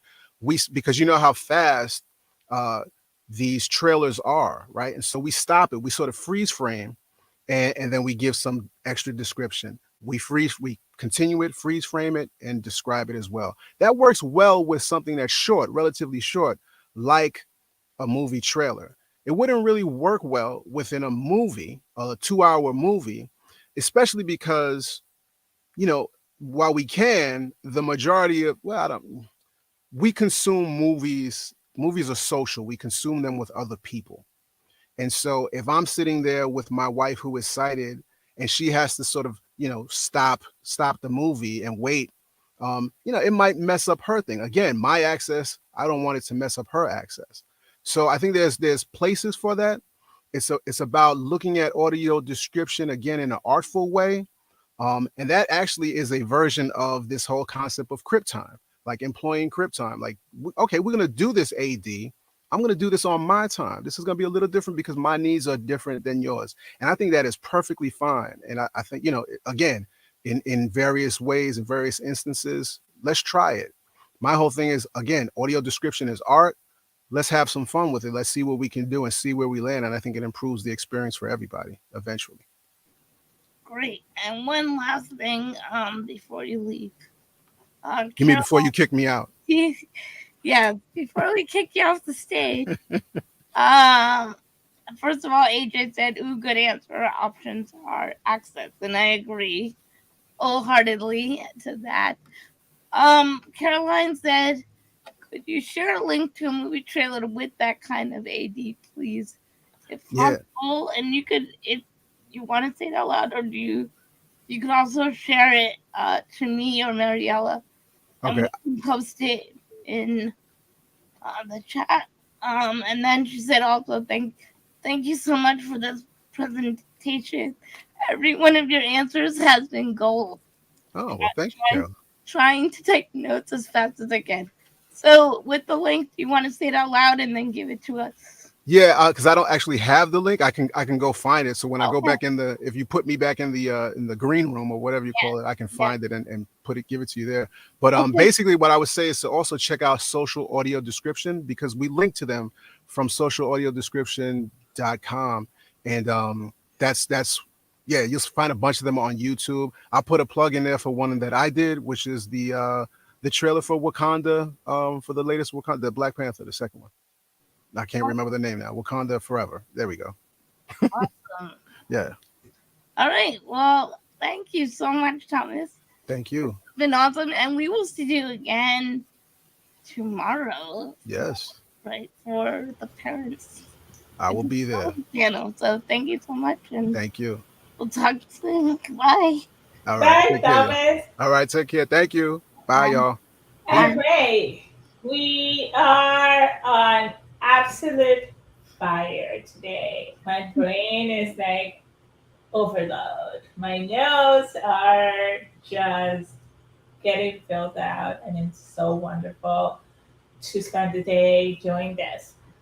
We do have to take a quick 15-minute break, get some coffee, go to the bathroom, have some lunch. We have to listen to what Sam Kelly said about finding that balance, taking care of ourselves. We have to listen to what Shakespeare said about taking care of ourselves to be able to provide into this community. So I encourage you, if you have been joining us since this morning, go to the bathroom, get a cup of water, and we are going to take a quick break. Now, before we do that, I have some announcements that I want to share with our audience. So the first thing I want to talk about is something very near and dear to me. This, I am holding in my hands a sticker that says Deaf Driver. We have some of these from when I actually started Project Hearing. I purchased an entire box of them. If you're someone that has a hearing disability, you can get these. I need you to send me an email at hello@projecthearing.com. I also want to talk about the IAAP certification. Sam Kelly talked about this a little bit in her presentation, but the need for certification and for us to hold each other to a standard. The IAAP certification provides the core competencies certification is called the CPACC. This is their booklet, their body of knowledge. I am studying to get my CPACC certification, and I encourage those of you that are interested in meeting that standard of understanding and knowledge about accessibility to also work towards getting your IAAP CPACC certification. And the final thing, or actually the second to final thing I'm going to talk about is I wrote a book with my colleague, Catarina Rivera. This book is called 32 Tools for Hearing Accessibility, a practical guide for people with hearing disabilities and their allies. And I am going to share a link to this book in the chat. You can also go to bit.ly/32 tools book. And what we have here are 32 tools that will help you be a better ally or a better advocate with hearing loss, learning about different technologies that I and my colleague Catarina Rivera use to navigate our hearing loss in the world. And then finally, the last announcement I have, if you have been learning from the presenters, if you are liking this conference and you want to contribute to the conference, we have a donation button. We are raising funds for next year's conference. So every donation counts. We are going to be able to use those funds to invest in next year's conference to have volunteers to continue to provide captioning and ASL interpreting. Possibly, if we raise enough funds, pay our speakers next year. This really is an act of love, and every bit of money, every dollar we get is going to be amazing for this. So we encourage you to go to A11y Conference.com to make a donation. And I'm going to pass it along to my colleague Adriana. Adriana, do you have any announcements you would like to make during our break? No, I just posted the link that Thomas shared of the Wakanda Forever trailer with the AD incorporated in that. So it's in the chat on the streams. So you can check that out and hear Thomas do some voiceover on that. All right. So with that said, I'm going to go ahead and start our timer for the break. So go ahead and do what you need to do. And ready, share screen. And let's see here.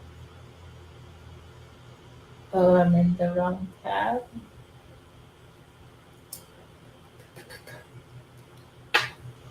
Oh boy. And where is my Canva? I left the slideshow.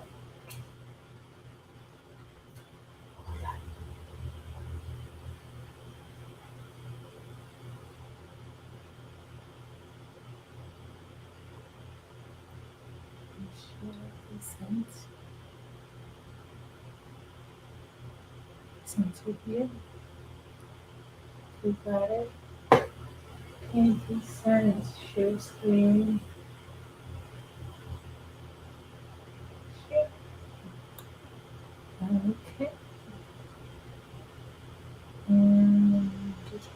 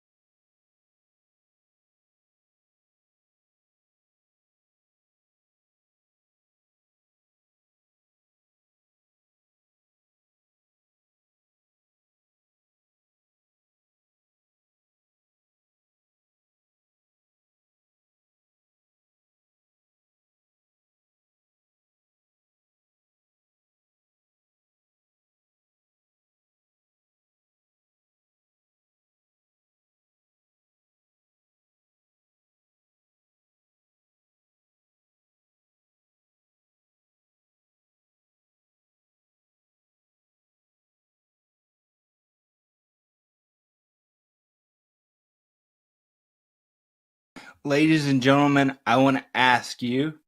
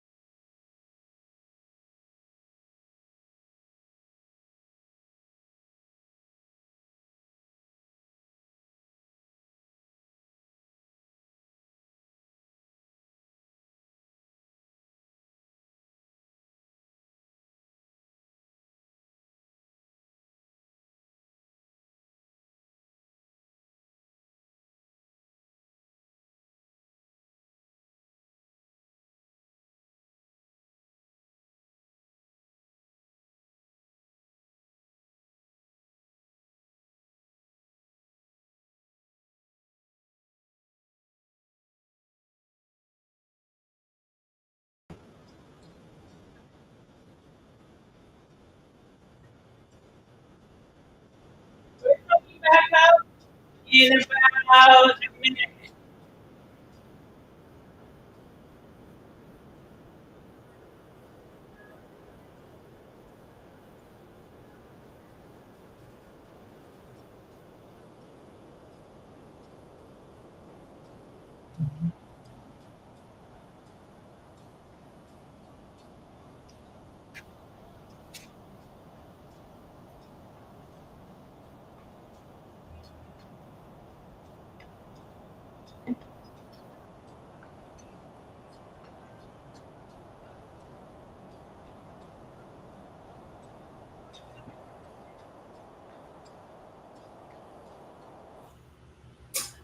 Okay. Welcome back, everyone. Adriana, are you online?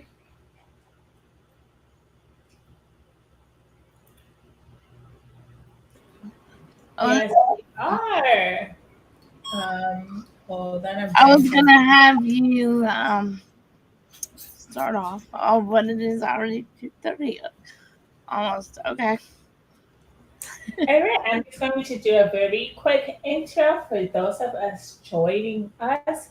Hello, everyone. My name is Mariela Paulino. I am the founder of Private Hearing, an organization that is focused on talking about hearing loss from my perspective as a woman with a hearing disability.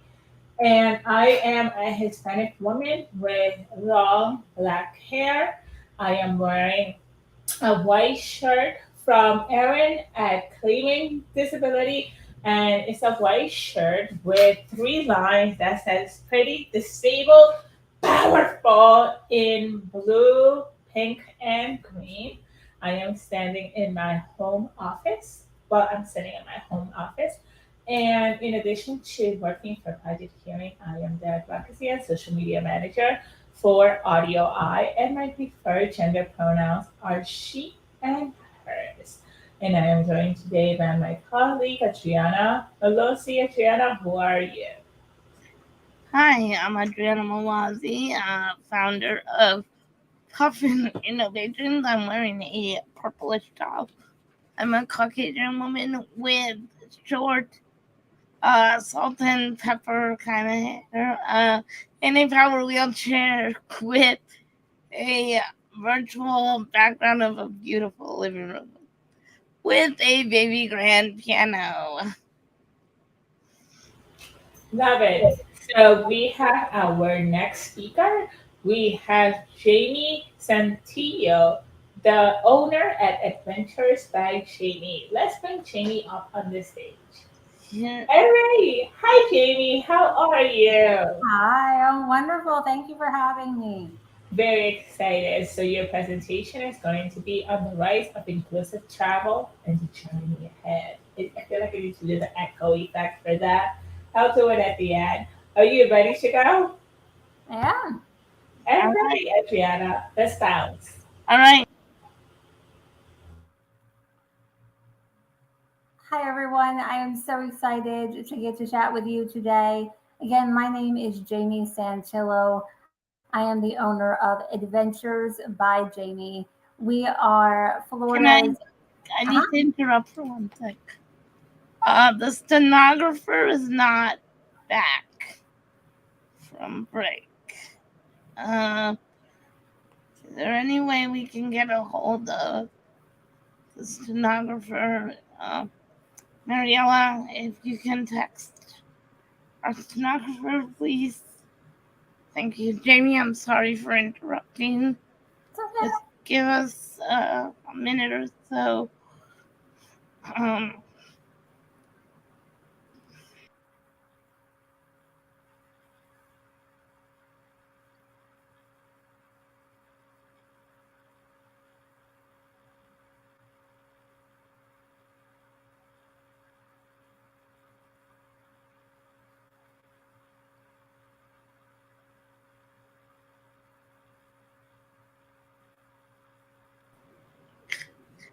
I apologize, folks.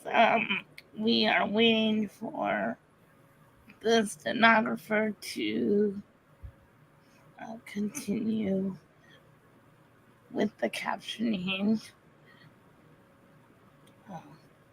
So we are not frozen. We are here. We're just waiting.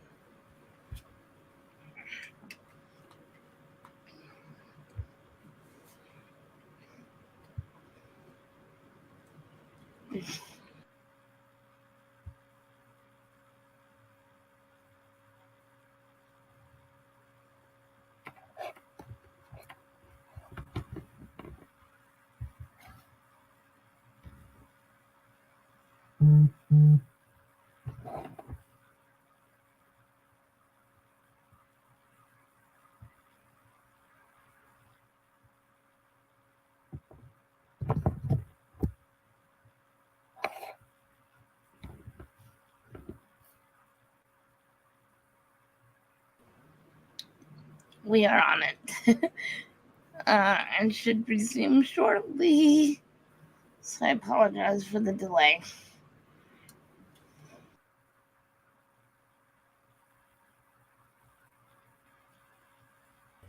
Alrighty, we are back, and you are good to go, Jamie. Thank you for your patience. Absolutely. So, just to reiterate, my name is Jamie Santillo. I am the owner of the travel agency Adventures by Jamie. We are based out of Tampa, Florida, and so excited to let you know that we were named Tampa's top travel agency in 2022. Fingers crossed that we win 2023. But our main focus is accessible travel. As a full-time power wheelchair user, I have muscular dystrophy. I've never walked. Travel obviously looks very different for me. And I wanted to have a company that really helped those like me and others with disabilities travel the world and check off their bucket list items. And when I did some research, I quickly learned that 58 billion with a B, $58 billion are spent annually by those adults with disabilities on travel. And I mean, that spoke volumes to me in that we're traveling. We are out there. We're not just sitting home. We're exploring the world. And so I wanted to really start partnering with the different suppliers in the travel industry, our hotels, our cruise lines, our theme parks, all inclusives, to make sure that they know what accessibility means and how to be more inclusive. So, I want to talk to you a little bit about the things that you can look for as you are looking to book your next vacation, as well as, really talking about the importance of advocating for yourself. As a person with a disability, I think we all know the importance of self-advocacy, and it doesn't stop with travel. I have found that a lot of hotels, as an example, believe that every wheelchair user wants a very low bed to be able to transfer. And for me, that couldn't be any further from the truth. I don't use a Hoyer lift. I don't use a sliding board. I cannot self transfer. So my boyfriend is my lift. He physically picks me up and transfers me to and from the bed. And with that, a low bed is very difficult for him because he's 6'4". So that would be really hard to bend over that low to help transfer me. So a low bed isn't always what we're looking for. Same thing with the shower. Not every wheelchair user needs a roll-in shower. Some can have a tub with a bench, and that's fine. So telling the hotel really what you need, they are very capable of making different adjustments. One of the things that I have found with hotels too, there are a lot of beds that are not capable of accommodating a Hoyer lift because it's not open underneath. So a trick that I have seen and tell my clients about is if that hotel has a pull-out couch available, you could use that. And they have different mattresses and whatnot that they can add onto that couch to make it a bit more comfortable for you. Because I realize pull-out couches aren't necessarily the most comfortable, but that has been an option for some of our clients for sure. I have definitely found that cruising, if you like cruises, cruising is one of the most accessible ways to travel. I really have seen just wonderful advances in accommodations across all the cruise lines, really. Two of my favorite cruise lines are Royal Caribbean and Disney Cruise Line. I recently went on my first ever Disney cruise, and I was so excited because Disney Wish has the only accessible water slide on board out of any cruise line. Now, I just turned 45th birthday, and I had never been able to ride a water slide because of steps or ladders to get onto the water slide. So when I found out that this was possible, I had to give it a shot, of course. So this is called the Aqua Mouse. And what they do, they have a lift for a wheelchair or a scooter, or even if you just are ambulatory but steps are difficult for you, they raise you up to the loading platform. They stop the ride so you can get on and off of the inner tube safely. They even have a sliding board if you need that, if that's helpful. And so once you're secure, you just head on through the ride. They do allow you to ride a second time if you would like to, because they feel like they understand that getting on and off of the ride is a little bit more difficult. So I love that they allowed us to ride a second time without getting off. But I was very impressed that Disney offered something like that. Another thing that really stood out to me with Disney Cruise Line is the attentiveness of their staff throughout the ship. You know, on any cruise line, you are given the same wait staff in the main dining room that follows you throughout your cruise. On that cruise ship, they noticed that my boyfriend was helping me cut up my steak the first night. I can do it myself, but it's very difficult for me, and we'd probably be halfway through dinner before I had my steak cut up. So normally I just hand my plate over to him. He helps me, and in a couple minutes I'm able to eat my food. Well, they noticed that first night, and they rushed over to the table, and they kept calling us my family and said, "Oh, my family, you know, please, please, you're on vacation. I will take care of her. Let me help." And so from that point forward, every night they would ask me if there was anything on my plate that I needed cut up, and were just so attentive to any need that I had. So kudos for sure to Disney Cruise Line for that. Now, going over to Royal Caribbean, they too are very in tune, I feel like, with the disability community. One of the things that I feel like they have just very exemplary is their autism program that they have created. They have a whole, itinerary full of things to do for those that are on the spectrum. And, where a family member can feel comfortable with either leaving their child or adult with autism under the supervision of the person running this program. or just different activities that they can join in on while they're on their cruise. So absolutely think that Royal has done a great for the autism community. I want to also talk about theme parks because I am admittedly a Disney crazed adult. I'm definitely a Disney adult. And I live maybe an hour from the parks here in Florida.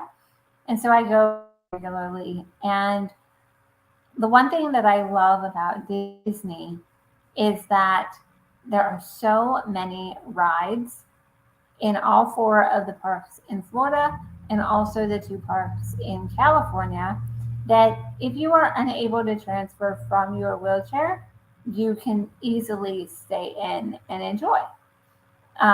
There is something with Disney called the DAS Pass. It's DAS. So Disability Assistive Service Pass. You can sign up for that and it's free. You can sign up for it 30 days prior to travel or on day one of your first visit to the parks. And you just go to the customer service office after you have checked in. What that does is it allows you to choose a callback time to a specific attraction, and then you get to go in the lightning lane. So you are waiting in a much, much shorter line. It doesn't get you to the front of the line, but it does get you through things faster. A little trick that I always do is as soon as I check into the current attraction, I start choosing my next attraction.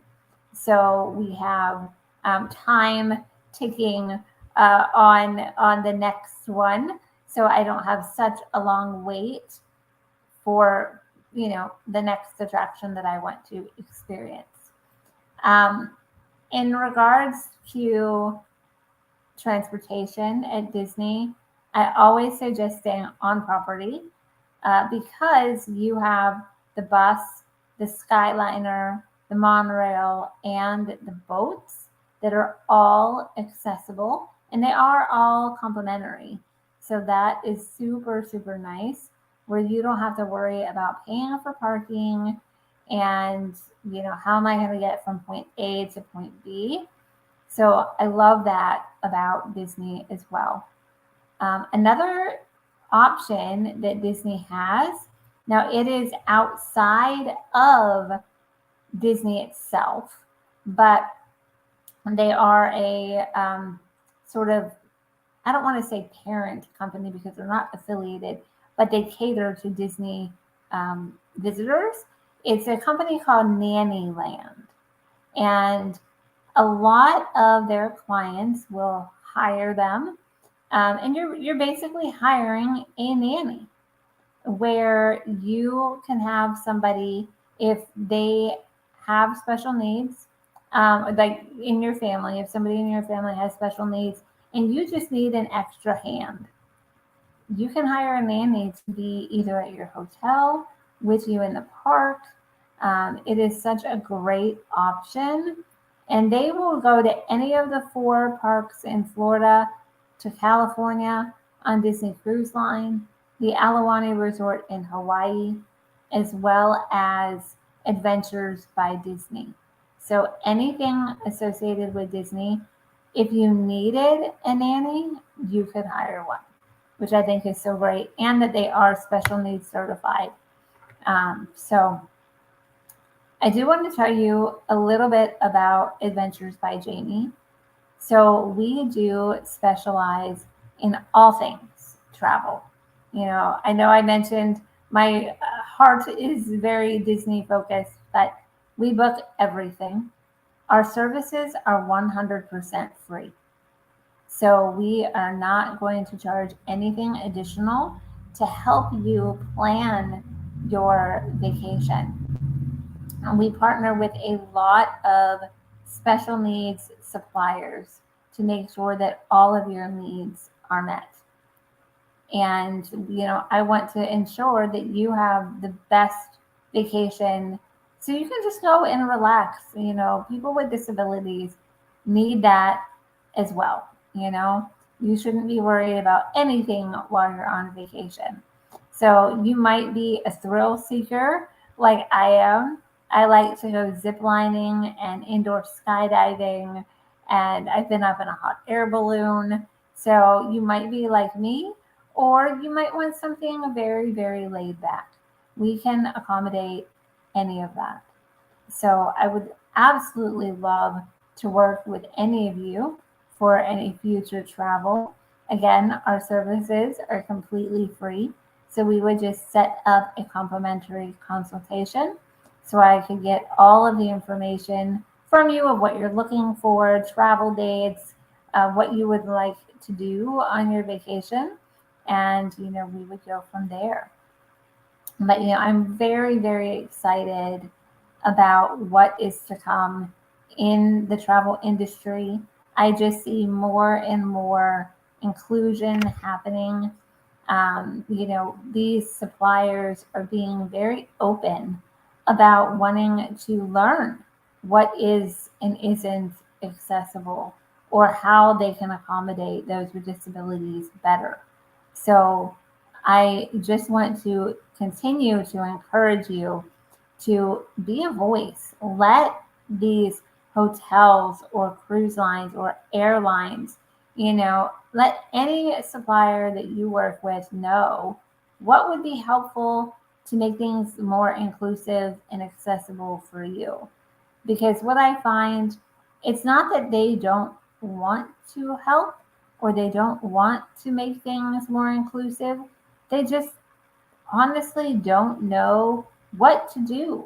Or they think they just see dollar signs. They think it's going to be so expensive to make things more inclusive. And 99% of the time, that is just not the case.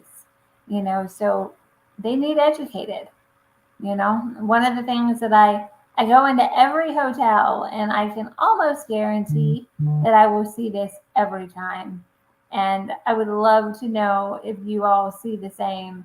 But when I go into a hotel, I see next to the elevator, right under the button, is normally a planter or a trash can or some sort of decoration that prohibits me from being able to push that elevator button. And so, I tell them this isn't going to cost you anything. I just need you to move this to the side so I can, in my wheelchair, access the elevator button. It's a simple fix, but it's going to make you much more accessible. So it's little things like that that can make all of the difference. I know we only have a few minutes left, but I would love if any of you have any questions about travel. I would love to answer them for you.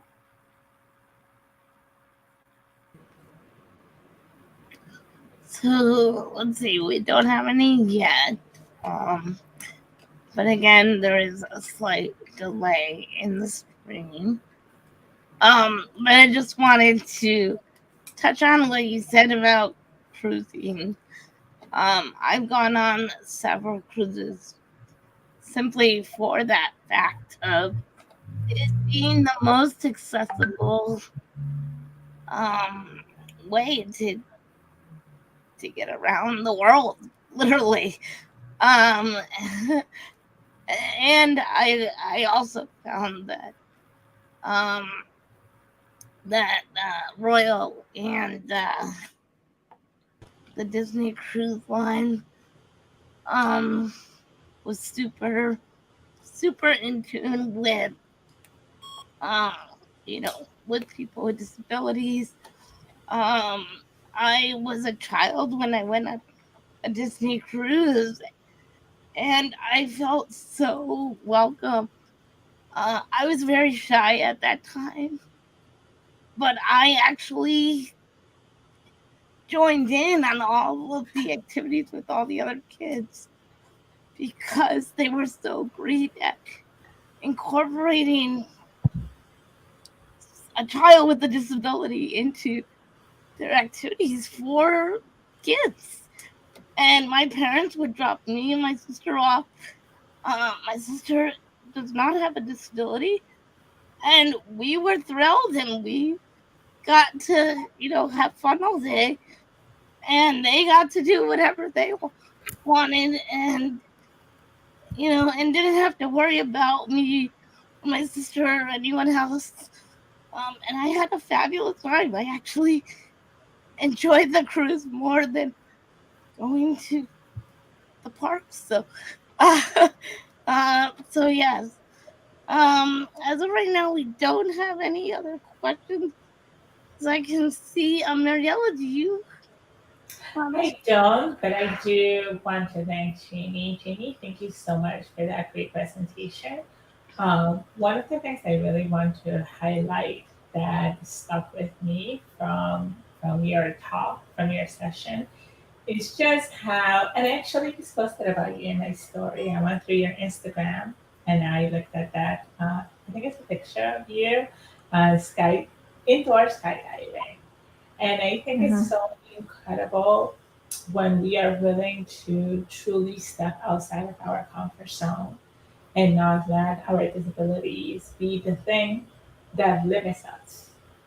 Where we choose to live our most authentic and real lives full of adventures, like going on a hot air balloon, traveling, going on a cruise.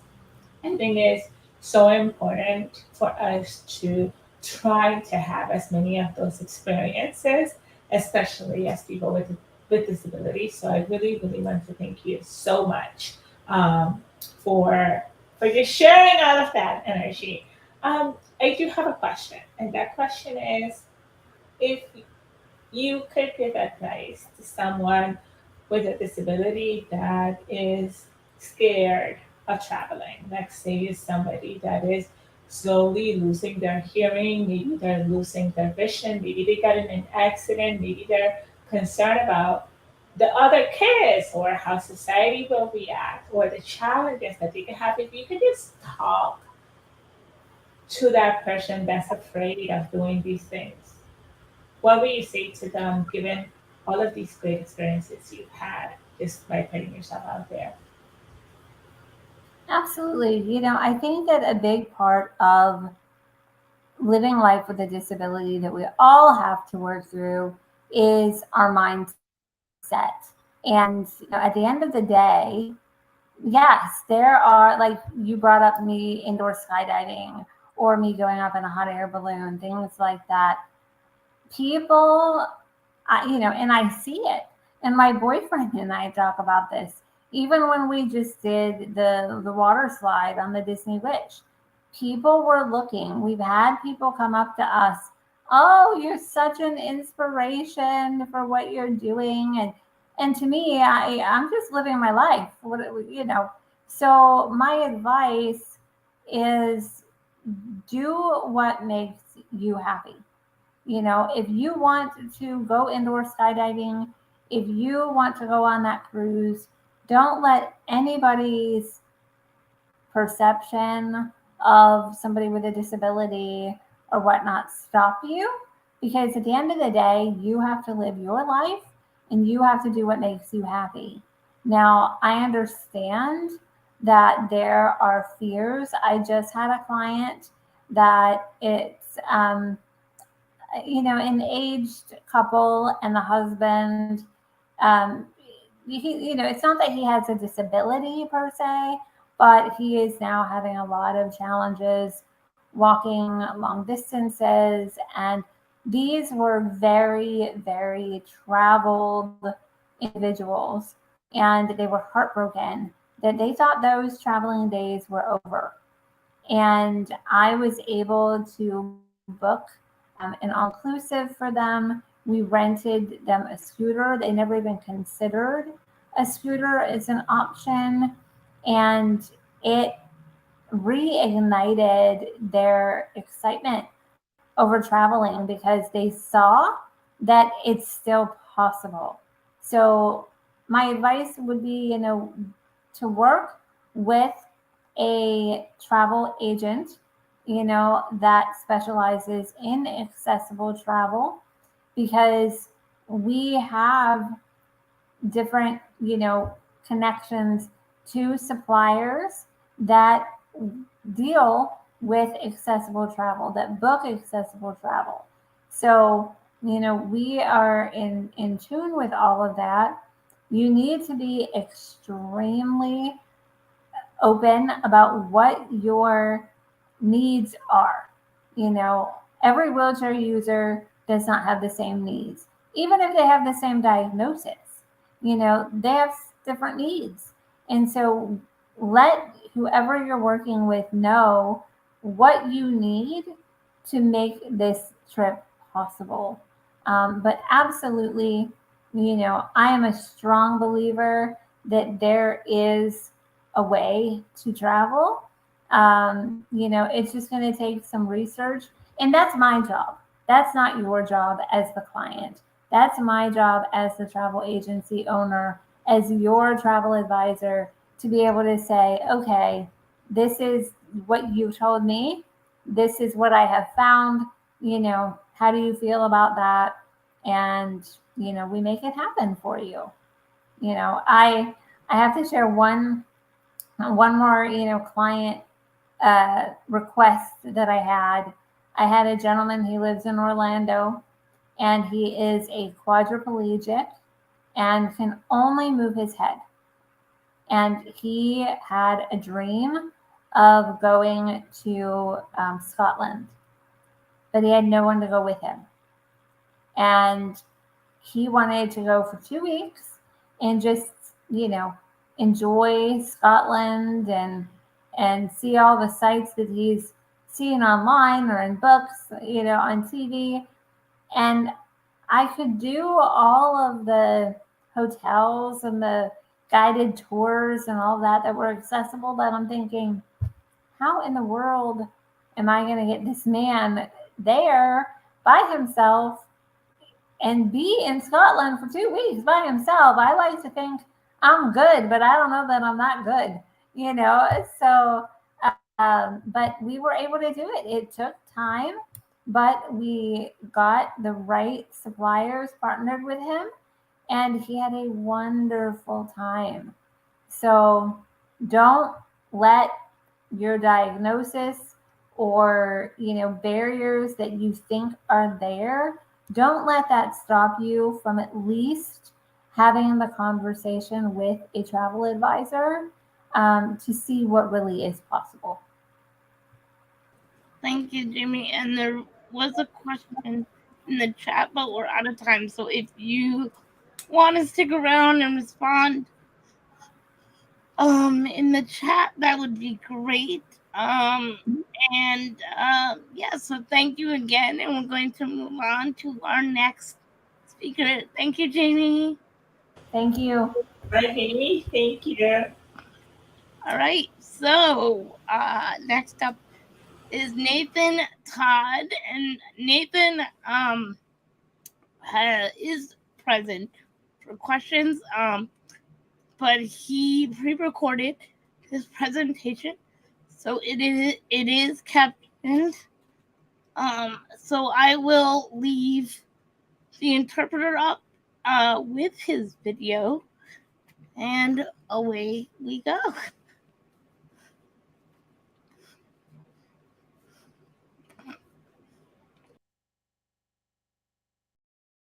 Close your eyes. I want you to close your eyes, and I just want you to breathe. You can breathe however feels comfortable for you. And as you breathe, I want you to imagine you've just checked off a major accomplishment in your life. You're super excited and you're ready for what life has to offer next. Got it? Well, I want you to know that was me back in 2008. I had just graduated from college and I checked all these things off of who I was supposed to be. And I was ready to move into the workforce. But let me tell you, from 2008 to 2009, it was probably the most lonely period in my life. It was the most lonely period in my life because I was questioning who I was as a person, who I was at the core. And you see, I had had a wonderful life. I had all the self-confidence. And then I got out into the real world and that started to rock because everything I had thought up until that point was being questioned. Society was telling me, no, you may believe that you are this person, but we're here to tell you, you are wrong. I would go back and forth to job interview after job interview, and I would go to the interview within 2 minutes, realize, hey, this isn't for me. This person doesn't even realize what it's like to work with somebody with a disability and doesn't know what to do with me. And I started to question, was I going to sit on this couch for the rest of my life? Was that what was meant for me? After all these beliefs I had had up until this point of all these amazing things that I was going to do, was my destiny to sit on this couch? That's where I was that whole year. I would go back and forth and just end up on the couch. And that's why I want to talk today about loneliness not being a relationship issue, but loneliness being an identity issue. Because that year, when I was the most lonely I'd ever been, it wasn't because people weren't trying to support me. It was because I was questioning my own identity and who I was in this world. I don't know if you've ever felt that way, but I imagine at some point in your life, you have. And you know, in that moment when I was feeling that way, what I wish I had had was an exercise that actually made me aware that this was what was happening, that what I was experiencing was loneliness. And what was happening was I was disconnecting from myself. Ladies and gentlemen, I felt like I was disappearing into that couch. Like that couch was sucking me in, and I was never going to be able to get out of that couch. So, what I developed through the years based on that experience was an exercise called bringing my loneliness to life. And that's what I want to share with you here today, because I want it to be a tool that helps you recognize the experience that you're having, and not only the experience of your loneliness, but the exact thing that you need to be able to process through it, which is connection. So in our time together, we're going to run through this experience. And all I ask is for you to acknowledge what comes up for you as I ask you these questions. Remember, there's no right, there's no wrong, there's no good, there's no bad answer. Whatever comes up for you as I ask these questions is your answer. This is your experience. And so I want you to be brave. I want you to get the most out of this experience, because the more you are able to recognize that you are experiencing loneliness, the more you're able to step out and say, no, this is not what I want to do. This is not what I want to experience right now. And I know in order to get through that, I must feel it and move over here to my connection. So if you're able to, I want you to grab a sheet of paper and a pen, maybe some crayons, maybe a marker, whatever, so that you can start to track your experience and what it looks like as we walk through it together. All right, so if you're able to do that, that's great. If you don't have time or the ability to get that piece of paper, you can do it after we go through the experience. And all I ask is that you track what is happening for you and remember that this is your experience. What comes up is meant for you. So as we get started, I want you to go ahead and I want you to close your eyes. I want you to close your eyes and I want you to breathe in whatever way is comfortable for you. You can breathe in deeply. You can breathe in not so deep, whatever way feels comfortable for you. All right. And as you close your eyes and you keep them closed, I just want you to acknowledge what comes up as I ask you the following questions. You can leave a comment if something amazing comes up, or if something comes up that you never even thought would come up as you go through this. You can make sure and leave a comment and share that with everybody who's going through this with you. Okay? But if you're ready, keep your eyes closed, keep breathing, and I'm going to get started with our questions. So when you experience loneliness, what is it that you see? What is it that you see in this experience of loneliness? Now, this could mean that you see nothing at all. It could mean that you see specific people. It could mean that you see a specific environment. I don't know what it is in your experience that you're going to see.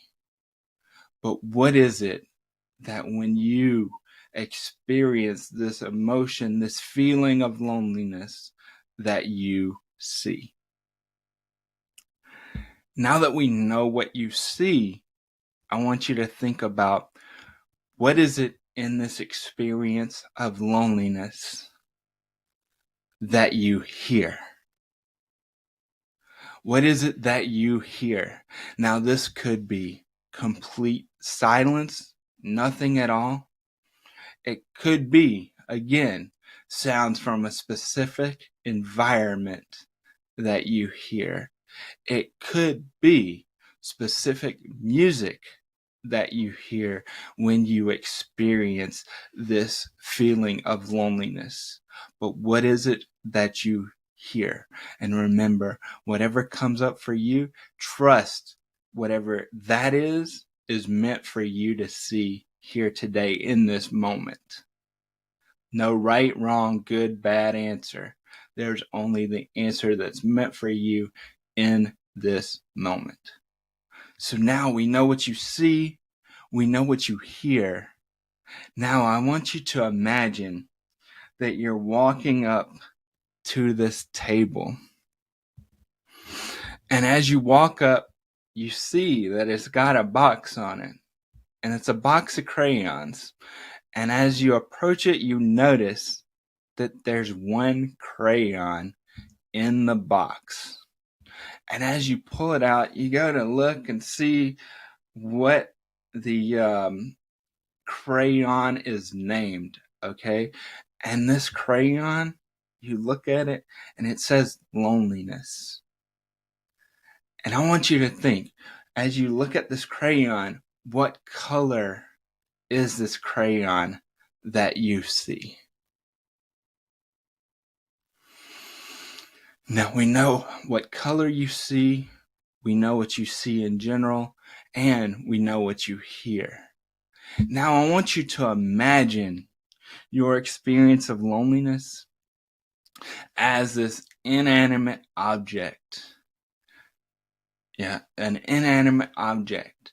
And I want you to imagine, what is this object that you see when you experience loneliness. It could be something like a rock. It could be a chair. It could be a blob. I don't know what it is you see, but you are seeing something right now. What is it that you see in this experience of loneliness? Now we know an object, we know color, we know what you see, we know what you hear. Now, I want you to think about this experience. Whenever you've experienced loneliness in the past, or what you are experiencing right now as we go through this process. And I want you to think about, what are the things that you find yourself saying about yourself, to yourself, and what tone are you using? Is it a specific tone?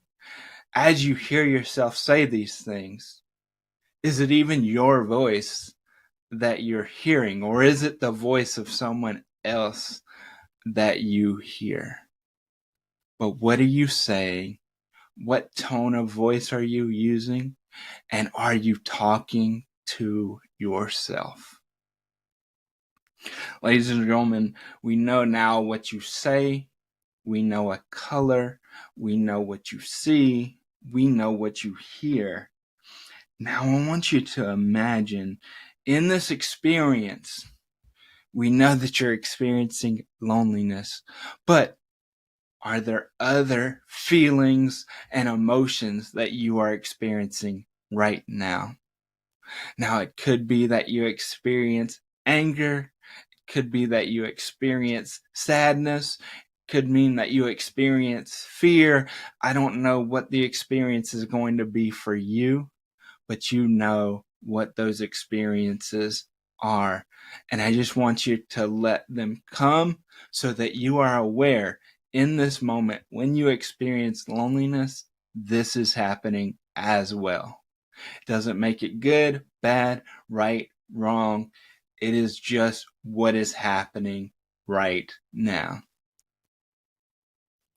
And now I want you to think, this is the most important part of this process.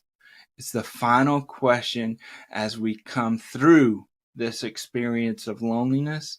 And I want you to think about, what is it that comes up? What is the number one thing that we must do now?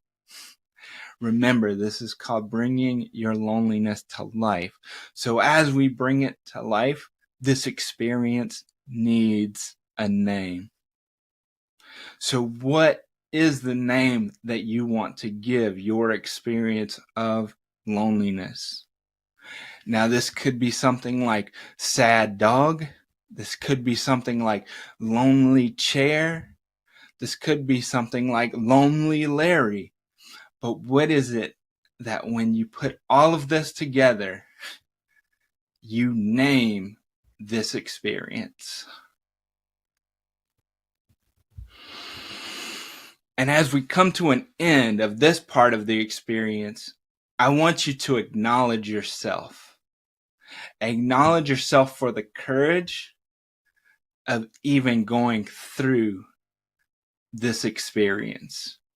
Because as you deal with loneliness and as you deal with identity, it requires that you have a lot of courage.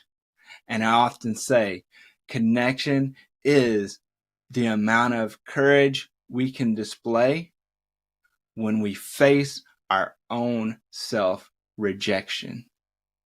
Ladies and gentlemen, that truly is what is happening. You are facing yourself in this moment as you understand this experience that you are going through. And I want to make sure you acknowledge the importance of what you are doing here in this moment.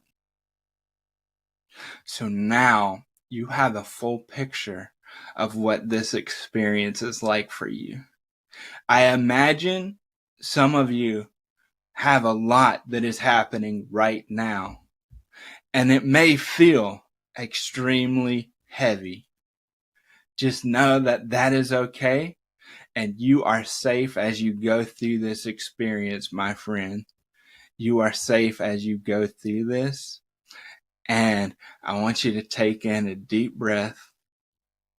I want you to acknowledge yourself for going through this. And then as you take in this last deep breath, I want you to breathe out this experience. I want you to breathe out the experience of loneliness that you just had. Because as I talked about earlier, we must be able to get to the other side and understand what the other side looks like so that we can process through our experience of loneliness and get to our experience of connection.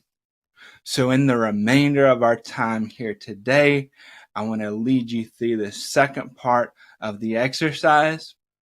And again, if you can get to a piece of paper, a pen, crayons, whatever, go ahead, grab another piece, because we are starting to find your experience of connection. All right, so just take in a couple breaths, breathe in whatever way is comfortable for you. And remember that what you are going through right now is your experience. There's no good, bad, right, wrong. It is just your experience, and it is what you are meant to see in this moment as we go through this process together. So now I want you to close your eyes, and I want you to imagine you feel tremendously connected. Whatever that looks like to you, I want you to get to the space where you feel a great sense of connection. Now, this could be connection with yourself, could be connection with other people, but I want you to start to feel that sense of connection, whatever that's like for you. And I'm just going to ask you these questions, and remember, whatever comes up for you is meant to come up for you. This is your experience, and it is a valid experience. Don't treat it as, am I doing this right? Am I doing this wrong? Is this good? Is this bad? You are doing great. You are doing exactly what is meant to be done in this experience for you. Just be open to what shows up. All right, so now we are in the experience of connection. So I want to ask you, when you experience connection, what is it that you see? Again, is there a specific environment that shows up for you? Maybe there's certain people that you see in this experience of connection. But what is it that you see? Now we know what you see. I want to know, in this experience of connection, what is it that you hear? Are there sounds that are coming from a specific environment?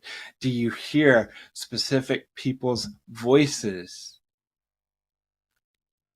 What is it that you hear?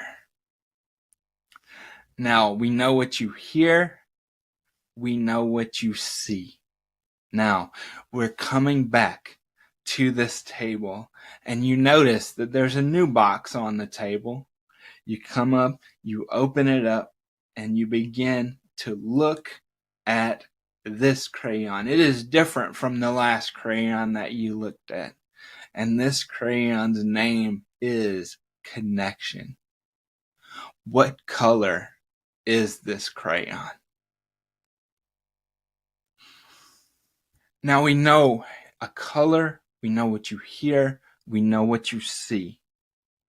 Now I want you to get into your experience of connection, and you see this inanimate object.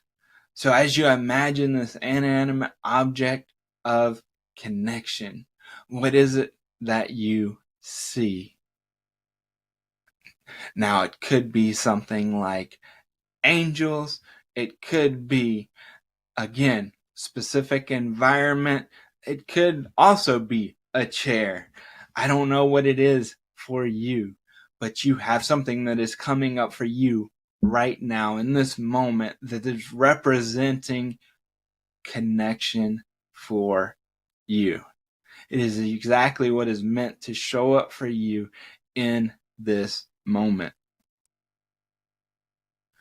Now, I want you to think about, in this experience of connection, what is it that you find yourself saying to yourself? What are the words you are using to speak to yourself? What is the tone of voice you are hearing when it comes to connection?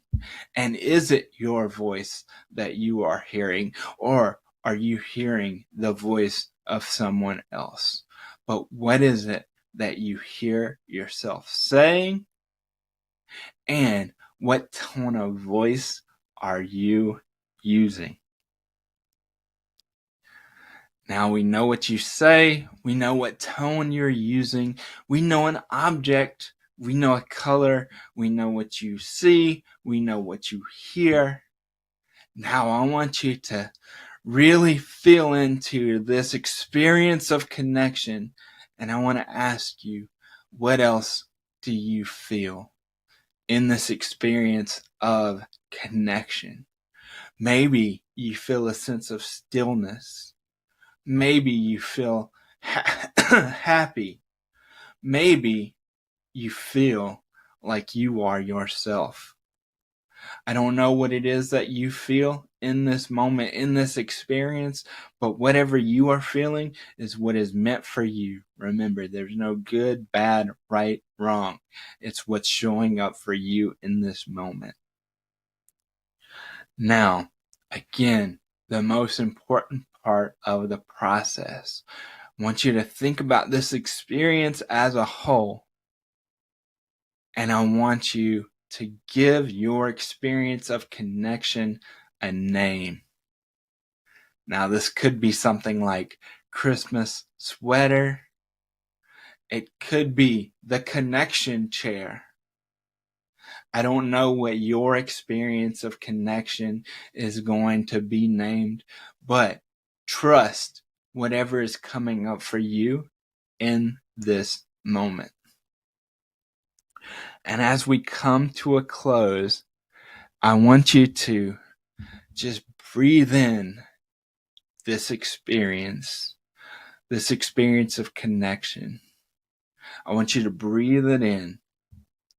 And I want you to think about, how is this experience different from the experience of loneliness that you just had? Ladies and gentlemen, again, this is one of the most courageous things that you can do in understanding how these feelings of loneliness and connection show up in your life. Because in that moment, going back to when I was sitting on that couch, right, I wasn't able to take action or move forward because I wasn't able to recognize and acknowledge what my experience was. I didn't know how to move forward because I didn't know in that moment what connection looked like.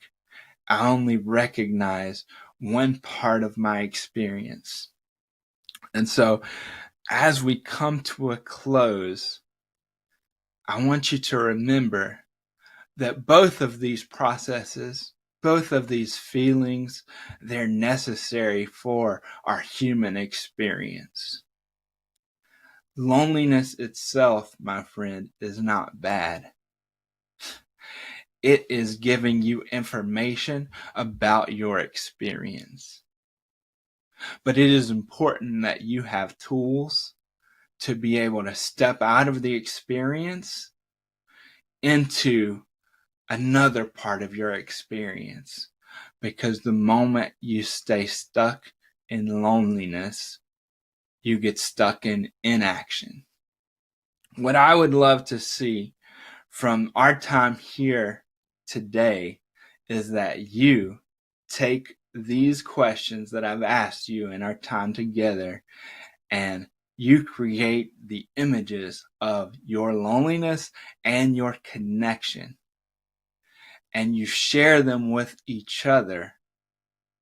Maybe we can tag the A11y Conference with the images that you create, so that you know you are not alone in this human experience, my friend.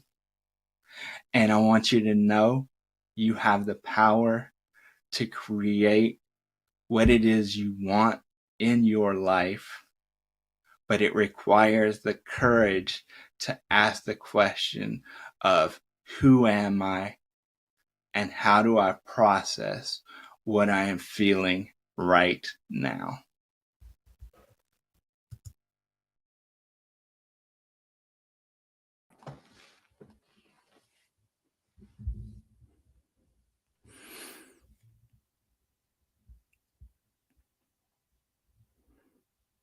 All right. I hope everyone enjoyed that and you got a lot out of that process. Thank you, and Nathan. That was really great. We are running short on time, so we have about a minute before our next presenter. I guess it would be really great to hear. We met on Clubhouse, and I think at that point was when you started creating this, or started crafting this. And can you kind of explain how you got to this point where you are right now, where you have, it seems like you have really perfected it, and Yeah, so just briefly, I think what got me to this point is actually putting the practice into real lives and walking people through it, and actually realizing that regardless of whether we have a disability or we don't have one, a lot of our experiences, they show up in very similar ways. And I'm just trying to eradicate loneliness one conversation at a time. That's my goal in this life. Nathan, I am at a loss for words. That was, I've always got a lot to say. So I think that presentation was so incredibly powerful. And I think it's really testament to the loneliness that so many of us in the disability community feel. And it is only when we talk about these issues that we're having, or these challenges and these personal shortcomings, and we talk about them, we express them, we put them into words, we look at them, and we say, this is a problem, I need to face this. And when you're able to do that, it gives you really the power to take action and to move forward. And I am, that talk was so amazing. I want to open the room one final time for questions or comments for Nathan. We really are at time, Nathan. But before we jump, I want to ask, do you have any last thoughts, comments, suggestions, or words of wisdom before you jump? Yeah, before I jump, I just want to remind you that you are not a burden, and that you are someone who deserves to feel seen, heard, and loved. awesome. Thank you so much. Love it. All right. Yeah. Everybody enjoy the rest of the conference. Thank you so much. Have a great day. All right, and we'll be seeing Nathan again, and with Dr. Finan on the sexy and disabled talk. That should be a really interesting conversation. But we have a sex I know. therapist for that one. We're going to talk more about that in just one short minute. Yeah. So we have our next speaker. Do we have Marie in the Yes, audience? Marie, and I am bringing her up on the stage. Here she is. Fantastic. Marie. Before we get started, I have a quick question for Gianna. Gianna, there was a slide that has just been shared that has Marie's headshot that we have. Oh, you. There we just figured out! Wait, no, hold on, no. All right, so I think we have a question. No, wait. It doesn't work. It only allows captioning or slide. Darn it, we almost figured it out. I think I figured out a workaround for tomorrow and Thursday. But for now, so Marie, we will be sharing your link in the chat on all the streams for everyone to follow along, because we can only share one window or one screen, and we have a stenographer doing live captioning. So, but hopefully, anyway, don't worry about this right now. Marie, are you ready for your presentation? Oh yes, luckily I came prepared with a second screen because, you know, having slides is an accessibility thing for some people. So I'm prepared. Okay, great. So we're going to get off the screen and we're going to have you have your stage. Awesome. Thank you so much, everybody. And hello, happy Tuesday. I'm so excited to take you guys on this deep dive through history. My name is Marie Dagenet Lewis. I am a pale-skinned woman with long dark hair, slightly purple at the tips, and I'm wearing black glasses and a black t-shirt with a bright rainbow illustration on it. And so today we're going to be taking that deep dive through history, but it's going to have an anti-ableist lens. And we're going to start to understand the roots of the ableist society. So as somebody who was born disabled, my entire life has been shaped by ableism. I was born with a rare genetic disorder called multiple hereditary exostosis, and along the years, I've been diagnosed with quite a few other diagnoses. And so because my life has been shaped by ableism, I've experienced a life that's been different from non-disabled people, but I didn't realize that until ableism rocked my world. And so one simple Google search will tell you that ableism is discrimination in favor of able-bodied people. But I'm here to tell you that doesn't even scratch the surface of what ableism actually is. And so reading a definition by Talia A. Lewis from January 2022, ableism, noun, it's a system of assigning value to people's bodies and minds based on the societally constructed ideas of normalcy, productivity, desirability, intelligence, excellence, and fitness. These constructed ideas are deeply rooted in eugenics, anti-Blackness, misogyny, colonialism, imperialism, and capitalism. This systemic oppression leads to people and society determining people's values based on their culture, their age, language, appearance, religion, birth, or living place. And also health and wellness too. We see so much nowadays talking about health and living well, and all of that is actually fueled by ableism because it puts a false sense of superiority on what is deemed inferior versus inferior. And I have to warn everybody real quick, this conversation is going to be slightly uncomfortable. You might not like what you hear sometimes, but it's super important to understand what ableism is so we can grow from it. And so right now I would be showing an illustration that I drew for this presentation that has a tree trunk and a whole bunch of roots. And those roots are labeled with different parts of our society because every system is actually connected to the ableist society.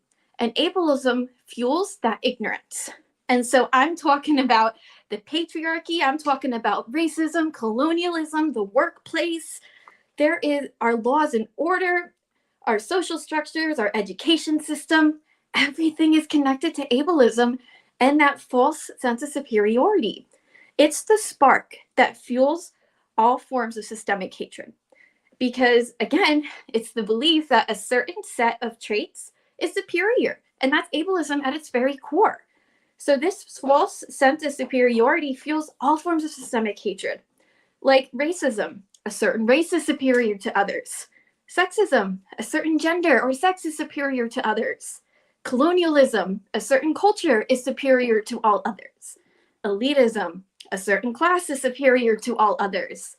You see, it's like that false sense of superiority branches out beyond disability to rule our lives, and we don't even know that. So from the beginning of time, there was actually ableism. It's ruled the animal kingdom, and we know it as the term survival of the fittest. You know, basic instincts, animal instincts. And so in the animal kingdom, if you break your leg, you technically die. You can't run for food, you can't hide from predators, you're just left there. And the first sign of civilization, which is a story told by Margaret Mead, who is a famous anthropologist, was a healed femur bone. It was 15,000 years old. And that's the first mark of civilization because it showed a human was not left to die. Not only were they saved, they were taken care of for the rest of their life because, as we know, sometimes broken legs will cause a lifelong disability. And so from the beginning of time, there was ableism. And civilization is actually the evolution of anti-ableism. Isn't that a cool way to think of it? And so even though modern sources will tell you that ableism is a concept that emerged around 1960s, 1970s, like I said, it's been around since the beginning of time. Before there was even a name of it, it was just how things were. And so we all know about Aristotle, one of the most famous Greek philosophers. This is a quote that he has said. As to the exposure and rearing of children, let there be a law that no deformed child shall live. It's wild to me that this was actually laws back in the ancient times, that disability was worse than death. And so history shows us that it was always that society thought it was always better to be dead than disabled. And we see this throughout ancient times. Like, for example, Roman history. The 12 tables ruled the foundation of ancient Roman laws. And anyone that was impacted by a visible deformity, they were better stoned to death, according to the 12 tables. Disabled children were publicly prosecuted and then thrown in the Tiber River, which is a very important river in ancient Roman times. And other children who were born with disability, they were left in the woods to die, and they would have their legs bound together. So no passerbys would feel tempted to adopt the disabled child in the forest.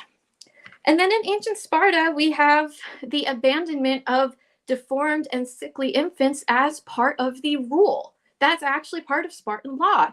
And I mean, I guess it kind of makes sense when your whole culture is based off of wartime, but that completely overlooks how the disabled experience can actually help innovations and actually create so many different ways of helping in wartime, helping in the society, and just, you know, helping the world thrive.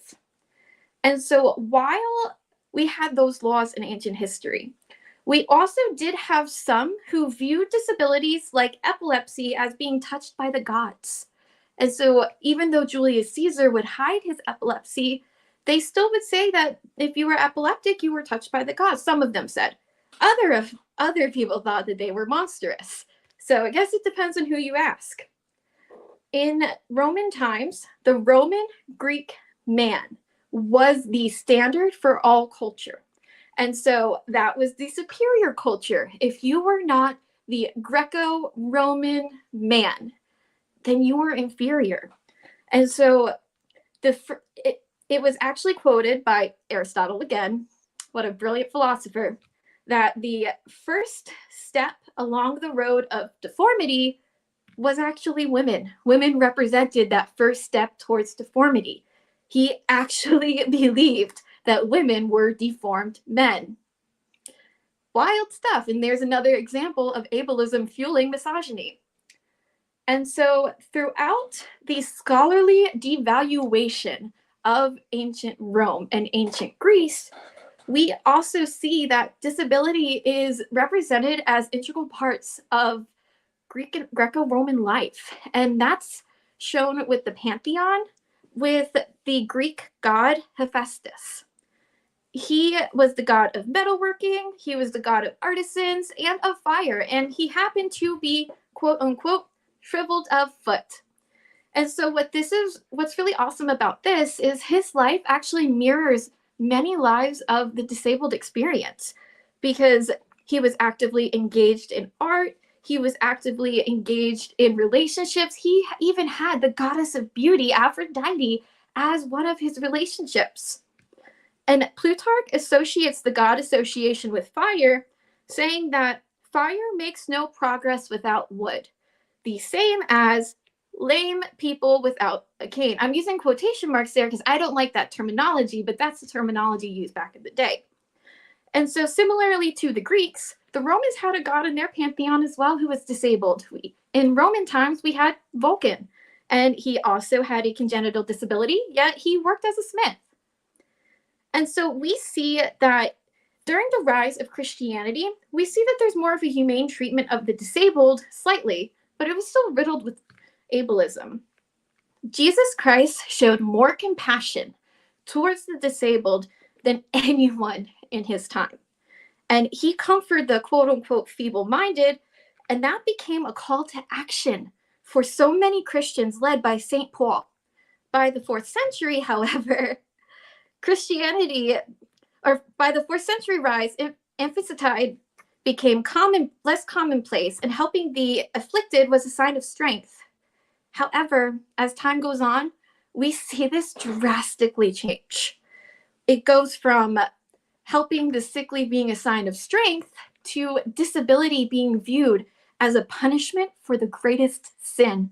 And as that transition happened, we see ableism completely take on another form of life that it's horrendous, the treatment that disabled people had to go through. And it's all because the church said it was a punishment for sin. So no one batted an eye. Once there was almhouses and once there was institutions that were so inhumane, they were more like prisons, no one batted an eye, because when you're disabled, you must deserve it. God's punishing you for something, right? And so as the Middle Ages saw disability being caused by sin, we also see mental disorders being caused by demonic possession. And so because demonic possession and sin were the leading causes of disability, people turned to the church to aid disabled people. They were more like the doctors in this time. And that's why actually the institutions and almhouses first started by the churches, because they created the hospitals. It came out of such good intention, but ableism really takes that good intention and like spits all over it. And we have people dying in the places where they're supposed to be supported. It's medieval care, basically. If a disabled person couldn't work, then the village might support them, but they would resort to begging because they can't work and no one's supporting them. It became a Christian duty to care for these people. And when the hospital conditions became more like prisons, again, no one batted an eye, but then disabled people had to try and turn to different kinds of ways to make a living. And we see disability being used as entertainment, and not in a good way. This is another common motif of the ableist society all throughout time, disability being used as entertainment. In the ancient Roman times, we had markets of monsters where disabled enslaved people were put on display. Emperor Augustus put disabled enslaved people on display for people to gawk at. In the Middle Ages, we have idiot cages, which were marketed to protect disabled people for their own safety, but really, they just put disabled people in cages in town center for people to gawk at again. And then we have the king's fool, the court jester, who was actually more often than not a disabled person who was not trying to be funny, but the king and the court thought it was funny just because of their disabled actions. Like maybe they were autistic and they unknowingly said stuff that was funny to people. And so we see that really take its own shape once the rise of the freak show happens. Freak shows were a part of American culture up until the late 19th century and to the early 20th century. And again, another example of disabled people being gawked at for entertainment. But what is different about the freak show aspect is that this was the first time disabled people were ever paid for being gawked at.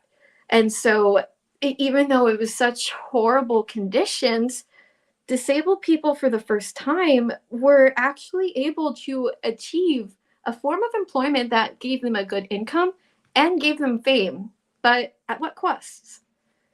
And another important thing going back a little bit to the 16th century is when ableism and racism combine to medicalize Blackness. And what I mean by that is the concept of monstrosity.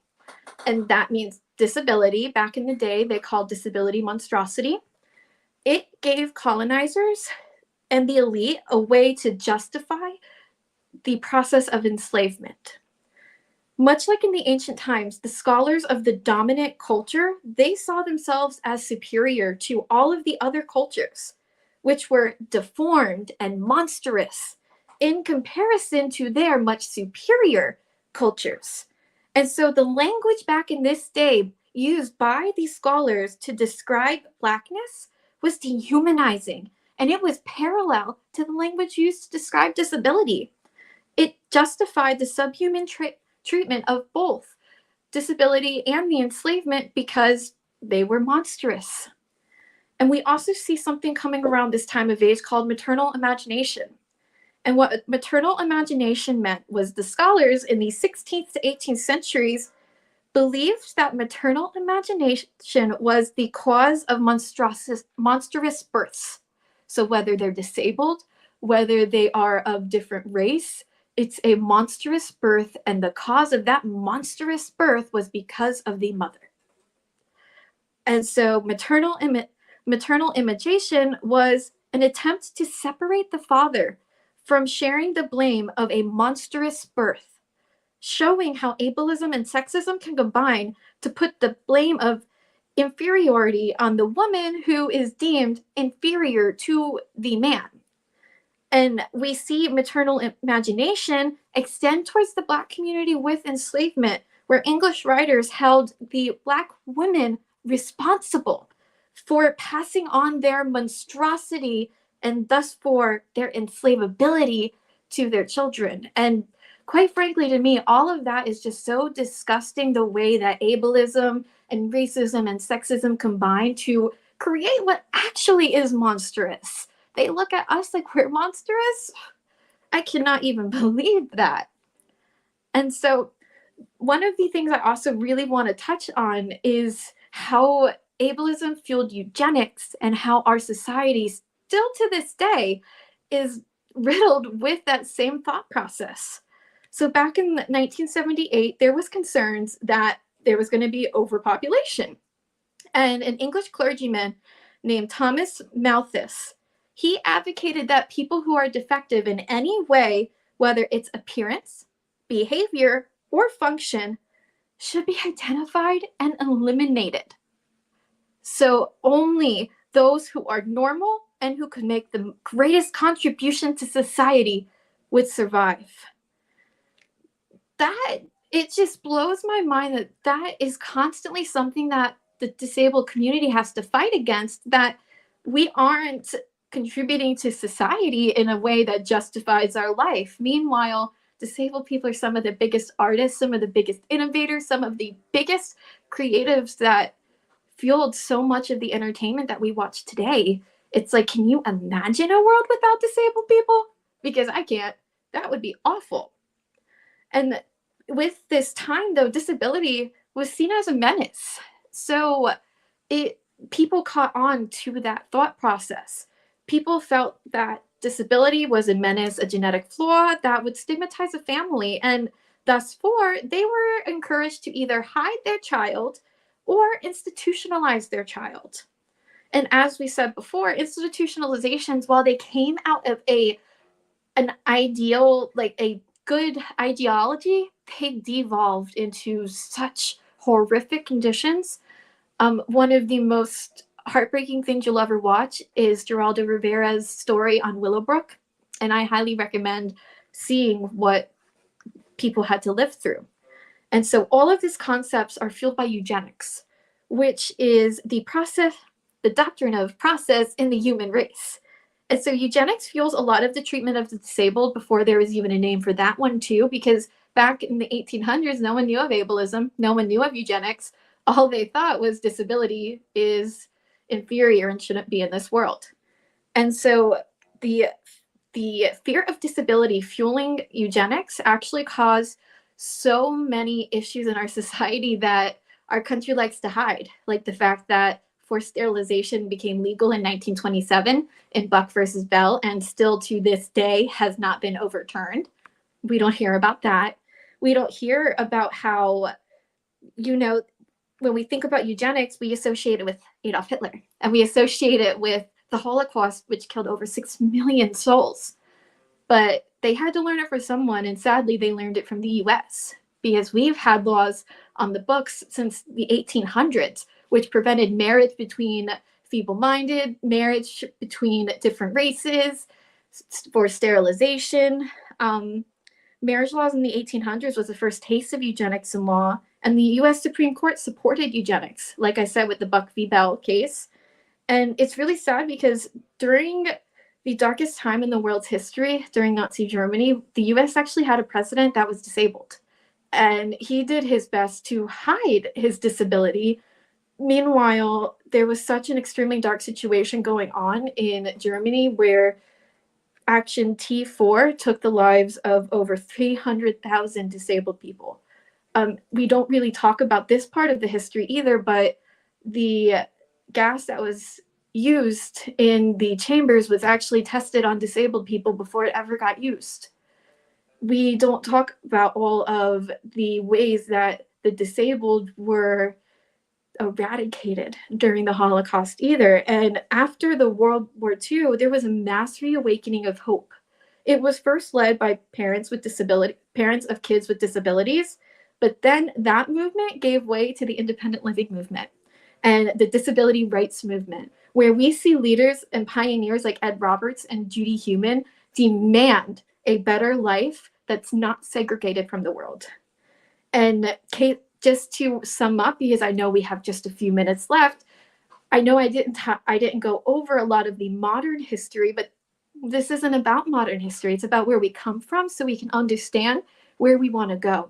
And the ableist society is alive and well today, it'll be alive tomorrow, and it'll be alive for as long as we allow it to continue to thrive.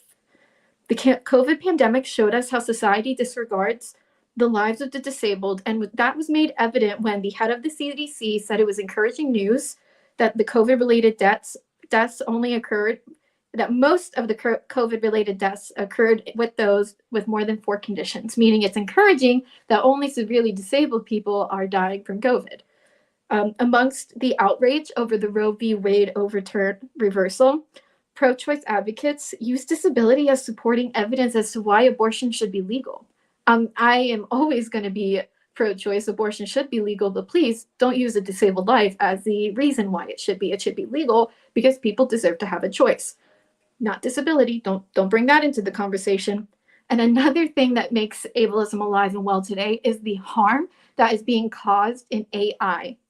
AI has bias embedded in it from its programmers, and so disabled job seekers are being overlooked and disabled content creators are being shadow banned.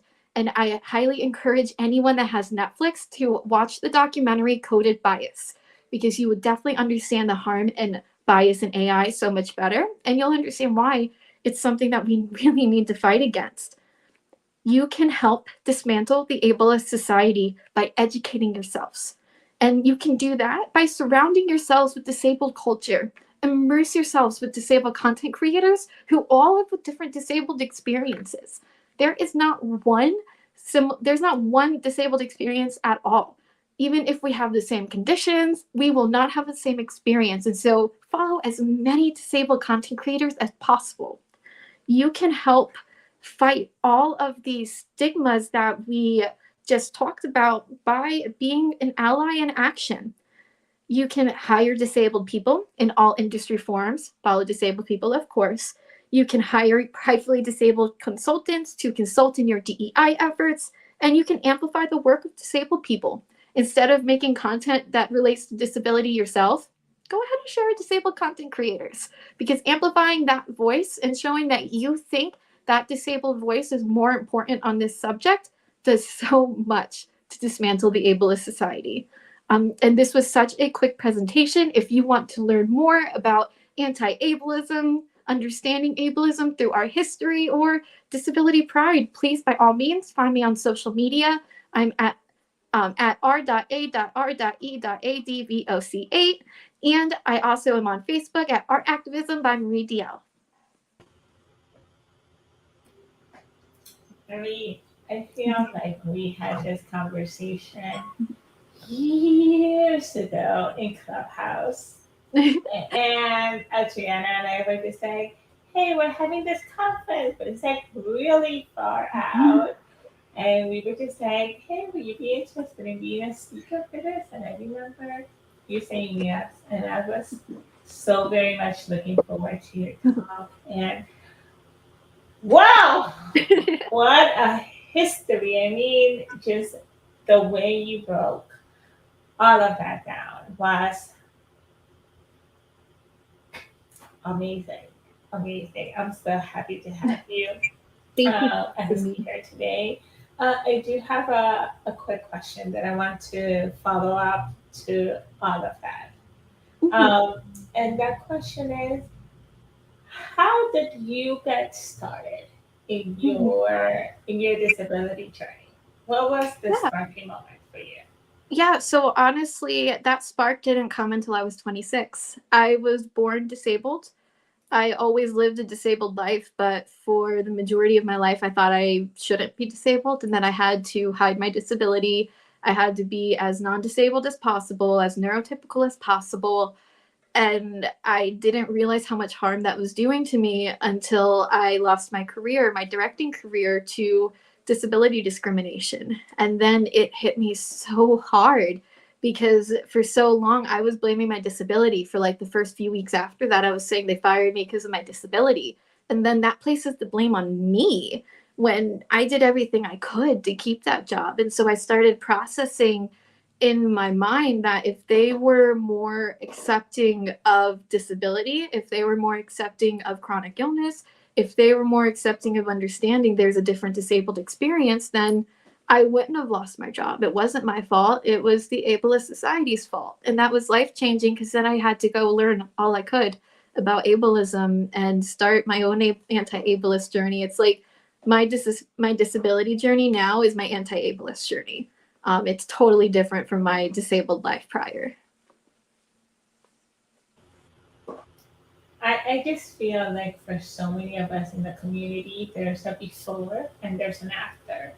And that after really happens when it's kind of like Nathan was just talking about it in the presentation before you, but it's that moment when you really acknowledge your disability. You don't run away from the word disabled. You say, I'm going to do this thing. Like, I'm going to go skydiving, like Jamie, or I'm going to go on a cruise.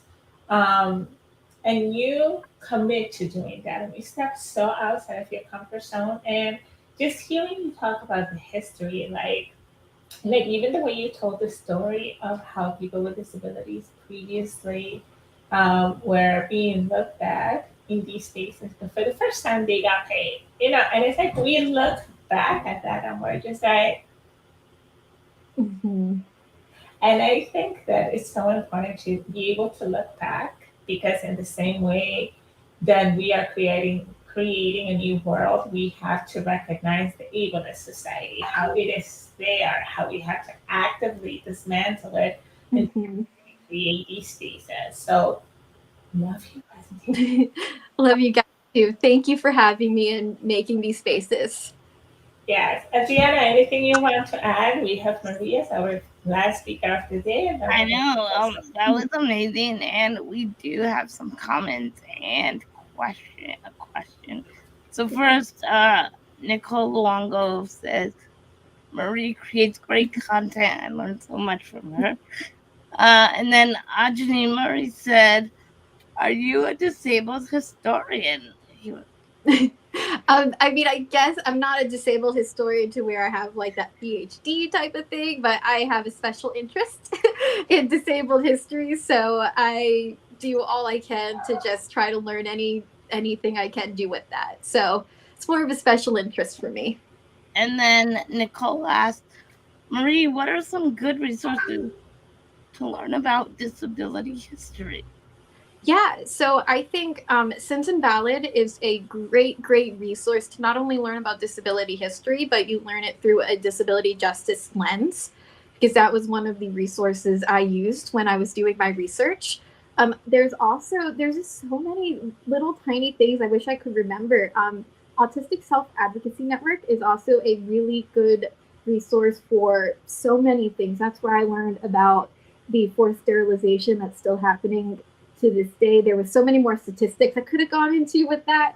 So yeah, those are two resources right off the top of my head that I really appreciate, the Sins Invalid and Autistic Self-Advocacy Network. So I would recommend going to those places because you'll at least get a good perspective from people that live that experience too. It's not just like allies writing the history up and stuff like that.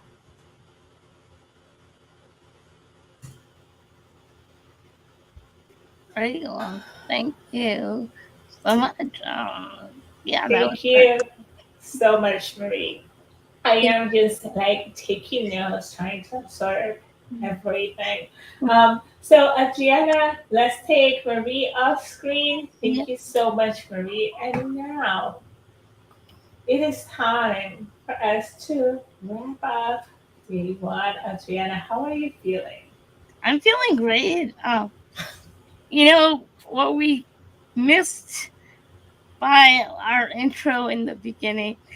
Should we go ahead and do it anyway and just kind of like edit the end video? I know. So I just want to quickly mention what we didn't mention in the beginning was that these 3 days represent the past, the present, and the future of disability. And today was all about focusing on past and history.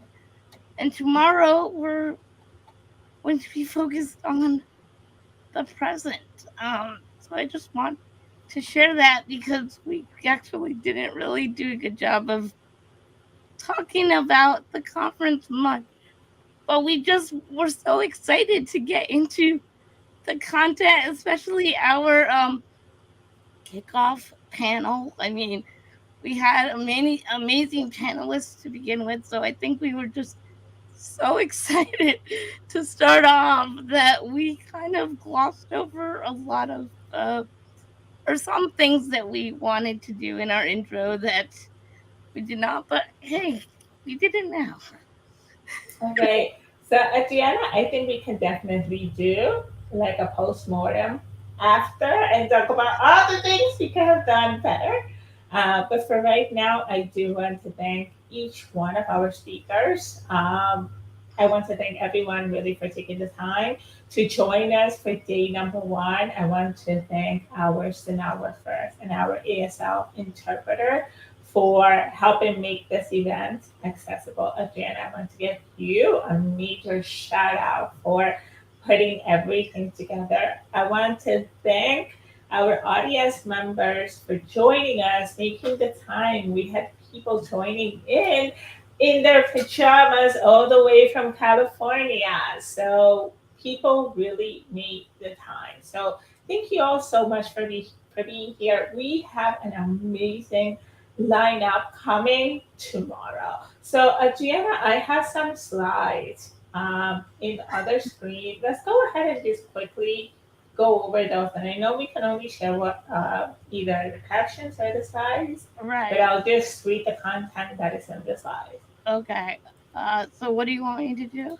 I have a screen that I am sharing. Okay.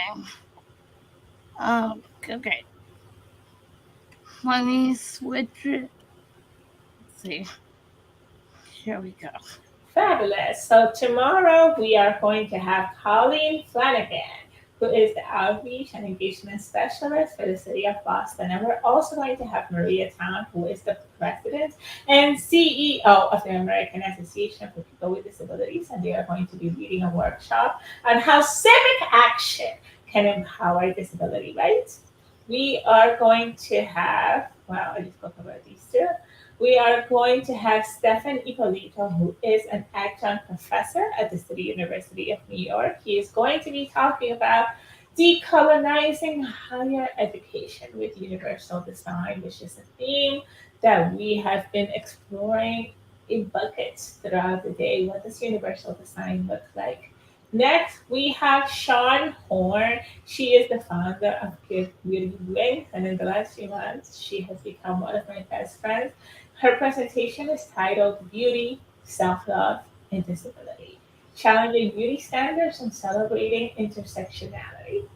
We have, let's go to the next slide, we have Meryl Evan, who is going to be talking about progress over perfection, about a way to communicate and make change. I am super excited about this because the ethos of progress, not perfection, is the thing that makes things like this conference possible. Very excited to have you here, Meryl.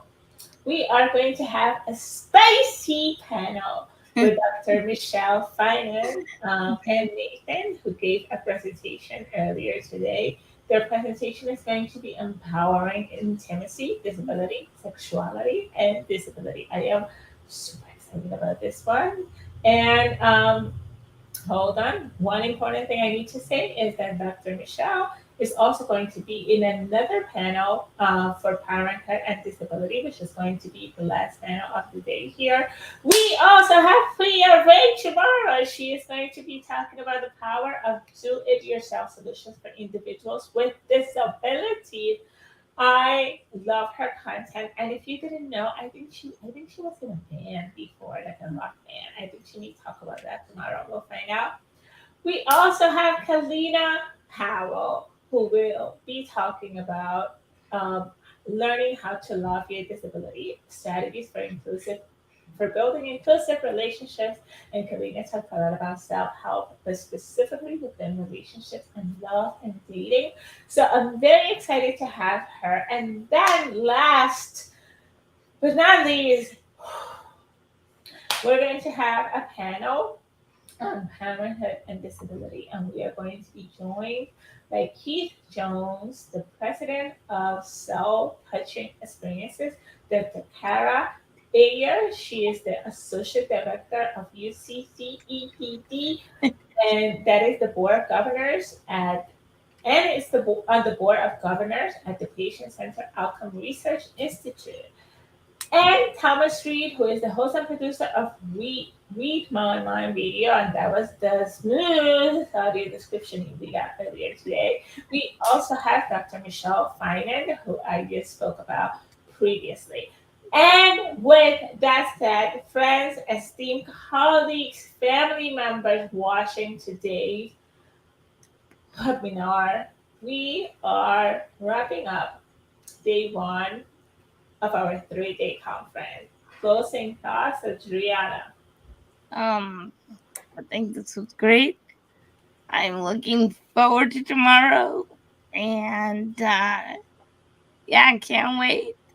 It's been a long day for us, so I can't wait to take a break and get away from this computer for a little while. I love it.